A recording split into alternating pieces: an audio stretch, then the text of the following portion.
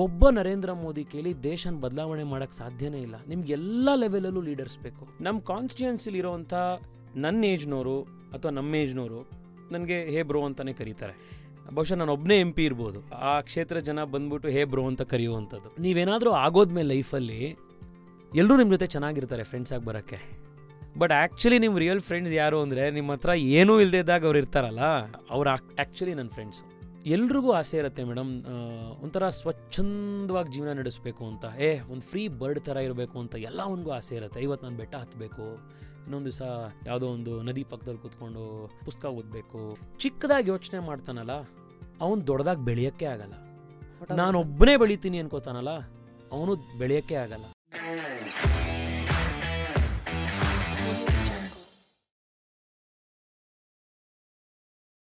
Today on just curious is one and only Tejasvi Surya ಅವರು. ಅವರೇ ಅನ್ಬೇಕಾ, ಸರ್ ಅನ್ಬೇಕಾ, power, position, I don't know how to address you, but Tejasvi ಅವರೇ firstly ಹೇಗಿದ್ದೀರಾ? Thank you, ಚೆನ್ನಾಗಿದ್ದೀನಿ. ಭಾಳ ಖುಷಿ ಆಗ್ತಿದೆ ಇವತ್ತು ನಿಮ್ಮ ಜೊತೆ ಮಾತಾಡ್ತಿರೋದು. ನಿಮ್ಮ ರೇಡಿಯೋ ಶೋಸ್ ನಾನು ಭಾಳ ಕೇಳಿದ್ದೀನಿ. ನಿಮ್ಮ ಕನ್ನಡ ಇಷ್ಟ, ಫಾಸ್ಟಾಗಿ ಕನ್ನಡ ಮಾತಾಡೋದು ಇಷ್ಟ. ಜನರಲಿ ನಾವು ಏನಂದರೆ ಪಾಲಿಟಿಷಿಯನ್ಸು ಸ್ವಲ್ಪ ಸ್ಲೋ ಆಗಿ ಮಾತಾಡ್ತೀವಿ, ನೀವು ಅದ್ರದ್ದು ಆಪೋಸಿಟ್ ಫಾಸ್ಟಾಗಿ ಮಾತಾಡ್ತೀರಾ. ಸೊ ಖುಷಿ ಆಯಿತು ನಿಮ್ಮ ಜೊತೆಗೆ ಮಾತನಾಡ್ತಾ ಇರೋದು. Thank you for this opportunity. No pleasure is mine too, because I tell you, ನಾವೆಲ್ಲ ನಾಲ್ಕು ಗೋಡೆ ಮಧ್ಯೆ ಹೇಗೆ ಮಾತಾಡ್ತಾ ಇರ್ತೀವಿ, ನಮಗೆ ಗೊತ್ತಿಲ್ಲ ಯಾರು ನಮ್ಮನ್ನು ಕೇಳಿಸ್ಕೊಳ್ತಾರೆ. Until unless I meet you I will not know that you are a listener of mind. And ಅದಕ್ಕೂ ಮೀರಿದ್ದು we see lot of them who are listeners, but ಅವ್ರು ಕೆಲವು ಸತಿ ಹೇಳ್ಕೊಳ್ಳಲ್ಲ ನಿಮ್ಮ ಶೋ ಕೇಳ್ತೀವಿ ಅಂತ. ನೀವು ಅದು ಹೇಳಿದ ತಕ್ಷಣ ಇಟ್ ಈಸ್ ಆಲ್ವೇಸ್ ಲೈಕ್ ನನ್ನ ಬೆನ್ನು ನೀವು ತಟ್ಟಿದ್ರಿ ಅಂತ. ಆ್ಯಂಡ್ ಅಫ್ಕೋರ್ಸ್ ಅದ್ರ ಜೊತೆಗೆ ನೆಕ್ಸ್ಟ್ ಟೈಮ್ ರೇಡಿಯೋ ಶೋ ಮಾಡಬೇಕಾದ್ರೆ I know one face, Tejasvi ಅವರು ಶೋನ ಕೇಳಿಸ್ಕೊತಾ ಇದ್ರೆ ಅನ್ನೋದು ಇರಲಿ. ಫಸ್ಟ್ಲಿ ನಿಮ್ಮನ್ನು ಇನ್ಸ್ಟಾಗ್ರಾಮಲ್ಲಿ ನೋಡ್ತಾ ಇದ್ರೆ I feel like you are flash of the politics. ಅದು ಎಲ್ಲೆಲ್ಲೋ ಹೋಗ್ತಿರೋ, ದಿನದಲ್ಲಿ ಒಂದು ಸಡನ್ ನೋಡಿದ್ರೆ ಕಾಫಿ ಕುಡಿತಿರ್ತೀರಾ, ಸೆಕೆಂಡ್ ಕಟ್ಟಾದರೆ ಅಲ್ಲೆಲ್ಲೋ ಮೆಟ್ರೋ ಎಲ್ಲೋ ಲೈನ್ ಇನ್ಸ್ಪೆಕ್ಷನ್ ಅಂತೀರಾ, ಇನ್ನೊಂದು ಇದು ನೋಡಿದ್ರೆ ನೀರಿನ ಪ್ರಾಬ್ಲಮ್ ಬಗ್ಗೆ ಸಮಸ್ಯೆ ಅಂತ ವಿಡಿಯೋ ಮಾಡ್ತೀರಾ. Like the perfect politician every youngster would want to have for this country. Thank you so much, it's a very big compliment. ಭಾಳ ಖುಷಿ ಆಯಿತು.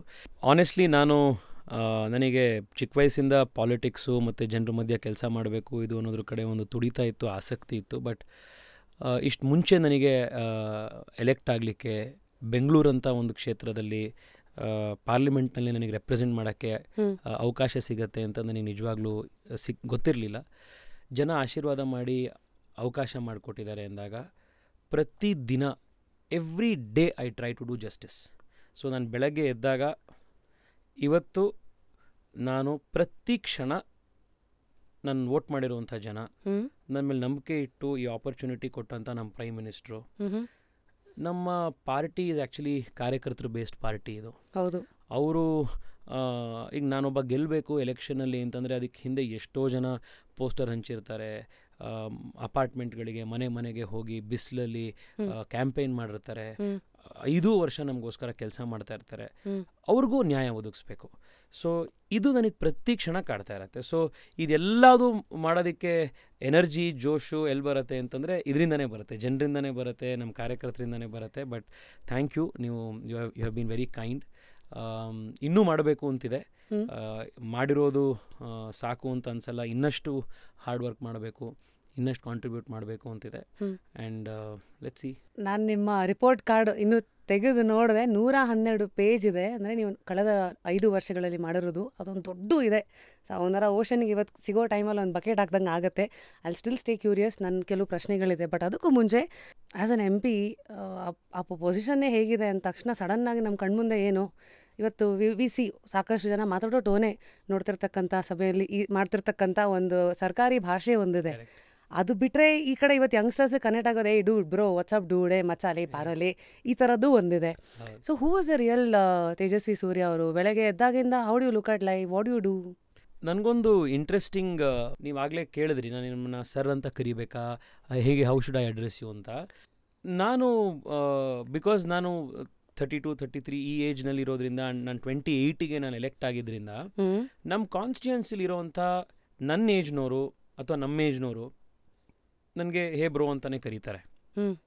ಬಹುಶಃ ಇಂಡಿಯಾದಲ್ಲಿ ನಾನು ಒಬ್ಬನೇ MP ಇರ್ಬೋದು, ಆ ಕ್ಷೇತ್ರ ಜನ ಬಂದ್ಬಿಟ್ಟು ಹೇ ಬ್ರೋ ಅಂತ ಕರೆಯುವಂಥದ್ದು. Nice. ಸೊ ಅದೊಂದು ಆ ಸೆನ್ಸ್ ಆಫ್ ಫಾರ್ಮ್ಯಾಲಿಟಿ, ಆ ಸೆನ್ಸ್ ಆಫ್ ಏನೋ ಯಾರೋ ಅವರು MP ನಾವು ಹಿಂಗೆ ಮಾತಾಡಬೇಕು, ಇದು ಯಾವುದೂ ನನ್ನ ಜೊತೆಗೆ ಇಲ್ಲವೇ ಇಲ್ಲ. ಎರಡನೇದು ಬಹುಶಃ ಅದು ನನ್ನ ಪರ್ಸ್ನಾಲಿಟಿನೂ ಇರ್ಬೋದು, ಜನ ನನಗೆ ತೋರಿಸ್ತಿರೋ ಪ್ರೀತಿನೂ ಇರ್ಬೋದು. ಹಿಂಗೆ ಜೊತೆ ಯಾರೋ ಫೋಟೋ ತೊಗೊಳಕ್ಕೆ ಬರ್ತಾರೆ, ಹೀಗೆ ಬೆನ್ನ ಮೇಲೆ ಕೈ ಹಾಕಿ ಒಂದು ಸೆಲ್ಫಿ ತೊಗೊಂಡು ಥ್ಯಾಂಕ್ಸ್ ಮ್ಯಾನ್ ಅಂತ ಹೇಳಿ ಹೋಗುವಂಥದ್ದು. ಆಮೇಲೆ ನಮ್ಮ ತಾಯಿ ವಯಸ್ಸಿನ ಹೆಂಗಸ್ರು ಯಾರಿದ್ದಾರೆ ನಮ್ಮ ಕ್ಷೇತ್ರದಲ್ಲಿ, ಅವರಿಂದ ನನಗೆ ಸಿಗೋ ಅಷ್ಟು ಪ್ರೀತಿ ನನಗೆ, ನಾನು ಅದು ಯಾವ ಜನ್ಮದಲ್ಲಿ ಏನು ಪುಣ್ಯ ಮಾಡಿದೆ ಗೊತ್ತಿಲ್ಲ. ಎಲ್ಲರೂ ಅವ್ರ ಸ್ವಂತ ಅವ್ರ ಮನೆ ಮಗನ ಥರ ನನ್ನನ್ನು ಪ್ರೀತಿಸ್ತಾರೆ. ಯಾವ್ದಾರೋ ಒಂದು ಮದುವೆ ಮನೆಗೆ ಹೋದರೆ, ಕಾರ್ಯಕ್ರಮಕ್ಕೆ ಹೋದರೆ ಬಂದು ಲಿಟ್ರಲಿ ಬಾಯ್ಲಿ ಅಂತ ಹೇಳಿ ಕರೆದು ಕೆನ್ನೆಗಿಂಡಿ ಬಾಯ್ಲಿ ಒಂದು ಫೋಟೋ ತೊಗೊಂಡೋಗು ಅಂತ. ಅವ್ರಿಗೆ ಎಷ್ಟೋ ಜನಕ್ಕೆ ಫೋಟೋ ಅವ್ರಿಗೆ ಸೆಲ್ಫಿ ತೊಗೊಳ್ಳಿಕ್ಕೆ ಬರ್ತಾ ಇರಲ್ಲ, ನೀನು ತೆಕ್ಕೊಡು ಅಂತ ಕೊಡ್ತಾರೆ. ಸೊ ನಾನೇ ಅವ್ರೊಂದು ಸೆಲ್ಫಿ ಅವ್ರ ಜೊತೆಗೆ ತೆಕ್ಕೊಡ್ತೀನಿ. ಆಮೇಲೆ ಒಳ್ಳೇದಾಗಲಿ ಮಗ, ಚೆನ್ನಾಗಿ ಮಾಡು, ಒಳ್ಳೇದಾಗಲಿ ಅಂತ ಹೇಳಿ ಹಿಂಗೆ ತಲೆ ಹಿಡಿದು ಒಂದು ಆಶೀರ್ವಾದ ಮಾಡ್ತಾರೆ. ಸೊ ನಾನು ಬೇರೆ ಬೇರೆ ಸೆಕ್ಟರ್ಸಲ್ಲಿ ಕನೆಕ್ಟ್ ಆಗಿದ್ದೀನಿ.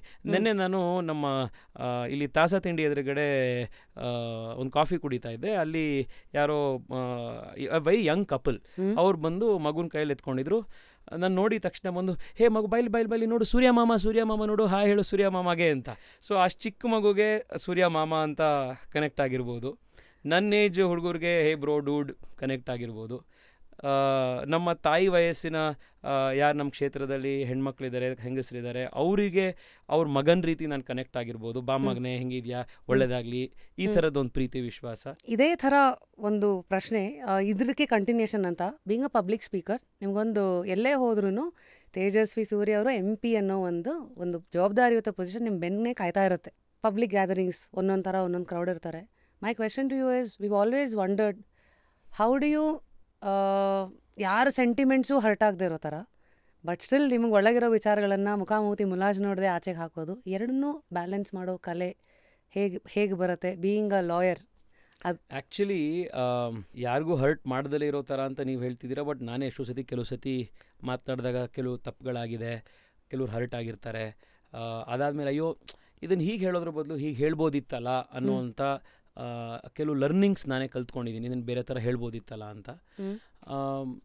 ನನಗೆ ಒಂದು ಅನಿಸೋವಂಥದ್ದು ಅಂದರೆ, at least that's where I operate from. ನಾವು ಮಾತನಾಡ್ತಾ ಇರೋವಂಥದ್ದು ಎದುರುಗಡೆ ಇರೋರಿಗೆ, ಕೇಳುಗರಿಗೆ ಕನೆಕ್ಟ್ ಆಗಬೇಕು ಅಂತಂದರೆ ಫಸ್ಟ್ ಆಫ್ ಆಲ್ ಅದರಲ್ಲಿ ಸತ್ಯ ಇರಬೇಕು. ಆಮೇಲೆ ಸತ್ಯ ಅಂದರೆ ಹೇಗೆ ಅಂದರೆ, ನಾವೇನನ್ನು ಹೇಳ್ತಿದ್ದೀವಲ್ಲ, ಅಟ್ಲೀಸ್ಟ್ ಒಂದು ಎಕ್ಸ್ಟೆಂಟಿಗಾದರೂ ನಾವು ಅದನ್ನು ಪಾಲಿಸ್ಬೇಕು ನಮ್ಮ ಲೈಫಲ್ಲಿ. ನಿಮಗೆ ಇಲ್ಲ ಅಂತಂದ್ರೆ ಏನಾಗುತ್ತೆ ಅಂತಂದರೆ, ಭಾಳ ಚೆನ್ನಾಗಿ ಮಾತಾಡಿದ್ರು ಇವರು ಅಂತ ಅನಿಸುತ್ತೆ, ಆದರೆ ಅದು ಹೃದಯಕ್ಕೆ ಮುಟ್ಟಲ್ಲ ನಿಮಗೆ. ಈಗ ಪ್ರಧಾನಮಂತ್ರಿಗಳೇನೋ ಒಂದು ಕಾಲ್ ಟು ಆ್ಯಕ್ಷನ್ ಕೊಡ್ತಾರೆ, ಹೀಗೆ ಮಾಡಿ ಅಂತ, ಅಥವಾ ಇನ್ನೊಂದೇನೋ ಹೇಳ್ತಾರೆ, ಅಥವಾ ನೀವು ವಿವೇಕಾನಂದ್ರ ಪುಸ್ತಕಗಳು ಓದಿ, ಇದು ನಿಮ್ಮ ಅನುಭವಕ್ಕೆ ಬರುತ್ತೆ. ವಿವೇಕಾನಂದರು 150-200 ವರ್ಷದ ಹಿಂದೆ ಅವರು ಏನು ಬರೆದಿದ್ದಾರೆ, ಅದು ನೀವು ಇವತ್ತು ಓದಿದ್ರೆ ನಿಮಗೆ ಇನ್ನೂ ಗೂಸ್ ಬಂಪ್ಸ್ ಆಗುತ್ತೆ, ಇನ್ನೂ ಮೈ ಜುಮ್ ಅಂದಂಗೆ ಅನಿಸುತ್ತೆ. ಟ್ರೂ. ಅದ್ರ ಹಿಂದೆ ಶಕ್ತಿ ಯಾಕೆ ಅಂತಂದರೆ, ಅವ್ರು ಆ ಥರ ಜೀವನ ನಡೆಸಿದ್ರು. ಅಟ್ಲೀಸ್ಟ್ ಅವ್ರು ಹೇಳೋದನ್ನು ಅದ್ರ ಹಿಂದೆ ಒಂದು ಸತ್ಯ ಇದೆ. ಅದರಲ್ಲಿ ರಾಮಕೃಷ್ಣ ಪರಮಹಂಸರದ್ದು ಒಂದು ಇಂಟ್ರೆಸ್ಟಿಂಗ್ ಸ್ಟೋರಿ ಇದೆ. ಒಬ್ಬರು ತಾಯಿ ಒಂದು ಸಣ್ಣ ಮಗುನ ಕರ್ಕೊಂಡು ರಾಮಕೃಷ್ಣ ಪರಮಹಂಸರ ಹತ್ರ ಬರ್ತಾರಂತೆ. ಈ ಮಗು ಸಿಕ್ಕಾಪಟ್ಟೆ ಮಾವಿನ ಹಣ್ಣು ತಿನ್ನತ್ತೆ, ಸ್ವೀಟ್ ತಿನ್ನತ್ತೆ. ನೀವು ಈ ಸ್ವೀಟನ್ನು ಮಾವಿನ ಹಣ್ಣು ತಿನ್ನೋದನ್ನು ಕಡಿಮೆ ಮಾಡೋಕ್ಕೆ ಹೇಳಿ ಅಂತ ರಾಮಕೃಷ್ಣ ಪರಮಹಂಸ ಹೇಳ್ತಾರಂತೆ. ಆಯಿತು ಹೇಳ್ತೀನಿ, ಒಂದು ವಾರ ಬಿಟ್ಟು ಕರ್ಕೊಂಡು ಬನ್ನಿ ಅಂತ. ಸರಿ, ಅವರಮ್ಮ ಅನ್ಕೋತಾರಂತೆ, ಏನೊಂದು ಸ್ವೀಟ್ ತಿನ್ನೋದು ಕಡಿಮೆ ಮಾಡು ಅಂತ ಹೇಳೋಕ್ಕೆ ರಾಮಕೃಷ್ಣ ಪರಮಹಂಸರು ಒಂದು ವಾರ ಬಿಟ್ಟು ಬನ್ನಿ ಅಂತ ಇದ್ದಾರಲ್ಲ ಅಂತ. ಸರಿ ಆಯಿತು, ಒಂದು ವಾರ ಬಿಟ್ಟು ಹೋಗ್ತಾರಂತೆ.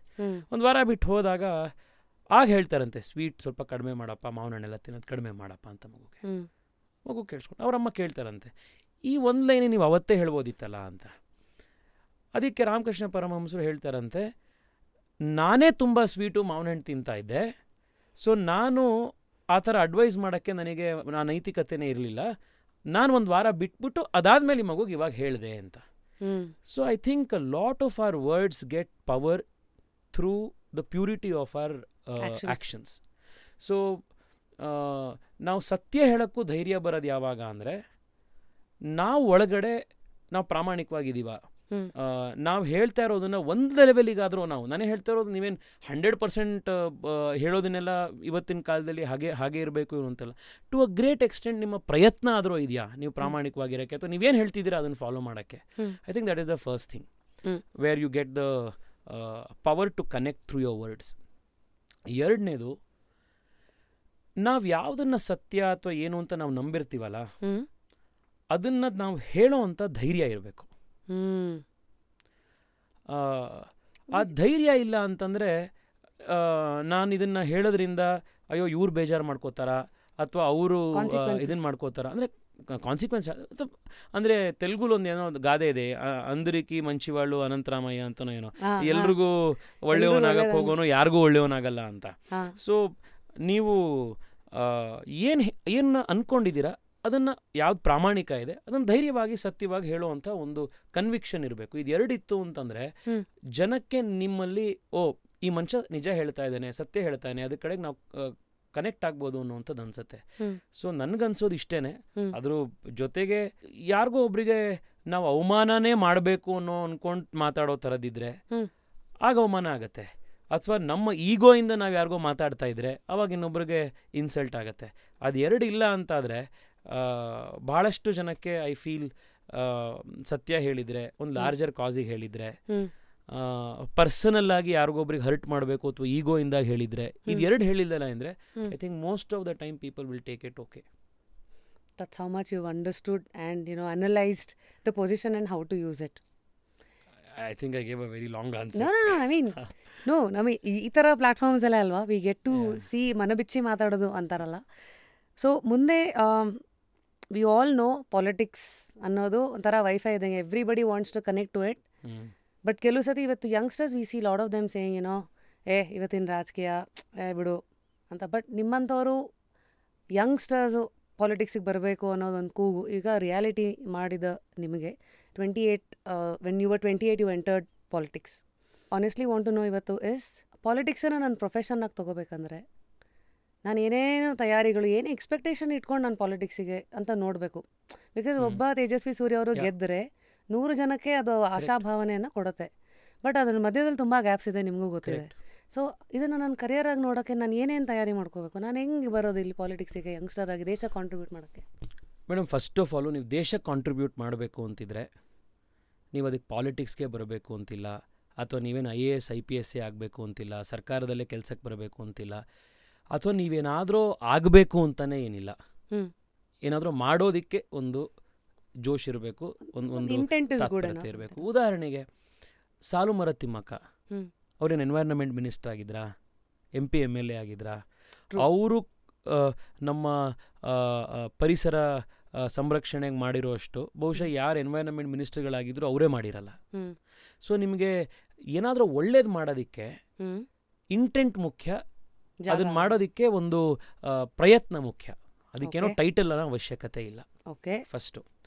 ಎರಡನೇದು, ಪಾಲಿಟಿಕ್ಸ್ದು ಏನಾಗಿದೆ ಅಂದರೆ ಒಂದು 2-3 ಕಾರಣಗಳಿಗೆ ಯಂಗ್ಸ್ಟರ್ಸಿಗೆ ಬರೋದಕ್ಕೆ ಇದರಲ್ಲಿ ದೊಡ್ಡ ಮಟ್ಟದ ಹಿಂದೇಟಾಗುತ್ತೆ. ಒಂದು, ಪಾಲಿಟಿಕ್ಸು ಈ ಫೀಲ್ಡ್ ಯಾವ ಥರ ಅನ್ಫಾರ್ಚುನೇಟ್ಲಿ ಆಗೋಗಿದೆ ಅಟ್ಲೀಸ್ಟ್ ಇಂಡಿಯಾದಲ್ಲಿ ಅಂತಂದರೆ, ಇದರಲ್ಲಿ ಸರ್ಟೆನಿಟಿಗಿಂತ ಹೆಚ್ಚಾಗಿ ವೇರಿಯಬಲ್ಸ್ ಜಾಸ್ತಿ. ವೇರಿಯಬಲ್ಸ್ ಅಂದರೆ ಇವತ್ತಿದ್ದಂಗೆ ನಾಳೆ ಇರಲ್ಲ. ನಿಮ್ಮ ಕಂಟ್ರೋಲಲ್ಲಿ ಏನಿರುತ್ತೆ ಅದಕ್ಕಿಂತ ಜಾಸ್ತಿ ನಿಮ್ಮ ಕಂಟ್ರೋಲಲ್ಲಿ ಇಲ್ದಲೇ ಇರೋ ಫ್ಯಾಕ್ಟರ್ಸ್ ಅಫೆಕ್ಟ್ ಮಾಡ್ತಾ ಇರುತ್ತೆ. ಈಗ ಉದಾಹರಣೆಗೆ ನೀವು ಯಾವುದೋ ಒಂದು ಎಕ್ಸಾಮ್ ಬರೆದು ಪಾಸ್ ಮಾಡಬೇಕು ಅಂತ ಇರುತ್ತೆ ಅಂತ ಇಟ್ಕೊಳ್ಳಿ. ಆ ಎಕ್ಸಾಮಿಗೆ ಓದೋದು, ಕೂತ್ಕೊಳ್ಳೋದು, ಎಕ್ಸಾಮ್ನ ಕರೆಕ್ಟಾಗಿ ಕ್ಲಿಯರ್ ಮಾಡೋದು ನಿಮ್ಮ ಕೈಲಿದೆ. ಬಟ್ ಇಲ್ಲಿ ಎಕ್ಸಾಮ್ ಬರೆದು ನೀವು ಚೆನ್ನಾಗಿ ಪಾಸ್ ಆಯಿತು ಅಂದಿದ ತಕ್ಷಣ ನೀನೇನೋ ಆಗ್ತೀಯ ಅನ್ನೋದಕ್ಕೆ ಇಲ್ಲಿ ಆ ಥರದ ವ್ಯವಸ್ಥೆನೇ ಇಲ್ಲ. ಇಲ್ಲಿ ಎಷ್ಟೊಂದು ಫ್ಯಾಕ್ಟರ್ಗಳು ಪ್ಲೇ ಆಗುತ್ತೆ. ಸೊ ಆ ಕಾರಣಕ್ಕೆ ಇಲ್ಲಿ ಅನ್ಸರ್ಟೆನಿಟಿಗಳ ಮಧ್ಯ ಇಲ್ಲಿ ಯಾಕೆ ಬರಬೇಕಪ್ಪ ಅಂತ ಒಂದಿಷ್ಟು ಜನ ಅನ್ಕೋತಾರೆ. ಏನು ಈ ಅನ್ಸರ್ಟೆನಿಟಿಗಳು?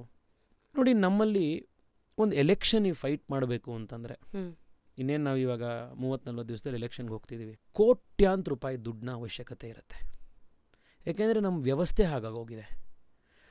ಸೊ 27-28 ವರ್ಷದ ಯಂಗ್ಸ್ಟರು ಒಂದು ಎಲೆಕ್ಷನ್, MLA ಎಲೆಕ್ಷನ್ನು ಅಂತ ಒಂದು 8-10 ಕೋಟಿ, MP ಎಲೆಕ್ಷನ್ನು ಅಂತಂದರೆ ಒಂದು 20-25 ಕೋಟಿ ಖರ್ಚು ಮಾಡಬೇಕು ಅಂತಿದ್ರೆ ಅವನು ಎಲ್ಲಿಂದ ತೊಗೊಂಡು ಬರ್ತಾನೆ ದುಡ್ಡನ್ನು? ಸೊ ನ್ಯಾಚುರಲಾಗಿ ಏನಾಗುತ್ತೆ ಅಂದರೆ, ಯಾರ ಅಪ್ಪ ಪಾಲಿಟಿಕ್ಸಲ್ಲೋ ಯಾರ ಅಮ್ಮ ಪಾಲಿಟಿಕ್ಸ್ನಲ್ಲಿ ಅವ್ರ ಫ್ಯಾಮಿಲಿ ಪಾಲಿಟಿಕ್ಸಲ್ಲಿದ್ದು ಸಿಕ್ಕಾಪಟ್ಟೆ ದುಡ್ಡು ಕಾಸು ಯಾರು ಮಾಡಿಟ್ಟಿರ್ತಾರೆ, ಅವರು ಅವ್ರ ಮಕ್ಕಳಿಗೆ ಪಾಲಿಟಿಕ್ಸನ್ನು ಮತ್ತು ಅವ್ರ ಮನೇಲಿ ಮಾಡಿಟ್ಟಿರೋ ದುಡ್ಡು ಎರಡೂ ಇನ್ಹೆರಿಟ್ ಮಾಡ್ತಾರೆ. ಸೊ ನಮ್ಮಲ್ಲಿ ಯಾಕೆ ನಿಮಗೆ ಇಷ್ಟು ದೊಡ್ಡ ಮಟ್ಟದಲ್ಲಿ ನೀವು ಯಂಗ್ಸ್ಟರ್ಸ್ ಪಾಲಿಟಿಷಿಯನ್ಸು ಅಂತಂದರೆ, ಜನರಲಿ ಅದರಲ್ಲಿ 10ರಲ್ಲಿ 8 9 ನಿಮಗೆ ಪಾಲಿಟಿಷಿಯನ್ಸ್ ಮಕ್ಕಳೇ ಯಾಕೆ ಸಿಗ್ತಾರೆ ಅಂತಂದರೆ ಸಿಸ್ಟಮಲ್ಲಿ ನೀವು ಇಷ್ಟು ದುಡ್ಡು ಒಂದು ಚುನಾವಣೆ ಖರ್ಚು ಮಾಡಬೇಕಾಗತ್ತೆ. ಪ್ರತಿದಿನ ಎಲೆಕ್ಷನ್ನಿಗೆ ಮತ್ತೊಂದಕ್ಕೆ ಎಲೆಕ್ಷನಲ್ಲಿ ನೀವು ಸಸ್ಟೈನ್ ಮಾಡಲಿಕ್ಕೇ ಅಷ್ಟು ದುಡ್ಡಿನ ಅವಶ್ಯಕತೆ ಇದೆ. So we have made elections prohibitively expensive. So ಅದರಿಂದ ಏನಾಗುತ್ತೆ ಅಂದರೆ ಯಾರೋ ಒಬ್ಬ ಸಾಮಾನ್ಯ ಯಂಗ್ಸ್ಟರು ಒಂದು ಮಿಡಲ್ ಕ್ಲಾಸ್ ಫ್ಯಾಮಿಲಿಯಿಂದ ಬಂದಿರೋನು, ಅಪ್ಪ ಯಾವುದೋ ಒಂದು ನಾರ್ಮಲ್ ಕೆಲಸ ಮಾಡ್ತಿರೋರು, ಅಥವಾ ಯಾವುದೋ ಒಂದು ಸ್ಕೂಲ್ ಪ್ರೊಫೆಸರು, ಅಥವಾ ಸ್ಕೂಲಲ್ಲಿ ಮೇಷ್ಟ್ರು ಅವ್ರ ಮಗ, ಅಥವಾ ಯಾವುದೇ ಪ್ರೊಫೆಷನ್ ಇರ್ಬೋದು ಮೇಡಮ್, ನಾರ್ಮಲ್ ಪ್ರೊಫೆಷನಲ್ಲಿ ಇರೋ ಅಂಥವ್ರಿಗೆ ಈಗ ನೀವು ನಾಳೆ ಬೆಳಗ್ಗೆ ನಿಮಗೆ ಎಲೆಕ್ಷನಿಗೆ ನೀವು 25 ಕೋಟಿ ಖರ್ಚು ಮಾಡಿ ಅಂದರೆ ನೀವು 25 ಕೋಟಿ ಖರ್ಚು ಮಾಡೋಕ್ಕೆ ಬರ್ತೀರಾ? ನಾಳೆ ಎಲೆಕ್ಷನ್ ಗೆಲ್ತಿರೋ ಬಿಡ್ತಿರೋ ಅಂತ ಗೊತ್ತಿದ್ದು ಏನಿದ್ದು ಈ ಥರದ್ದೆಲ್ಲದ್ರಲ್ಲೂ ಈ ಕಾರಣಕ್ಕೇನೆ ಎಷ್ಟೋ ಜನ ಯಂಗ್ಸ್ಟರ್ಸಿಗೆ ನಾವು ಹೆಂಗೆ ಇಲ್ಲಿಗೆ ಬರೋದು ಅಂತ ಅನ್ಸುತ್ತೆ. ಸೊ ಎಂಟ್ರಿ ಬ್ಯಾರಿಯರೇ ಆ ಲೆವೆಲಲ್ಲಿದೆ. ಹೌದು. ಆ ಕಾರಣಕ್ಕೇನೆ ನೀವು ನಮ್ಮ ದೇಶದ ಪಾಲಿಟಿಕ್ಸ್ನ ಪೊಲಿಟಿಕಲ್ ಪಾರ್ಟಿಗಳನ್ನು ನೋಡಿ, ನೀವು ಜಮ್ಮು ಕಾಶ್ಮೀರಿಂದ ತಮಿಳ್ನಾಡು ಕನ್ಯಾಕುಮಾರಿ ತನಕ maximum political parties family control parties. So ಅವರು ಪಾಲಿಟಿಕ್ಸ್ನೂ ಕಂಟ್ರೋಲ್ ಮಾಡ್ತಾರೆ, ಆ ಪೊಲಿಟಿಕಲ್ ಪಾರ್ಟಿಯ ದುಡ್ಡನ್ನು ಕಂಟ್ರೋಲ್ ಮಾಡ್ತಾರೆ. ಸೊ ನೀವು ಆ ಫ್ಯಾಮಿಲಿಲಿ ಹುಟ್ಟಿದ್ರೆ ಆ ಪೊಲಿಟಿಕಲ್ ಪಾರ್ಟಿಲಿ ನಿಮಗೆ ಅವಕಾಶ ಸಿಗುತ್ತೆ, ಮೇಲೆ ಹೋಗ್ಲಿಕ್ಕೆ ಸಿಗುತ್ತೆ. ಅದ್ರ ಇಲ್ಲ ಅಂತಂದರೆ ನಿಮ್ಗೊಂದು ಸೀಲಿಂಗ್ ಲಿಮಿಟ್ ಇರುತ್ತೆ, ಅದ್ರ ಮೇಲೆ ನೀವು ಹೋಗೋಕ್ಕಾಗೋದೇ ಇಲ್ಲ. ಸೊ ಇದೊಂದು ನಿಮಗೆ ಭಾಳ ದೊಡ್ಡದು. ಇದು ಎರಡನೇದು ನಾನೇ ನೋಡಿದ್ದೀನಿ. ನಾನು ಭಾಳ ಐಡಿಯಲಿಸಮಿಂದ ಇನ್ನೊಂದರಿಂದ ಎಲೆಕ್ಷನ್ಗೆ ಕೆಲಸ ಮಾಡೋಕ್ಕೆ, ಪಾರ್ಟಿ ಕೆಲಸ ಮಾಡೋಕ್ಕೆ, ಪಾಲಿಟಿಕ್ಸಿಗೆ ಅಂತ ಯಂಗ್ಸ್ಟರ್ಸು ಪಾರ್ಟಿ ಜಾಯ್ನ್ ಆಗ್ತಾರೆ, ಕೆಲಸ ಮಾಡ್ತಾರೆ 4 ವರ್ಷ 5 ವರ್ಷ. ಎಲೆಕ್ಷನ್ ಹತ್ರ ಬರುತ್ತೆ. ಎಲೆಕ್ಷನ್ ಹತ್ರ ಬಂದಾಗ ಪಾರ್ಟಿಯವ್ರು ಹೇಳ್ತಾರೆ, ನೋಡಿ ಗೆಲುವೊಂದೇ ಮಾನದಂಡ. ನೀವು ಟಿ ವಿಲೆಲ್ಲ ನೋಡ್ತಿರ್ತೀರಾ ಇದು. ಹಾಂ, ಗೆಲುವೊಂದೇ ಮಾನದಂಡ ಅಂದರೆ ಏನು? ಎಲೆಕ್ಷನಲ್ಲಿ ನೀನು ಎಷ್ಟು ಕಾಸು ಖರ್ಚು ಮಾಡ್ತಾನೆ ಅಂತ.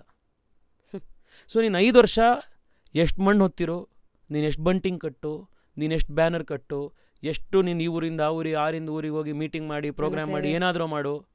ನೀನು ಎಷ್ಟೋ ಜನಕ್ಕೆ ನಿಮ್ಮ ಏರಿಯಾದಲ್ಲಿ ಏನು ಹೆಲ್ಪ್ ಮಾಡು, ಅವ್ರಿಗೆ ಸಹಾಯ ಮಾಡಿ, ಇನ್ನೊಂದು ಏನಾದರೂ ಮಾಡು. ಎಲೆಕ್ಷನ್ ಬಂತು ಅಂತಂದರೆ ಗೆಲುವೊಂದೇ ಮಾನದಂಡ ಅಂತಂದು ನನ್ನ ಹತ್ರ ಕಾಸಿಲ್ಲ ಅಂದರೆ ನನ್ನ ಪಕ್ಕಕ್ಕೆ ಹಾಕ್ತಾರೆ. ಆಮೇಲೆ ಇವತ್ತು ಯಾರೋ ಒಬ್ಬರು ತಯಾರಾಗಿರ್ತಾರೆ, ಈ ಕ್ಷೇತ್ರದಲ್ಲಿ ನಾವು ಕೆಲಸ ಮಾಡ್ತಾರೆ ಅಂತ. ನಾಳೆ ಬೆಳಗ್ಗೆ ಆ ಕ್ಷೇತ್ರದಲ್ಲಿ ಇಲ್ಲಪ್ಪ ಇಲ್ಲಿ ರಿಸರ್ವೇಷನ್ ಬರುತ್ತೆ, ಈ ಜಾತಿಗೆ ರಿಸರ್ವೇಷನು, ಮಹಿಳಾ ರಿಸರ್ವೇಷನು, ಮತ್ತೊಂದು ಕಾರ್ಪೊರೇಟರ್ಗಳು ಎಷ್ಟೊಂದು ಜನಕ್ಕೆ ನಾನು ಯಂಗ್ಸ್ಟರ್ಸ್ ನೋಡಿದ್ದೀನಿ ಇಲ್ಲಿ. ಅವ್ರು 4 ವರ್ಷ 5 ವರ್ಷ ಪಾಪ ಒಂದು ಇಡೀ ಕಾನ್ಸ್ಟಿಟ್ಯೂನ್ಸಿ ಕೆಲಸ ಮಾಡಿರ್ತಾರೆ. ಎಲೆಕ್ಷನ್ ಟೈಮ್ನಲ್ಲಿ ಹೇಳ್ತಾರೆ, ಇಲ್ಲ ಈ ರಿಸರ್ವೇಷನ್ನಿಂದಾಗಿ ಇಲ್ಲಿ ಮಹಿಳಾ ರಿಸರ್ವೇಷನ್ ಇದೆ. ಸೊ ಅವ್ನು 5 ವರ್ಷ ಕೆಲಸ ಮಾಡಿರ್ತಾನೆ, ಅವ್ನಿಗೆ ಆ ಕಾನ್ಸ್ಟಿಟ್ಯೂನ್ಸಿ ಹೊಟ್ಟೋಯ್ತು. ಹೌದು. ಸೊ ಈ ಥರದ್ದು ಎಷ್ಟೋ ವೇರಿಯಬಲ್ಸ್ಗಳು ಪಾಲಿಟಿಕ್ಸಲ್ಲಿ ಬರುತ್ತೆ. ಈ ಕಾರಣಕ್ಕೋಸ್ಕರ ಎಷ್ಟೋ ಜನ ಯಂಗ್ಸ್ಟರ್ಸಿಗೆ ಭಾಳ ಸ್ವಾಭಾವಿಕವಾಗಿ ಆ್ಯಂಡ್ ಆಲ್ಸೋ ರೈಟ್ಲಿ ಪಾಲಿಟಿಕ್ಸಲ್ಲಿ ಏನು ಮಾಡಬೇಕು ಏನು ಅಂತ ಅನಿಸುತ್ತೆ. ಇದೊಂದು. ಎರಡನೇದು, ಯಾರು ಒಂದು ಲೆವೆಲಿಗೆ ಪ್ರೊಫೆಷ್ನಲ್ ಆಗಿ ಮತ್ತೊಂದಾಗಿ ಒಂದು ಅಕಂಪ್ಲಿಷ್ಮೆಂಟ್ ಮಾಡಿರ್ತಾರೆ, ವಿದ್ಯಾಭ್ಯಾಸ ಮತ್ತೊಂದು ಕಡೆ ಪ್ರೊಫೆಷ್ನಲ್ ಆಗಿ ಒಂದು ಸಕ್ಸಸ್ ಅಚೀವ್ ಮಾಡಿರ್ತಾರೆ, ಅವ್ರು ಇಲ್ಲಿಗೆ ಬರಬೇಕು ಅಂತ ಅನ್ಕೋತಾರೆ. ಅವ್ರಿಗೂ ಕೂಡ ಬರೋದು ಭಾಳ ಸುಲಭ ಅಲ್ಲ. ಈಗ ನಮ್ಗೆ ಇವತ್ತು I will give an example. ಈಗ ನಮ್ಮ ಡಾಕ್ಟರ್ ಮಂಜುನಾಥ್ ಅವರು ಜಯದೇವ ರಿಟೈರ್ ಆದರು. ಅವ್ರು ನಮ್ಮ ಕಾನ್ಸ್ಟಿಟ್ಯೂನ್ಸಿಲಿ ಇಲ್ಲೇ ಇದ್ದವರು ಮೇಡಮ್. ನಾನು ಹ್ಯಾವ್ ಸೀನ್ ಹತ್ರದಿಂದ ಲಿಟ್ರಲಿ ಆ ಮನುಷ್ಯ ಅವ್ರ ಜೀವ ತೆಗೆದುಬಿಟ್ಟಿದ್ದಾರೆ ಆ ಸಂಸ್ಥೆನ ಅವ್ರು ಆ ಲೆವೆಲಿಗೆ ತೊಗೊಂಡು ಬರೋಕ್ಕೆ. ಯಾರೇ ಬಡವ್ರು ಹೋಗಲಿ ಮತ್ತೊಬ್ರು ಹೋಗಲಿ, ಅವರಿಗೆ ಲಿಟ್ರಲಿ ಆ ಸಂಸ್ಥೆ ಇವತ್ತು ಜಯದೇವಾಗ ಅಂಥ ಒಂದು ಹೆಸರು ಬಂದಿದೆ ಅಂತಂದ್ರೆ ಅದಕ್ಕೆ ಮಂಜುನಾಥ್ ಅವ್ರ ತಪಸ್ ಕಾರಣ. ಅಂಥವ್ರು ಇವತ್ತು ಪಾಲಿಟಿಕ್ಸಿಗೆ ಬಂದಾಗ ಅದನ್ನ ಸಮಾಜ ಎಷ್ಟು ಸ್ವೀಕರಿಸುತ್ತೆ, ಅದಕ್ಕೆ ಎಷ್ಟು ಸಪೋರ್ಟ್ ಕೊಡುತ್ತೆ, ಎರಡೂ ಮಾಡಿದ್ದಾರೆ ಅಲ್ವಾ? ಅಂಥವ್ರು ಬೇಕು ನಮಗೆ. ಸೊ ಅಂಥ ಕಡೆ ನಮ್ಮ ಸಮಾಜದ ಮೇಲೂ ರೆಸ್ಪಾನ್ಸಿಬಿಲಿಟಿ ಇರುತ್ತೆ, ಅಂಥವ್ರನ್ನ ಸಪೋರ್ಟ್ ಮಾಡೋಕ್ಕೆ, ಅಂಥವ್ರನ್ನ ಗೆಲ್ಸೋಕ್ಕೆ, ಅವ್ರಿಗೆ ಶಕ್ತಿ ಕೊಡೋಕ್ಕೆ. ಯಾಕೆಂದರೆ ವೆರಿ ರೇರ್ ಅಂಥ ವ್ಯಕ್ತಿಗಳು ಪಾಲಿಟಿಕ್ಸಿಗೆ ಬರುತ್ತೆ, ಸಜ್ಜನರು ಬರುವಂಥದ್ದು, ಓದಿರೋವಂಥವ್ರು, ಏನೋ ಒಂದು ಫೀಲ್ಡಲ್ಲಿ ಸಾಧನೆ ಮಾಡಿ ಬಂದಿರೋರು. ಬಟ್ ಅವರು ಅದೇ ಥರ ಎಲೆಕ್ಷನ್ ಫೇಸ್ ಮಾಡಬೇಕಾಗತ್ತೆ. ಅವ್ರಿಗೂ ಅದೇ ಜಾತಿಗಳು, ಅದೇ ಕಾಸು ಖರ್ಚು ಮಾಡುವಂಥ ಚಾಲೆಂಜಸ್ಗಳು, ಪಾಲಿಟಿಕ್ಸಲ್ಲಿ ನಡೆಯುವಂಥ ಎಲ್ಲ ಬ್ಯಾಟಲ್ಸ್ಗಳು, ಅದನ್ನೆಲ್ಲ ಫೇಸ್ ಮಾಡಬೇಕಾಗತ್ತೆ. So this is the challenges of politics. But overcome this case. But ನಾನು ಯಂಗ್ಸ್ಟರಿಗೆ ನಾನು ನಂದು ಎಕ್ಸಾಂಪಲ್ ಕೊಟ್ಬಿಟ್ಟು ನಾಳೆ ನಾನು ಪಾಲಿಟಿಕ್ಸಿಗೆ ನಾನೆಲ್ಲ ಬಿಟ್ಬಿಟ್ಟು ಬರ್ತೀನಿ ಅನ್ನೋರಿಗೆ I say please don't do it. ಕಷ್ಟ ಇದೆ. ಹಾಂ, ಯಾಕೆ ಅಂತಂದರೆ ಇದೆಲ್ಲ ರಿಯಾಲಿಟಿ ಇದೆ ಇದರಿಂದ. ಐ ವುಡ್ ಸ್ಟಿಲ್ ಸೇ ನಂದೊಂದು ಎಕ್ಸೆಪ್ಷನಿಗೆ ಕಾರಣ ಏನಾದರೂ ಇರ್ಬೋದು. I will come to those exceptions ಏನು ಅಂತ.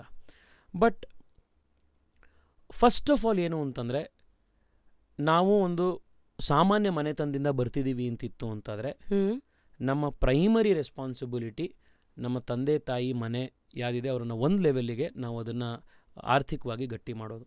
ಹೌದು. ಯಾಕೆ ಅಂತಂದರೆ ನಿಮಗೆ ಆ ಒಂದು ಬೇಸಿಸ್ ಸೆಟ್ ಆಗಲಿಲ್ಲ ಅಂತಂದರೆ ನಿಮಗಿಲ್ಲಿ ಸಸ್ಟೇನೇ ಆಗೋಕ್ಕಾಗಲ್ಲ. ಆಮೇಲೆ ನಿಮಗೆ ಕಷ್ಟ ಬಂದಾಗ ಯಾರೂ ನಿಮ್ಮ ಹೆಲ್ಪಿಗೆ ಬರಲ್ಲ. ಎರಡನೇದು, ನೀವು ಒಂದು ಲೆವೆಲಿಗೆ ಫೈನಾನ್ಷಿಯಲಿ ನೀವು ಅಟ್ಲೀಸ್ಟ್ ಅಂದರೆ ನಿಮ್ಮ ಊಟ ತಿಂಡಿ ಮನೆ ಖರ್ಚು ನಿಮ್ಮ ಮನೆ ನಡೆಯೋದಕ್ಕೆ ನಾನೇನಾದ್ರೂ ಏನು ಕೋಟ್ಯಾಂತರ ರೂಪಾಯಿ ಅಂತಲ್ಲ, ಒಂದು ಬೇಸಿಕ್ ಲೆವೆಲ್ ತನಕನಾದರೂ ಒಂದು ಸಿಸ್ಟಮ್ ನೀವು ಸೆಟ್ ಮಾಡ್ಕೊಂಡಿರಲಿಲ್ಲ ಅಂತಂದರೆ ಅಥವಾ ಒಂದು ಆದಾಯದ ಮೂಲ ನಿಮ್ಗೊಂದು ಇರಲಿಲ್ಲ ಅಂತಾದರೆ ನೀವು ಈ ಪಾಲಿಟಿಕ್ಸಲ್ಲೇ ನೀವು ಆದಾಯದ ಮೂಲಗಳನ್ನು ಹುಡ್ಕಕ್ಕೆ ಶುರು ಮಾಡ್ತೀರಾ.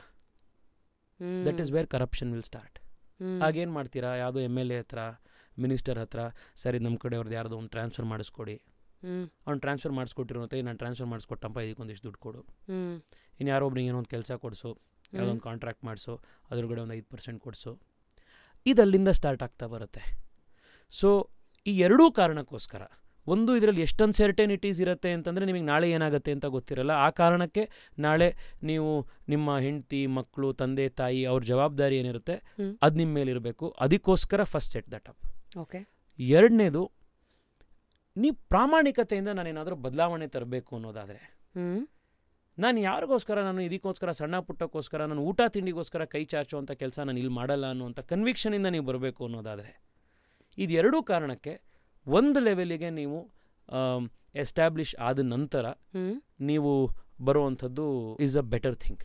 ಏಕೆಂದರೆ ಇದೆರಡರಲ್ಲೂ ನಿಮ್ಮ ಸಕ್ಷಮರಾಗ್ತೀರ. ನನ್ನ ಕೇಸ್ ಕೇಳಿದ್ರಿ ನೀವು, ಮೇಡಮ್ ನಾನು 28 ವರ್ಷಕ್ಕೆ 2019 ನಾನು ಎಲೆಕ್ಟ್ ಆಗಿದ್ದು 28 ಇಯರ್ಸಿಗಿರ್ಬೋದು. ಬಟ್ ನಾನು ಬಹಳ ಮುಂಚಿತವಾಗಿ ನಮ್ಮ ಪಾರ್ಟಿಯಲ್ಲಿ ನಾನು ಕೆಲಸ ಮಾಡ್ತಾಯಿದ್ದೆ. ಒಂದು 5-6 ವರ್ಷದಿಂದ ಯುವ ಮೋರ್ಚಾದಲ್ಲಿ ಕೆಲಸ ಮಾಡ್ತಾಯಿದ್ದೆ. ಅದರಿಂದ ನಾನು ವಿದ್ಯಾರ್ಥಿ ಪರಿಷತ್ತಲ್ಲಿದ್ದೆ. ಅದರಿಂದ ನಾನು ಸಂಘಟನೆಗಳು ಕಟ್ಕೊಂಡು ಅದು ಮಾಡ್ಕೊಂಡು ಸಾರ್ವಜನಿಕವಾಗಿದ್ದೆ. ಸೊ ನನಗದೊಂದು ಆಸಕ್ತಿ ಇತ್ತು. ನಾಟ್ ದಟ್ ನಾನು ಎಲ್ಲೋ ಮನೇಲಿ ಕೂತಿದ್ದೆ, 2019 ಎಲೆಕ್ಷನ್ ಬಂತು, ಯಾರೂ ಕ್ಯಾಂಡಿಡೇಟ್ ಸಿಗಲಿಲ್ಲಪ್ಪ, ಮನೇಲಿ ಕೂತವ್ನು ಮಲಗಿಸಿರೋ ನೆಬ್ಸ್ಕೊಂಡು ಕರ್ಕೊಂಬಂದ್ಬಿಟ್ಟು ನನಗೆ ಟಿಕೆಟ್ ಕೊಟ್ಟರು ಅಂತಲ್ಲ. ನಾನು ಪಾರ್ಟಿಲಿದ್ದೆ, ಕೆಲಸ ಮಾಡ್ತಾಯಿದ್ದೆ. ಪಾರ್ಟಿಲಿ ನಾನು ಪಾರ್ಟಿಗೆ ಸೋಷಿಯಲ್ ಮೀಡಿಯಾ ಕ್ಯಾಂಪೇನ್ ಮಾಡಿದ್ದೀನಿ, ಯುವ ಮೋರ್ಚಾದಲ್ಲಿ ಆನ್ ಗ್ರೌಂಡ್ ಕಾರ್ಯಕ್ರಮಗಳು ಆರ್ಗನೈಸ್ ಮಾಡೋದು, ಪಾರ್ಟಿ ಮೋರ್ಚಾದ ಚಟುವಟಿಕೆಗಳು ಅದನ್ನು ನಾನು ಮಾಡಿದ್ದೀನಿ. ವಕೀಲನಾಗಿ ಪಾರ್ಟಿ ಕೇಸಸ್ಗಳನ್ನು ಹ್ಯಾಂಡಲ್ ಮಾಡಿದ್ದೀನಿ. ಆ್ಯಸ್ ಅ ಸ್ಪೋಕ್ಸ್ ಪರ್ಸನ್ ಪಾರ್ಟಿಗೆ ಡಿಬೇಟ್ಸ್ಗಳಲ್ಲಿ ಇದರಲ್ಲಿ ಹ್ಯಾಂಡಲ್ ಮಾಡಿದ್ದೀನಿ. ನಾನು ಪಾರ್ಟಿಗೆ ಮೀಮ್ಸ್ ಬರೀತಾ ಇದ್ದೆ, ಪಾರ್ಟಿಗೆ ಈ ಅಡ್ವರ್ಟೈಸ್ಮೆಂಟ್ ವೀಡಿಯೋಸ್ಗಳು ಕ್ಯಾಂಪೇನ್ ವೀಡಿಯೋಸ್ಗಳು ಮಾಡ್ತಾ ಇದ್ದೆ, ಜಿಂಗಲ್ಸ್ಗಳು ಬರೀತಾ ಇದ್ದೆ. So I was doing all of this. So ಇದೆಲ್ಲವನ್ನು ಮಾಡ್ತಾ ಮಾಡ್ತಾ ಪಾರ್ಟಿಲಿ ಯಾರನ್ನೋ ಗುರುತಿಸುವಂಥ ಒಂದು ಸಿಸ್ಟಮ್ಮು ವ್ಯವಸ್ಥೆ ಏನಿದೆ ಅದು ನಮಗೆ ಅಡ್ವಾಂಟೇಜ್ ಆಯಿತು. ಎರಡನೇದು, BJP, ನಾನೇನು ಈ ಫ್ಯಾಮಿಲಿ ಪಾಲಿಟಿಕ್ಸ್ ಅದು ಇದು ಹೇಳ್ತಾ ಇದ್ದೆ, ಒಂದು ಗ್ರೇಟ್ ಲೆವೆಲಿಗೆ ಎಕ್ಸೆಪ್ಷನ್ ಅಂತಂದರೆ ನಮ್ಮ ಪಾರ್ಟಿ. ಅಂದರೆ ನಮ್ಮ ಪಾರ್ಟಿಲಿ ಯಾರು ತಂದೆ ಪಾಲಿಟಿಕ್ಸಲ್ಲಿದ್ದರು, ಅವ್ರ ಮಕ್ಕಳು ಇವತ್ತು ಪಾಲಿಟಿಕ್ಸಿಗೆ ಬಂದಿಲ್ವಾ ಇಲ್ಲ ಅಂತ ನಾನು ಅದನ್ನು ಹೇಳ್ತಾ ಇಲ್ಲ. That is not what I am saying. ನಮ್ಮ ಪಾರ್ಟಿಯಲ್ಲೂ ಅದಿದೆ. ಆದರೆ ನಮ್ಮ ಪಾರ್ಟಿಯ ಕಂಪ್ಲೀಟ್ ಓನರ್ಶಿಪ್ಪು ಕಂಟ್ರೋಲು ಯಾವುದೋ ಒಂದು ಫ್ಯಾಮಿಲಿ ಅಥವಾ ಒಂದು ವ್ಯಕ್ತಿಯ ಕೈಯಲ್ಲಿಲ್ಲ. ಸೊ ಈಗ ಉದಾಹರಣೆಗೆ ನೀವು ಅಖಿಲೇಶ್ ಯಾದವ್ ಅವ್ರ ಪಾರ್ಟಿ ತಗೊಳ್ಳಿ, ಆ ಪಾರ್ಟಿನೇ ಅವರೊಂದು ಫ್ಯಾಮಿಲಿ ಕಂಟ್ರೋಲ್ ಇದೆ. DMK ತಗೊಳ್ಳಿ, ಆ DMK ಪಾರ್ಟಿನೇ ಕರುಣಾನಿಧಿ ಅವ್ರ ಫ್ಯಾಮಿಲಿ ಕೈಯಲ್ಲಿದೆ. ಬಟ್ BJP ಹಾಗಲ್ಲ. BJPಯಲ್ಲಿ ಇವತ್ತು JP ನಡ್ಡಾ ಅವರು ರಾಷ್ಟ್ರೀಯ ಅಧ್ಯಕ್ಷರು, ನಾಳೆ ನೆಕ್ಸ್ಟ್ ರಾಷ್ಟ್ರೀಯ ಅಧ್ಯಕ್ಷರು ಯಾರು ಅನ್ನುವಂಥದ್ದು ಯಾರು ಗ್ಯಾರಂಟಿ ಹೇಳೋಕ್ಕಾಗಲ್ಲ. ಅದೊಂದು ಇಂಟರ್ನಲ್ ಎಲೆಕ್ಷನ್ ಇದೆ, ಇನ್ನೊಂದು ಪ್ರಾಸೆಸ್ ಇದೆ. ಅಮಿತ್ ಶಾ ಅವರು ಹಿಂದಿನ ಸತಿ ಅಧ್ಯಕ್ಷರಾಗಿದ್ದರು, ಇವತ್ತು ಅಮಿತ್ ಶಾ ಅವರು ಪಾರ್ಟಿ ಅಧ್ಯಕ್ಷರಲ್ಲ. ಹಾಗಂತ ಅಮಿತ್ ಶಾ ಅವ್ರ ಮಗ ಅಧ್ಯಕ್ಷ ಇಲ್ಲ. ಸೊ ಇದೊಂದು ಕಾರ್ಯಕರ್ತರನ್ನ ಬೆಳೆಸುವಂಥ ಒಂದು ಪದ್ಧತಿ ನಮ್ಮ ಪಾರ್ಟಿಲಿದೆ. ಸೊ ನನ್ನ ಕೇಸಲ್ಲಿ because I am in the right party, ನನ್ನನ್ನು ಐಡೆಂಟಿಫೈ ಮಾಡುವಂಥ ಒಂದು ವ್ಯವಸ್ಥೆ ಬಂತು. ಎರಡನೇದು, ನರೇಂದ್ರ ಮೋದಿ ರೀತಿಯ ಒಬ್ಬ ಪ್ರಧಾನಮಂತ್ರಿ ಈ ಸಂದರ್ಭದಲ್ಲಿದ್ದಾಗ ನಾವು ಚುನಾವಣೆಯನ್ನು ಕೂಡ ಅವ್ರ ಹೆಸರು ಮೇಲೆ ಗೆದ್ಕೊಂಡು ಬರುವಂಥ ಒಂದು ಸ್ಥಿತಿ ಅವತ್ತಿತ್ತು. ಇವತ್ತು ನಾವು ಲೋಕಸಭೆ ಎಲೆಕ್ಷನ್ಗೆ ಹೋಗಬೇಕಾದ್ರೆ ನೀವು ಹೇಳಿದ್ರಿ ನಾನು 120 ಪೇಜ್ದೊಂದು ರಿಪೋರ್ಟ್ ಕಾರ್ಡ್ ಮಾಡಿದ್ದೀನಿ, ನಾನೇನು ಕೆಲಸ ಮಾಡಿದ್ದೀನಿ ಅಂತ ಜನರ ಹತ್ರ ಹೇಳೋವಂಥದ್ದಿದೆ. ಇವತ್ತು ಜನ ಮೋದಿಯವ್ರಿಗೆ ವೋಟ್ ಹಾಕಿದ್ರು ಕೂಡ ಅದರಲ್ಲಿ ನಾವು ಮಾಡಿರೋ ಕೆಲಸವನ್ನೂ ಕೂಡ ಅಸೆಸ್ಮೆಂಟ್ ಮಾಡೋಕೆ ಅವ್ರಿಗೊಂದು ಮಾನದಂಡ ಇದೆ. ಬಟ್ ಹೋದ್ಸತಿ ನಾನು ಎಲೆಕ್ಷನ್ಗೆ ಹೋದಾಗ ಮೋದಿಯವ್ರ ಪಾರ್ಟಿಯಿಂದ ಎಲೆಕ್ಟ್ ಮಾಡಿರೋ ಒಬ್ಬ ಯಂಗ್ಸ್ಟರ್ ಅಪ್ಪ, ಮೋದಿಯವ್ರು ಎಲೆಕ್ಟ್ ಮಾಡಿದ್ದಾರೆ ಸೆಲೆಕ್ಟ್ ಮಾಡಿದ್ದಾರೆ ಅಂದರೆ ಒಳ್ಳೆಯವನಿರಬೇಕು ಅನ್ನೋವಂಥ ಒಂದು ಬೆನಿಫಿಟ್ ಆಫ್ ಡೌಟ್ ಕೊಟ್ಟರು. ಬಟ್ ವೋಟನ್ನು ಜನ ಮೋದಿಯವ್ರಿಗೋಸ್ಕರ ಹಾಕಿದ್ರು. ಸೊ ಅದರ ಬೆನಿಫಿಷರಿ ನಾನಾಗಿದ್ದೆ. So honestly you are dissecting it. I am very honestly telling. ಈಗ ನಾವು ಇಲ್ಲಪ್ಪ ಜನ ನನಗೋಸ್ಕರ ವೋಟ್ ಹಾಕ್ಕೊಂಡ್ರು ಅಂತ ನಾನಂದರೆ ನನಗಿಂತ ಮೂರ್ಖ ಇನ್ನೊಬ್ಬ ಇರಲ್ಲ. ಸೊ ನನಗೆ ಪ್ರಧಾನಮಂತ್ರಿಗಳಂಥ ಮೋದಿಯವರಂಥ ಪಾಪ್ಯುಲರ್ ಫಿಗರು ಹ್ಮ್ ನಮ್ಮಂಥ ಯಂಗ್ಸ್ಟರ್ಸನ್ನ ಸೆಲೆಕ್ಟ್ ಮಾಡಿ ಅವಕಾಶ ಕೊಟ್ರಲ್ಲ, this was the second thing. True. Third thing ನನಗಾಗಿದ್ದ ಅಡ್ವಾಂಟೇಜ್ ಏನು, ನಮ್ಮ ತಂದೆ ಕರ್ನಾಟಕ ಸರ್ಕಾರದಲ್ಲಿ ಅಧಿಕಾರಿಗಳಾಗಿ ಕೆಲಸ ಮಾಡ್ತಾಯಿದ್ರು. He was a government servant. ನಾವು ಬಡತನದ ಕುಟುಂಬದಿಂದ ಬಂದಿಲ್ಲ, ಅಂದರೆ ಶ್ರೀಮಂತ ಕುಟುಂಬದಿಂದ ಬಂದಿಲ್ಲ, ನಾರ್ಮಲ್ ಮಿಡಲ್ ಕ್ಲಾಸ್ ಕುಟುಂಬ ಹೇಗಿದೆ ಆ ಥರದ ಕುಟುಂಬದಿಂದ ಬಂದಿದ್ದೀನಿ. ನಮ್ಮ ತಂದೆ ತಾಯಿ ನನಗೆ ಒಳ್ಳೆ ಶಿಕ್ಷಣ ಕೊಟ್ಟರು, ಒಳ್ಳೆ ಸ್ಕೂಲಿಗೆ ಸೇರಿಸಿದ್ರು. ಜೀವನದಲ್ಲಿ ದೊಡ್ಡ ಕನಸು ಕಂಡು ಅದಕ್ಕೋಸ್ಕರ ಹಾರ್ಡ್ ವರ್ಕ್ ಮಾಡಬೇಕು, ಪ್ರಯತ್ನ ಮಾಡಬೇಕು ಅನ್ನೋವಂಥ ಸಂಸ್ಕಾರ ಕಲಿಸಿದ್ರು. ಆಮೇಲೆ ನನಗೆ ಇವತ್ತಿಗೂ ಕೂಡ ನಮ್ಮ ತಂದೆಗೇನು ಪೆನ್ಷನ್ ಬರುತ್ತೆ ಆ ಪೆನ್ಷನ್ ಹಣದಲ್ಲಿ ನಮ್ಮ ತಂದೆ ನಮ್ಮ ತಾಯಿ ಜೀವನ ಮಾಡ್ತಾರೆ. ನನಗೆ ಇವತ್ತು ದುಡ್ಡು ನಮ್ಮ ತಂದೆ ತಾಯಿ ನೋಡ್ಕೊಳ್ಬೇಕಾದಂಥ ಒಂದು ಫೈನಾನ್ಷಿಯಲ್ ಬರ್ಡನ್ ನನಗಿರಲಿಲ್ಲ. ಆ ದೃಷ್ಟಿಯಿಂದ ನೋಡಿದ್ರೆ ನನಗೆ ಒಂದು ಲೆವೆಲ್ನ ಸಪೋರ್ಟು, ಕುಷನ್ನು, ಪ್ರಿವಿಲೇಜು ನಮ್ಮ ತಂದೆ ತಾಯಿ ನನಗೆ ಕೊಟ್ಟಿದ್ದರು. ಆ್ಯಂಡ್ ಹಾಗಂತ ನಾವು ನಮ್ಮ ತಂದೆ ರಿಟೈರ್ ಆಗಿ ಬೆಂಗಳೂರಿನಲ್ಲಿ 4-5 ವರ್ಷ ಆದಮೇಲೆ ನಮ್ಮ ತಂದೆಯವರದ್ದು ಯಾವಾಗಲೂ BDAಗೆ ಅಪ್ಲೈ ಮಾಡಿದ್ದೊಂದು ಸೈಟು HRBRಲ್ಲಿತ್ತು. ಆ ಸೈಟನ್ನು ಮಾರಿ ಅದರಿಂದ ಏನು ದುಡ್ಡು ಬಂದಿತ್ತು ಆ ದುಡ್ಡಲ್ಲಿ ನಾವು ಈಗೊಂದು 4 ಇಯರ್ಸ್ ಹಿಂದೆ 5 ಇಯರ್ಸ್ ಆಯಿತು, 5 ಇಯರ್ಸ್ ಹಿಂದೆ ನಾವು ಗಿರಿನಗರದಲ್ಲಿ ಮನೆ ತೊಗೊಂಡ್ವಿ. ಈಗ ಒಂದು ಮನೆದೊಂದು ಬೇಸಿಕ್ ಕಂಫರ್ಟು ಅಂತಿದೆ. ನಮ್ಮ ಅಪ್ಪ ಒಂದು ಮನೆ ತೊಗೊಂಡ್ರು ಅಂತ. ಹೌದು. ನಮ್ಮ ಅಪ್ಪ ಅಮ್ಮನ್ನ ನಾಳೆ ನಾನು ದುಡಿದು ಅವರಿಗೆ ಮನೆ ನಡೆಸಬೇಕು, ಅಪ್ಪ ಅಮ್ಮ ನೋಡ್ಕೊಳ್ಬೇಕು ಅನ್ನೋವಂಥ ಒಂದು ಜವಾಬ್ದಾರಿ ನನ್ನ ಮೇಲಿಲ್ಲ. ನಮ್ಮ ಅಪ್ಪ ಅಮ್ಮಂಗೇನು, ನಮ್ಮ ಅಪ್ಪನ ಪೆನ್ಷನ್ ಬರುತ್ತೆ, ಅದರಲ್ಲಿ ನಮ್ಮ ಅಪ್ಪ ಅಮ್ಮ ಜೀವನ ಮಾಡ್ತಾರೆ. ಇದು ನನಗೊಂದು ಕುಷನ್ ಸಿಕ್ತು. ಸೊ ಹಾಗಂತ ನನಗೆ ಎಲೆಕ್ಷನಿಗೆ ಹೋದಾಗ ಎಲೆಕ್ಷನ್ ಗೆಲ್ಲಕ್ಕೆ ಬೇಕಾಗಿರುವಂಥ ಕೋಟ್ಯಾಂತರ ರೂಪಾಯಿ ದುಡ್ಡು ಇಲ್ಲ, ಇವತ್ತಿದೆಯಾ? ಇವತ್ತೂ ಇಲ್ಲ.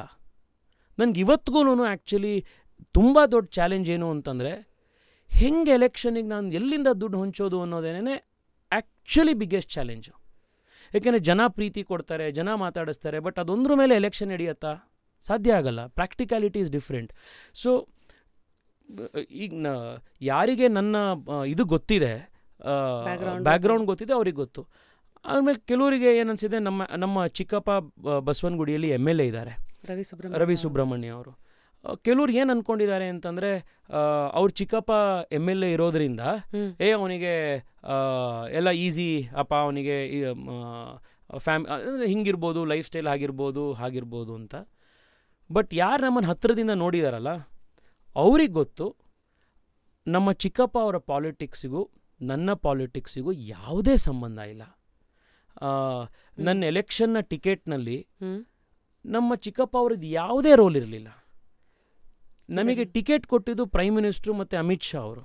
ಆ ಲೆವೆಲ್ ತನಕ ನಮ್ಮ ಚಿಕ್ಕಪ್ಪ ಅವರೇನೋ ಲಾಬಿ ಮಾಡಿದ್ರು, ಅವ್ರು ಇದನ್ನು ಮಾಡಿದ್ರು ಅನ್ನೋದ್ರಲ್ಲಿ ಯಾವುದೂ ಇದೇ ಇರಲಿಲ್ಲ.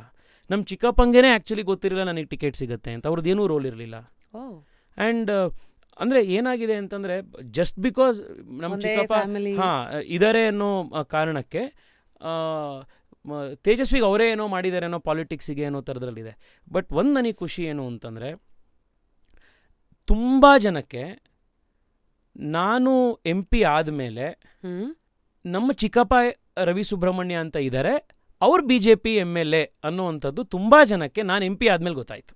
ಸೊ ಅವರಿಂದ ಅವರ ಆಶೀರ್ವಾದ, ನಮ್ಮ ಸಹಜವಾಗಿ ಒಂದು ಕುಟುಂಬದಲ್ಲಿದ್ದಾಗ ಚಿಕ್ಕಪ್ಪ ದೊಡ್ಡಪ್ಪ ಅವ್ರು ನಮಗೆ ವೆಲ್ ವಿಶಸ್ ಇರ್ತಾರೆ, ಅವ್ರ ಆಶೀರ್ವಾದ ಇರುತ್ತೆ, ಅವ್ರು ನಮಗೆ ಒಳ್ಳೆಯದಾಗು ಮುಂದೆ ಹೋಗು ಅನ್ನುವಂಥ ಒಂದು ಆಶೀರ್ವಾದ ಇರುತ್ತೆ. ಅದು ಖಂಡಿತವಾಗ್ಲೂ ಅದಿದೆ ಹೊರತು ಅವ್ರು ಪೊಲಿಟಿಕಲಿ ನನಗೆ ಮುಂದೆ ತೆಗೆದುಕೊಂಡು ಬಂದರು, ಅವ್ರು ನನಗೆ ಅವಕಾಶ ಮಾಡಿಕೊಟ್ರು, ಅಥವಾ ಅವ್ರು ನನಗೆ ಟಿಕೆಟ್ ಕೊಡಿಸಿದ್ರು, ಇದರಲ್ಲಿ ಅವ್ರ ರೋಲ್ ಆ ಥರದ್ರಲ್ಲಿಲ್ಲ. ನಾನು ಇನ್ ದ್ಯಾಟ್ ಸೆನ್ಸ್ ಈಗ ಭಾಳ ಜನಕ್ಕೆ ಈಸಿಯಾಗಿ ಹೇಳ್ಬಿಡ್ತಾರೆ, ಇವ್ರಿಗೂ ಏನಪ್ಪ ಅವ್ರ ಚಿಕ್ಕಪ್ಪ MLA ಇದ್ರು, ಅವರೇನೋ ಟಿಕೆಟ್ ಮಾಡಿದ್ರು, ಅಥವಾ ಅವರೇನೋ ಸೊ ಆ ನೆಪೋಟಿಸಮು ಅಥವಾ ಇವರೇನೋ ಸಪೋರ್ಟ್ ಮಾಡಿದ್ರು ಅಂತ.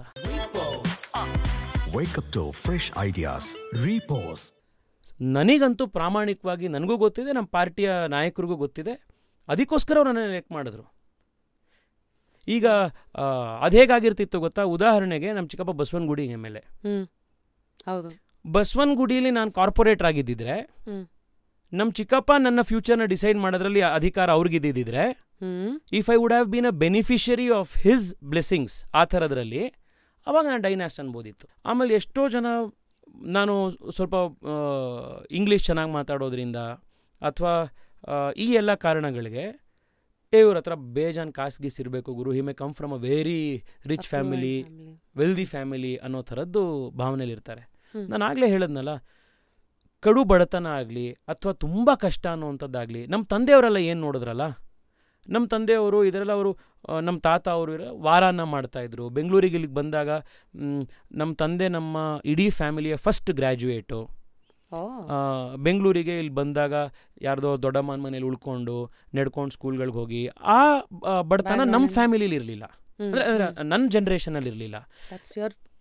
ನಮ್ಮ ತಂದೆಯವರು ಇದ್ದಿದ್ದು ಸಹಜವಾಗಿ, ಅದು ಎಲ್ಲರ ಕಥೆಯಲ್ಲೂ ಆ ಥರ ಇದಿರುತ್ತೆ. ಯಾರೋ ಒಬ್ರು ಈ ಥರ ಒಂದು ಜನ್ರೇಷನಿಂದ ಬಂದಿರ್ತಾರೆ, ಅವ್ರು ಯಾವುದೋ ಊರಿಗೆ ಬರ್ತಾರೆ, ಅಲ್ಲಿ ಸ್ವಲ್ಪ ಸೆಟ್ಲ್ ಆಗ್ತಾರೆ, ನೆಕ್ಸ್ಟ್ ಜನ್ರೇಷನ್ ಅದರಿಂದ ಸ್ವಲ್ಪ ಮುಂದಕ್ಕೆ ಹೋಗುತ್ತೆ. ಸೊ ಹಂಗಂತ ಕೋಟ್ಯಾಂತರ ರೂಪಾಯಿ ದುಡ್ಡಿರೋವಂಥ ವೆಲ್ತಿ ಫ್ಯಾಮಿಲಿ ಅಲ್ಲ. ನಮ್ಮ ಜೀವನಕ್ಕೆ ಬೇಕಾಗಿರೋವಂಥ ಇದು, ನಾನು ಹೇಳಿದ್ನಲ್ಲ, ನಮ್ಮ ಅಪ್ಪ ಬೆಂಗಳೂರಿಗೆ ಅವ್ರ ಕಾಲೇಜಿಗೆ ಬಂದ್ರೂ ನಾವು ಮನೆ ತಗೊಳ್ಳೋ ಅಷ್ಟೊತ್ತಿಗೆ ನಮ್ಮ ತಂದೆ ರಿಟೈರ್ ಆಗಿ 4 ವರ್ಷ ಆದಮೇಲೆ ಒಂದು ಮನೆ ತೊಗೊಳಕ್ಕಾಯ್ತು. ಅದು ರೀಸೆಂಟಾಗಿ 5 ವರ್ಷದ ಹಿಂದೆ ಗಿರಿನಗರದಲ್ಲಿ ಮನೆ ತೊಗೊಂಡಿದ್ದು.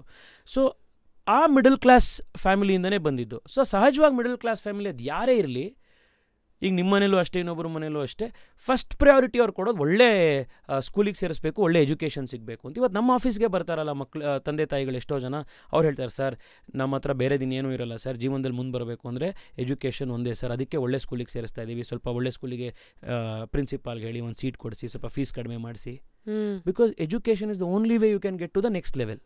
ಆಮೇಲೆ ಇವತ್ತು ನಾನು 4 ಮಾತು ಚೆನ್ನಾಗಿ ಹೇಳ್ತಿದ್ದೀನಿ, ಮಾತನಾಡ್ತಿದ್ದೀನಿ ಅಂತಂದರೆ ಜನ ಭಾಳ ಚೆನ್ನಾಗಿ ಒಂದು ವಿಷಯ ಪ್ರೆಸೆಂಟ್ ಮಾಡ್ತಾನೆ, ಮಾತನಾಡ್ತಾನೆ ಅಂತಿದ್ರೆ ಅದ್ರ ಹಿಂದೆನೂ ನಮ್ಮ ಅಪ್ಪ ಅಮ್ಮಂದು ತುಂಬ ದೊಡ್ಡ ಕೊಡುಗೆ ಇದೆ.